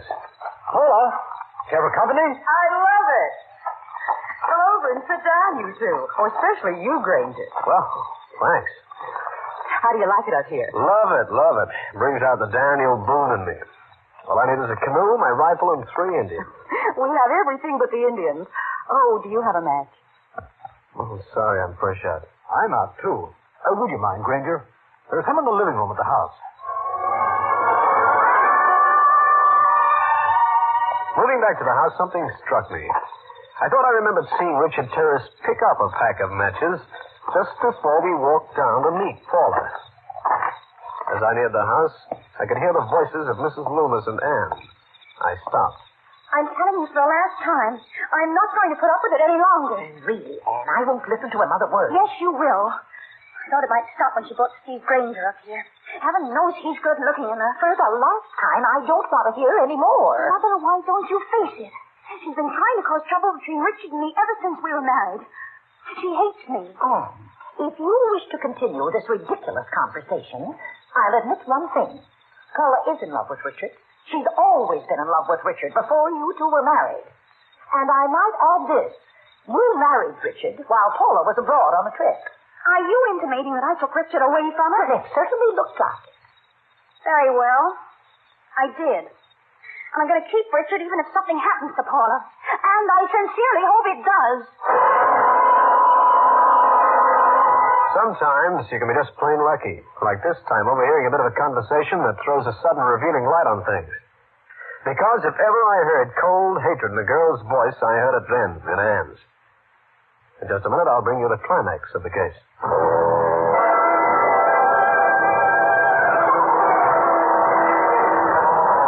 Things seem to be clearing up a little bit.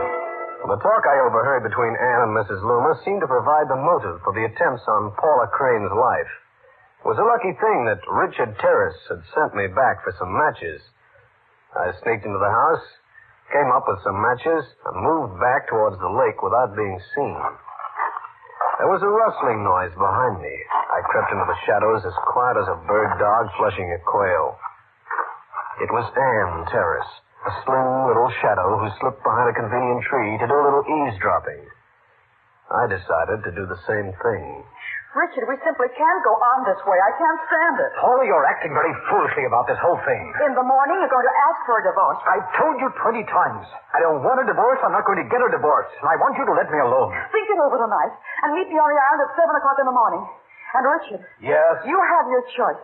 Be there or be sorry. I watched Anne Terrace, who'd taken in every word, slink past without noticing me. I hung around a bit longer, gave Paula Crane and Richard Terrace a head start, and moved back to the house myself. In my room, I suddenly felt a thirst. As I helped myself from a water pitcher on the nightstand, I thought about the triangle that existed in this house, a thoroughly unpleasant one, involving a married couple and a stepsister. This would be a good time to see Paula Crane. I started to get up, but never made it. I looked at the moon, which must have gone fixie because it was moving in a slow, tight circle. I shook my head, and this time the loony lunar eye was doing a figure 8. I tried to get up once more, but...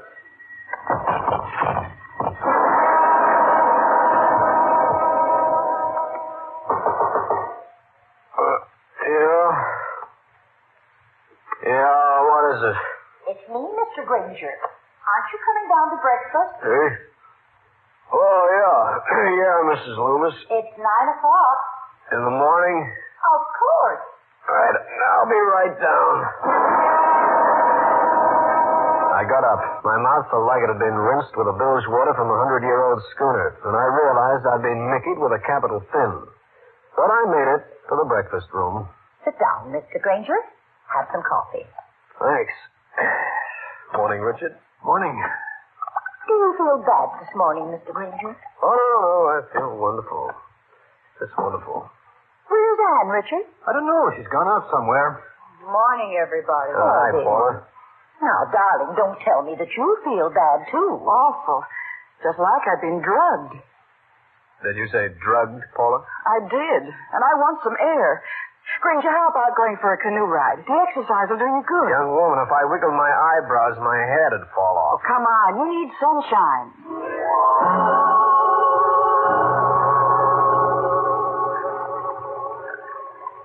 Granger, somebody doped us all last night, didn't they? They did if we all drink water. We all apparently did. There's a fresh pitcher of water placed in each room nightly. First your cat gets it with the milk. First, I was shot at. Correct. Then the cat. Then all of us are drugged. Why? You're the detective. You tell me. Think it might be Anne. Why do you say that? Let's come out into the open, Paula. You got a stepsister who hates you. Oh, whatever gave you that idea? 2 conversations I overheard. One between Anne and your mother. The second between you and Richard Terrace. You overheard that? Little lady, you're asking for trouble. Anne heard it, too. I'm glad. I hate her. Richard and I were going to be married when she moves in. Just the same, you're in the wrong, and you know it. Say, doesn't somebody live on that little island? No, why? You got a picture of the doll in the white bathing suit. That must be Anne. She probably left the house early and swam over here. Let's turn around and go back. No. I've got something to say to Anne, and it might as well be now. Anne, mind if we come over? Must be sleeping. Come on. Granger, that spot on her white suit. Is she dead? She is. Shot right through the heart. Oh, what'll we do? Notify the police. And tell Richard. Granger. What? That's my bathing suit she's wearing. Yours? Yes, don't you see? Somebody thought it was me. Paula Crane and I made it back to the mainland in a hurry. Ashore, we notified the sheriff first, then Richard Terrace. He insisted on going back out to the island with us immediately. Oh, Richard, I don't know what to say. Anne. Oh, Anne. Richard, please. Paula, I ask you to let me alone. If it hadn't been for you, Anne would probably still be alive. Richard, don't say that. She was wearing your suit, wasn't she? Whoever killed her thought it was you. Richard, don't. And I wish it had been you. You've hated her ever since Anne and I got married. Take it easy, Richard, will you? And when the sheriff gets here, I'll have something to say to him, too. Now, get away, both of you. I want to be alone with Anne. But, Richard, how will you get back? Let me alone. Come on, Paula. Granger, you've got to find out who shot and killed poor Anne. I intend to. And first, I'm going to talk to your mother. But before I had my talk with Mrs. Loomis, there was something I had to do first. This was my own room. The water pitcher was empty. There was just enough moisture left for one taste. That taste had enough dope in it to knock a Republican right out of his party. The other rooms were the same. The pitchers were empty, but contained enough moisture to give me what I wanted. The last room was Mrs. Loomis's. From under the door came the odor of smoke. I wasted no more time. Mr. Granger, how dare you come into my room without knocking? What are you doing in that fire, Mrs. Loomis? Nothing. I think I'd better take a look at that, Mrs. Loomis. How dare you? Well, what have we here? A red bathing suit. Mr. Granger. Mrs. Loomis, did you know that Anne was shot and killed this morning? Anne? Shot? Yes. And here are you all set to toss a red bathing suit into the fireplace. I wasn't. Not much. All the people up here always start up fireplaces during the hottest month of the year. This is my home, and if I want a fire, I start one. To burn up bathing suits. Get out of here, Mr. Granger. You've no right to intrude like this. Mrs. Loomis, you're not very excited about Anne's murder. You're more interested in this red bathing suit. Is it because you shot and killed her? Suppose I did. Why would you? Because she was ruining my daughter's life. My real daughter, Paula. By remaining married to Richard Terrace? Yes. That's why I killed her. And you were burning the bathing suit because you didn't want anybody to know you'd been swimming early this morning, right? That's right. Mother, the sheriff is downstairs. Well, what are you doing with that bathing suit? Paula, whose suit is this? Why, it belonged to Anne. What's going on here? Your mother has just confessed to Anne's murder. What? And she was just going to burn this suit. That suit might have proved that she swam to the island this morning. Oh, Granger, really? Look at the size of that suit. Mother couldn't get into it. She lost 40 pounds. I want to make a little check. Mrs. Loomis, turn around, will you? Why? Turn around. Now, let's see. What are you doing? Just checking the back of your head, Mrs. Loomis, to see if your hair is wet. And it's not. So you couldn't have swum over to the island. Of course not. Paula, I'd like to see if your hair is wet. Keep away from me. You tipped yourself when you mentioned that your mother couldn't get into that suit. But you could. Wet hair doesn't prove a thing. Other things do, though. Like the pitchers that held the water. Although they'd been emptied, some had remains of dope and some didn't. Anne's didn't for one, yours for another. Are you saying that I shot Anne? Baby, I'd like to bet that you deliberately let Anne hear your talk with Richard Terrace last night. You knew she'd be on that island if it killed her. And it did. You're insane. You probably stole a suit, forcing her to wear yours. You swam after her in the red suit. You killed her. And your mother saw you do it. That's why she wanted to take the blame, to protect you. Mr. Granger, please don't say any more. I was a front man for you, Paula. When Anne died, it looked like the bullet was intended for you. You would probably try to pin it on Richard. And I would make a beautiful alibi for you. All right. I killed her. Oh, put that gun down. That's another mistake you made. You should have dropped the gun into the lake. I think you and I, Granger, will leave by the back way. You know too much for your own good. Oh, please. Mother, get out of the way.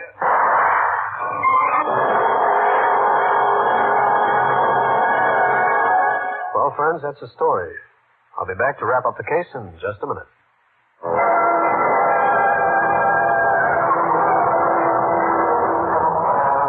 Paula Crane fired just too late because I had her on and the shot went into the ceiling. The sheriff rushed upstairs when he heard the story, took her to the local jail. Some weeks later, Richard Terrace and I were in my office waiting for something. You should have told me that night that you were a private detective. Well, I couldn't. I was working for Paula. I was her alibi. Story of the shots, poisoning the cats, he set it up pretty nice. That chemist to whom Carl Hendricks took the glass and the insect powder. His testimony was damaging, too. This is it. Now we'll know what happened. Hello. I see. Thanks. Jury found her guilty. Life imprisonment. That's not fair. She should have been executed. No, Richard. Paula loved freedom more than anything. Life imprisonment is the worst sentence she could get. Steve Granger again. You just heard one of the most interesting cases in my files. I'll have another one for you. So be around next time.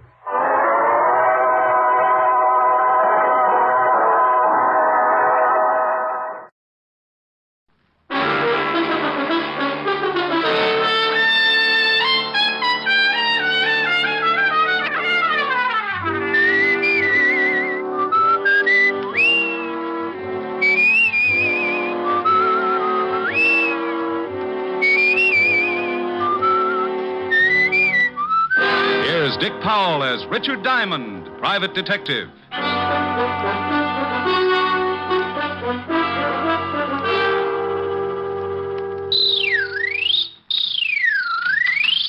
Is this the Diamond Detective Agency? Yeah.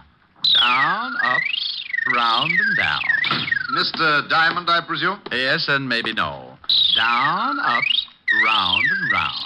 I don't understand you. Yes, I'm Diamond, and you're not presuming on me, not if you're a client. Oh, no, that's not what I mean. What is that object you're playing with? This is a yo-yo. You make it go down, up, round, and down.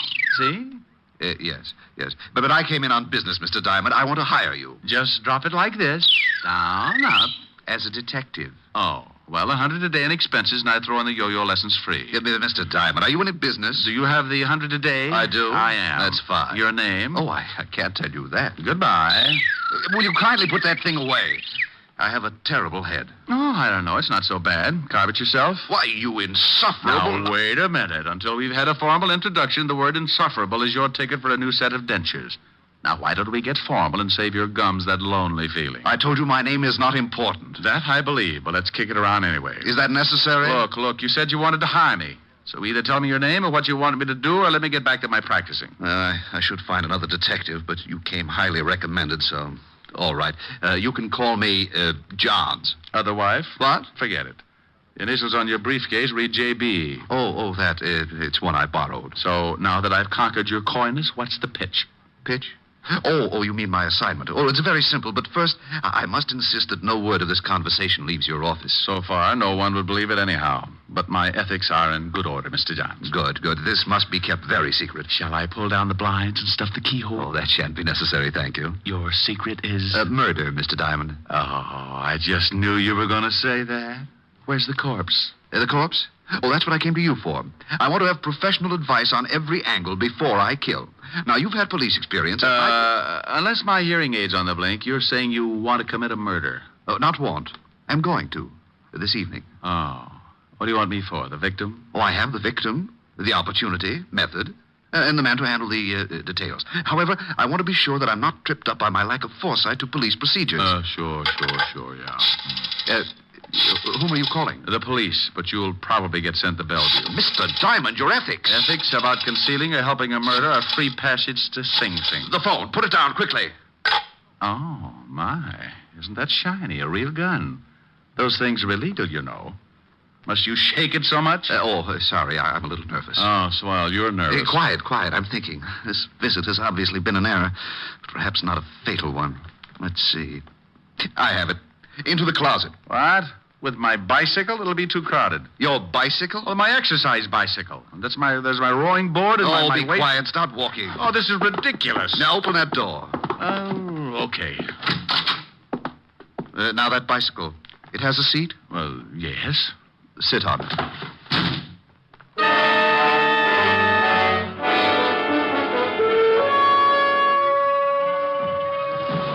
So the Diamond Detective Agency sat in the stuffy closet listening to the sound of the desk being pulled over and jammed against the door. Not having anything better to do except call myself names, I rode. On my fifth lap around the world, I gave birth to a brainchild and began applying the art of leverage against the blockaded door, using both legs and the flat of my back. Result? A Charlie horse. On the third lap following, I came up with something more substantial. A heavy barbell.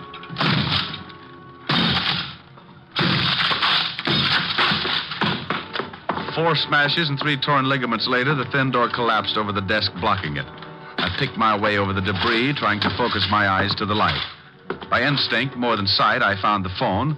But as I reached to pick it up, I suddenly realized I was shaking hands with someone. Back up, Diamond. Oh, this is getting ridiculous. All my clients waving guns at me. I'm no client, Diamond. Mr. Johns wants I should keep you company for a while. Oh, well, you're a small one. This gun makes me a big one, Diamond. Real big. That's why my nickname is Big Man, even though I'm only 4 feet tall. Oh, maybe I could help you. I've got a lot of exercise things. Be funny or shut up. How about a few yo-yo lessons? Say, it's very funny. Shut up. Big Man, what would happen if I took that gun away from you? You want to try? I was giving it a thought. But on second thought, no. Yeah, smart shamus. I can empty this magazine in your stomach before you make 2 steps. Rick, I didn't know you had a client. Take it easy, Diamond. I got a gun in my pocket. Helen, baby, come in. Meet Big Man McCarthy, an old pal from PS 69. Big Man, this is Miss Asher. Oh, yes, delighted, Mr. McCarthy. Hey, same here, chick. Say, pal, you got good taste. Some built. Oh, such a flatterer. Rick, what happened to your closet? The termites broke my non-aggression pact. What's on your mind, baby? Well, I came to see if you were ready for the benefit tonight. You are, aren't you? Oh, well, am I? Just watch this new yo-yo trick. They call it round the world. Oh, wonderful. Oh, Rick, you know so many things. Where'd you learn that? A PS 69, of course. Where else, Mr. McCarthy? Do it again, Rick. I want to see how you do it. Sure, baby. Just watch. You take it in your hand like this and throw it out like this. Rick, you struck that poor little man. No. Well, that poor little man had a big, nasty gun in his pocket, and it was pointed right at my breakfast. Why, that's horrible. Why didn't you hit him harder? He might have hurt you. Oh, darling, are you sure you're all right? I'm sure, baby. Will you send for the police? He should be behind... Now, look, Helen, this is my department. You go along with your errands. Rick, he's dangerous. Helen, will you go away? I have a few questions I want to ask this little hood, and you'll be of no help, believe me. Well, all right, but you be careful. Oh, and about tonight. It's not at my apartment, but the Parker's penthouse up above in the same building. Now, come early and help Francis and me get things ready. Oh, stop pushing. I'll see you tonight, baby. Oh, Rick, are you sure I can't stay? Go, scat. Now, for you, Mr. Big Man. Come here. Wake up. Wake up. The mule train went that way. Come on, come out of it. That's you, huh? Yeah, me. Now, what's the real name of your boss? Who's he going to kill? You can stop the questions, Diamond. I'm not going to talk. You want me to wring it out of you like a wet wash? Who is Mr. Johns? You know, there's a big advantage in being Little Diamond. Yeah, you can hide under smaller rocks. Who's your boss? There's another advantage, too. A man my size can be awfully hard to catch. What? Hey, come back here.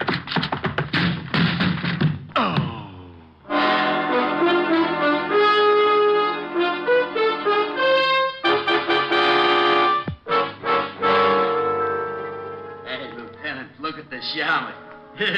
He never looked so good. Shut up, Otis. He's really been worked over.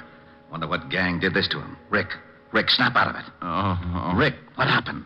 Oh, it just came through the door. Oh. What? Coming through the door couldn't wreck you like that? Oh, without opening it? You mean... Oh, no. You got that shiner by running into the door? Shut up, Otis. Okay, Rick, where's the body? Beside you. Now, that's Otis. I mean, where's the corpse? The corpse isn't a corpse yet. Otis, get my bicarbonate. Hey, Yellowton. Go on, Rick. The corpse isn't a corpse. Tell me, what is it, a ghost? Exactly. Otis? Hey, Yellowton. Now, Rick, do me a favor. Please tell me what you're talking about. Oh, you aren't trying, Walt. All I said was that the corpse isn't a corpse yet and that it's a ghost, because I don't know who's going to be the corpse. Rick, before I go stark raving mad, will you tell me what you're talking about? Well, a man came into my office this morning, said he was going to commit a murder. Threw a gun on me when I started to call you. Locked me in a closet. I broke out only to find he left this little man, Big Man, the midget who just ran out of here. Stop, please. So Helen came in. I turned the tables on Big Man. She left. I asked questions, drew a blank. Big Man started to run. Why didn't you nab him? He ran through the door. I ran into it. You're up to date. I'm up to date. Get him. I'm up to my ears in confusion. So we've got a man who's going to murder someone. All right, what's his name? He said Johns, but it's a phony. Initials on his briefcase read J.B. Say, Shamash, what do you look like? Otis, do you have a son? Oh, you know I don't. Well, that's what he looked like. Rick, are you sure this J.B. is planning to kill someone tonight? Well, if he isn't, he sure took a lot of pains for nothing. Let's get down to headquarters. I want to check the files. Okay, but we don't keep files on ghosts. Oh, by the way, why did you come up here? Helen called. Said you were holding a pigeon for us. Oh, lovely girl. I'll say. Can I have a dance with her at the benefit tonight? No, Otis. I think I better fix you up with Francis. Swell. Otis, you gravelhead. Francis is a butler. Oh, it's all right, Lieutenant. I like them foreign dames.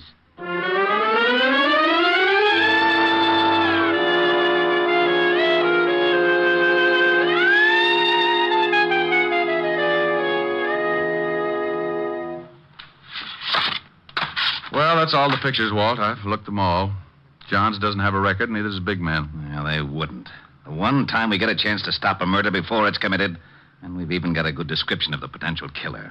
Walt, this J.B. was no bum. Not even an ordinary working man. His clothes are expensive, and the briefcase he carried probably cost more than your weekly salary. Now, it's an even bet he belongs to the social upper crust. That or close to it. Well, that would narrow the field of that, but still... How about the newspapers, Walt?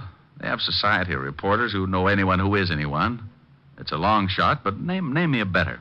You could go through the newspaper logs. They might have a picture of some... no, Walt, no pictures. I'm nearly blind from looking at pictures now. Thanks, but I'll try the reporters with a description. It sounds like you're going to search for a needle in a haystack. Oh, Otis, please. Your cliche is showing.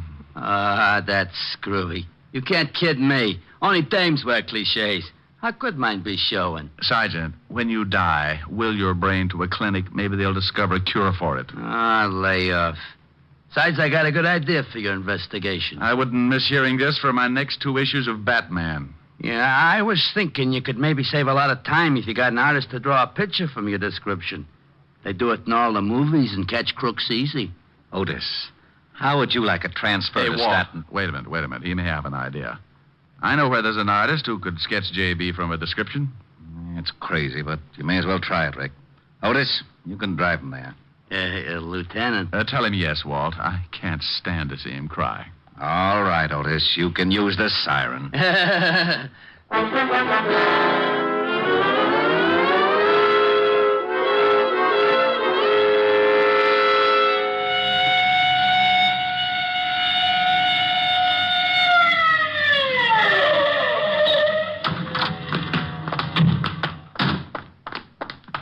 Come on, Otis. It's right at the head of the stairs. Who is this guy? Name's Vladimir, and be careful. He's temperamental. Oh, that's okay. I've been vaccinated. What? Open up, Vladimir. Wrong address. Go away. My name Patrick O'Brien. It's Diamond, not the landlord. Comrade, come in. Stallion. No, Vladimir. That's Sergeant Otis. Oh, what a startle he gave me.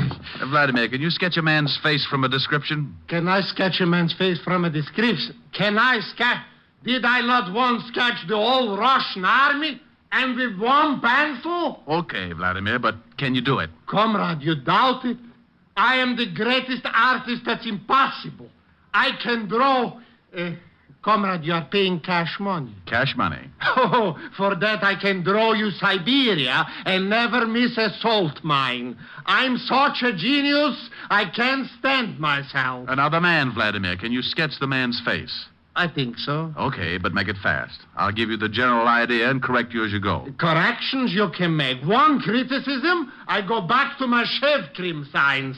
Come with me to my hizzle.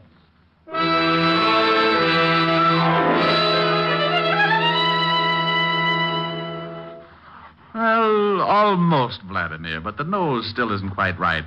Make it look a little more like a pickle. Sweet? Dill. Off that side, just a pinch. Oh, like this? Yeah, you've done it. That's him. Now, how much do I owe you? For you, comrade, $100. What? $50. A buck. Sell my genius for $1? I die first. $1.25. Comrade, please, I'm capitalist now. $1.50. Last price. I wouldn't get...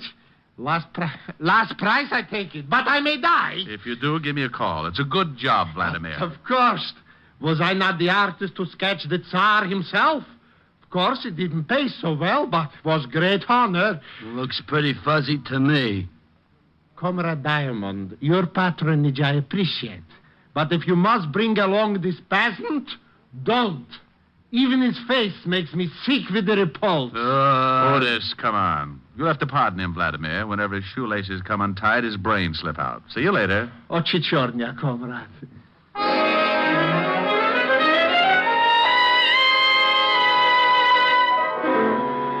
When we left Vladimir, I sent Otis back to Walt and took off for the newspapers. I showed the sketch to one society reporter after another and watched so many heads shake, my eyes began to cross. It was 6:30 when I finished playing Quizmaster, and there was no use kidding myself. I had struck out. I had to tell Walt, so I started for the 5th Precinct. I was at a point where I'd have hucked my Social Security for 30 seconds with a little big man.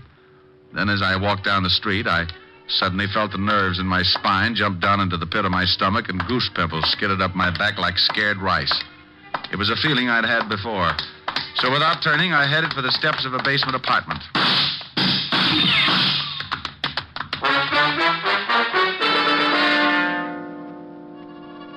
Well, I got my meeting with Big Man all right. It came within inches of being a vamp into a Gabriel solo.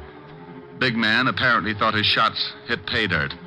But when I peeked over the top of the stairs, he was in his car and going. I took in the torn knees of my pants, said a few messages to the spirit world that would have barred me from any seance, and hauled what was left of the Diamond Detective Agency to see Walt Levinson. Well, you can have it, Walt. This is getting ridiculous. Beating my brains out, getting shot at, and for what? Shot at? That's right. I said shot at. You can have the whole stupid mess. I like to get fees for playing post office with slugs. And if a guy gets killed, call me. I'll help with the embalming. But... Oh, but nothing. It's 7 o'clock, and I'm not sticking around to split a 3-way crying job over a killing that may already have happened. I'm going to Helen's and get a drink. Oh, all right. Go ahead, Rick. There's nothing more you can do anyhow. I'll see you later. Right.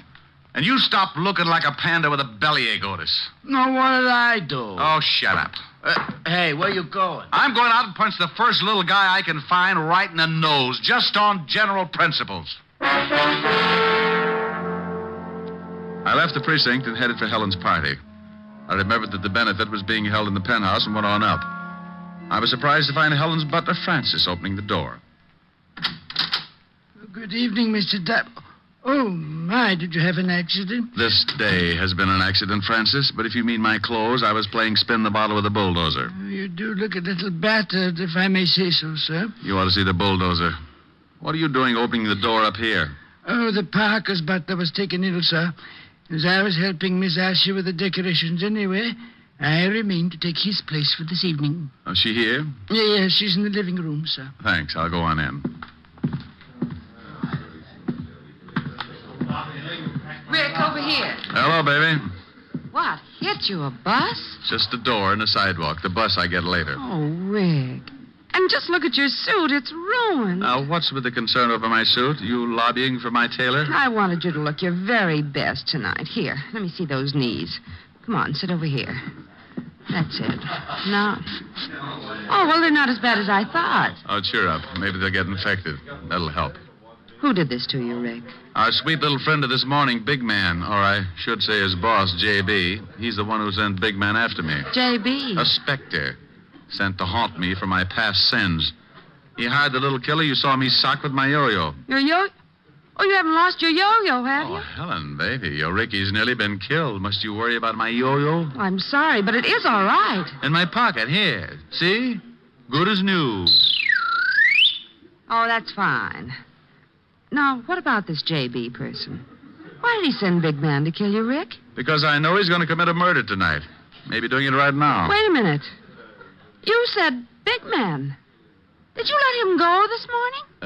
Yeah, I let him go. And I've worn my feet off up to my eyebrows trying to find out who his boss is and who's on the spot to get knocked off. Oh, poor Ricky. I wish I could help you. It's not me that needs help now.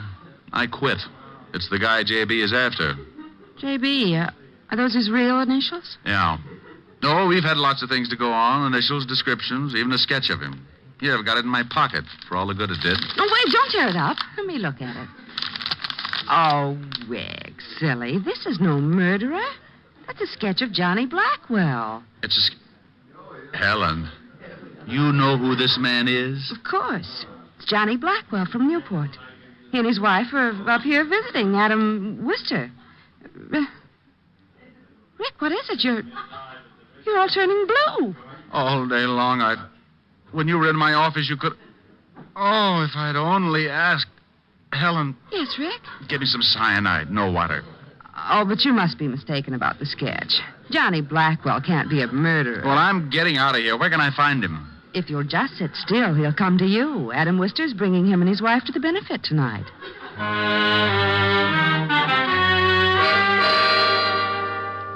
Well, that's the way this screwy world works sometimes. 1 minute you're on your uppers. With a stick of bologna, you're trying to hold off 3 guys with swords. Then Kismet makes a switch and tags your side for a gain and you're living. I called Walt to pass on the good news, and in 8.5 minutes by the clock, he joined me with Sergeant Otis in the kitchen, from where we could peek out at the growing crowd.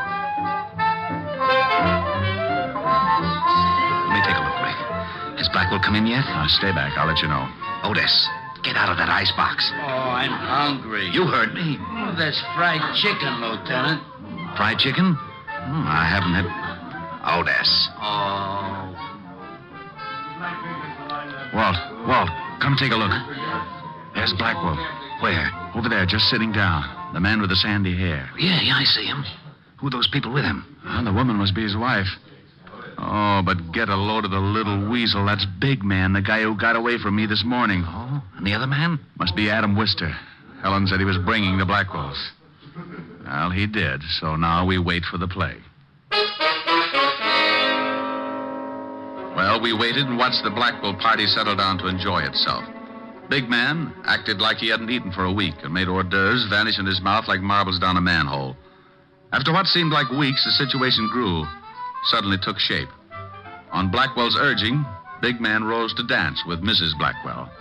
Mrs. Blackwell was a dark-haired honey with curves right out of one of my better dreams. But my mind was on her husband and Wister. As soon as they had the chance, they got up and headed out of the room.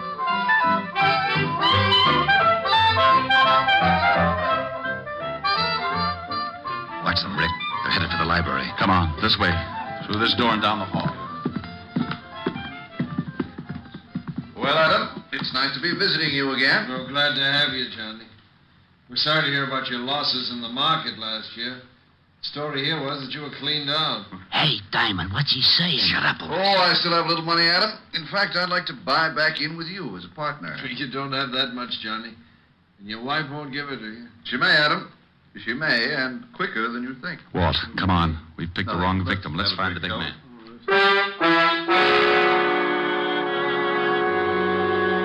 Hey, it's nice on the terrace, Mrs. Blackwell.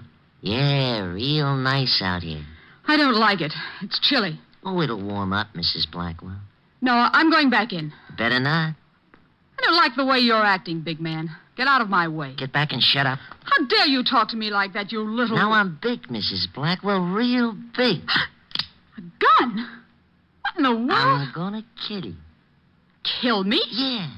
Only it'll look like an accident. Oh, this is ridiculous. What kind of a joke is this? It's no joke, Mrs. Blackwell. Your husband don't think it's no joke. He wanted me to tell you he was real sorry. Now I'm gonna kill you. You mean it? You really mean it? Yeah, sure, Mrs. Blackwell. Mr. Blackwell needs your dough, bad. Back up. He can have it, all of it. Only don't kill me, don't. Sorry, Mrs. Blackwell, too late. Now start back. Please, please. Over to that wall. You're gonna play Humpty Dumpty. Oh. That's right. Now get up on the wall. No. I'm a guy who's willing to help you. Me too. Diamond, why you... Catch the girl, Walt. Big man's mine. He was going to kill me. All right, Mrs. Blackwell. Take her inside, Otis. Rick, you okay? Yeah, getting my hands on this little rat was better than a year's vacation. Well, we sure heard enough to give both him and Blackwell a long vacation on the state. Keep him on ice. I'll collect the other one. I'll be delighted. Oh, my jaw. Oh, waking up? What a shame. What a lovely party. I do love these informal get-togethers, don't you, big man? It was short but very sweet, the wind-up of the no one was murdered case. The score was the kind to make you forget you didn't get a fee. 2 killers caught, no victims. When I saw Walt take the little big man, not so big without his gun, and his boss Blackwell off to the Bastille, my worries melted like a snowman in a blast furnace. And speaking of melting, the lovely Mrs. Blackwell showed signs of being upset. So, what could I do but console the pretty little thing? Oh, Mr. Diamond, I think you were so wonderful and brave. Oh, you show a few nice points yourself, Mrs. Blackwell, and call me Rick. You saved my life, Rick. And call me Rita. You can get to the point quick. Why, Rita. Oh, there you are, Mrs. Blackwell. I know you must be terribly upset. Oh, Rick has been a great comfort to me. I'll bet he has. But I've arranged for Francis to take you home. Now. Now? Oh, well, thank you, Miss Asher. And Rick. Yes? Don't worry about the name calling. Just say, hey, you. I'll know what you mean. I think I know what you mean. By you. Well? So help me, I'm innocent. With lipstick on your collar? That Otis. I've warned him to be careful with my shirts. Mm-hmm. Mm-hmm. Well, time for my yo-yo act? Your act. Oh, Rick, about that... No, now, look, I've worked my finger to the bone practicing. Don't tell me. Why, you specifically asked me to be here tonight. I know. And come on with me over to the bandstand. Oh, no, you don't. I'm an artist tonight, not a singer. No sing, no yo-yo. You mean if I sing, I can do my yo-yo act? If you make it pretty. It's blackmail, but I'll do it. Well, you stay right here. I want to talk to the orchestra leader. Okay, I'll practice.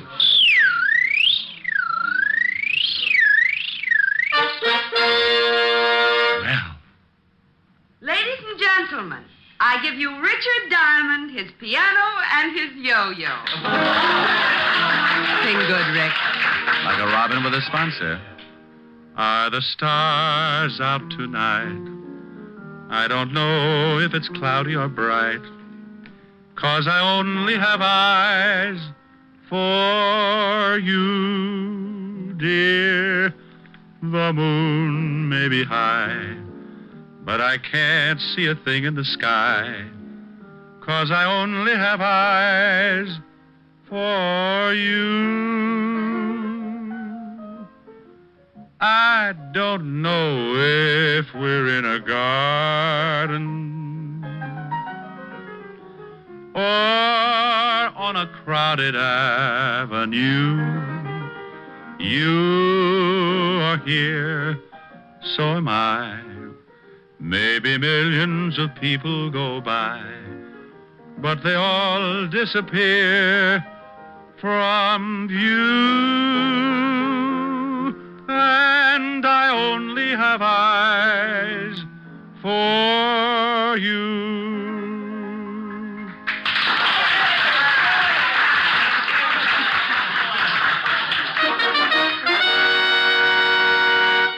And now Mr. Diamond will present an exhibition of dexterity. Now? Now. Oh, no, Shamus, no. You're doing it all wrong. You got to use more wrist action. Oh, to stay out of the act. Oh, come on, let me show you. Here, give it to me. Now, you start it down, like this.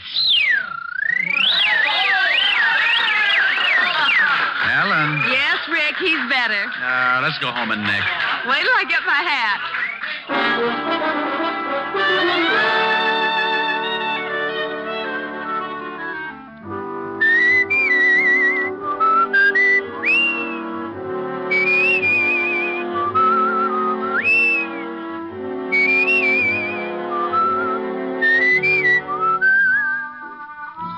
You have just heard Richard Diamond, Private Detective, starring Dick Powell.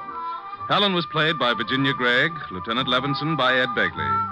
Also in our cast were Wilms Herbert, Hans Conried, Grace Albertson, Sidney Miller, and Hy Everback.